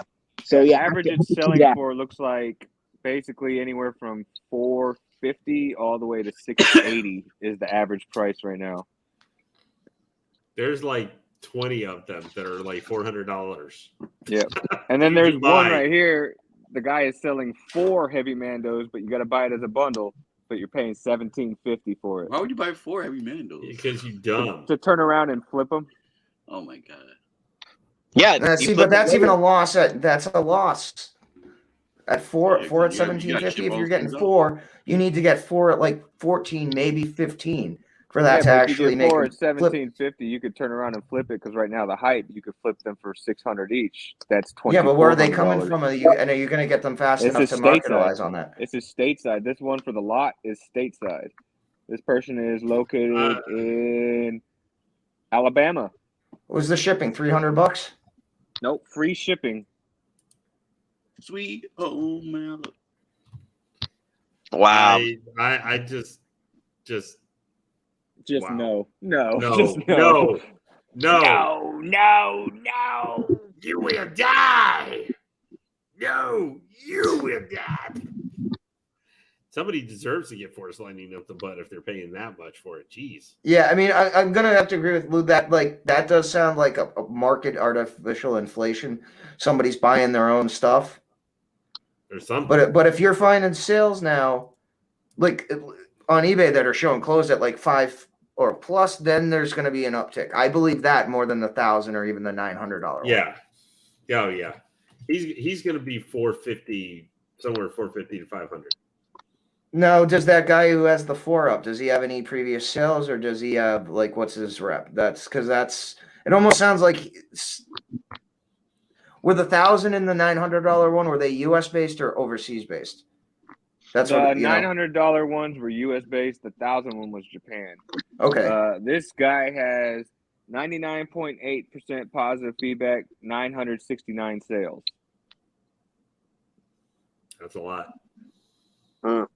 Okay, hey guys, I gotta start heading out, so we'll end the stream for today. Oh wait, let me see what Sean Donnelly want to say before we go. The next Hot Toy novel will be a past Vizsla that has hands, holographic shield, jetpack, vibroblade, and a broken vibroblade. I still don't think that sounds as cool as the original, though. Well, I think better come with a complimentary heavy gun, because smart gun, because what's the point? Yeah, I mean that's the thing. I mean, it will have to be. Well, remember what everyone was saying. Hey, Heavy Mando, when it went, basically sold out before it got into stock. Remember how we were all saying, based on the numbers, how IG-11 was going to be there, yet it's still in stock after it went blue screen. How many times?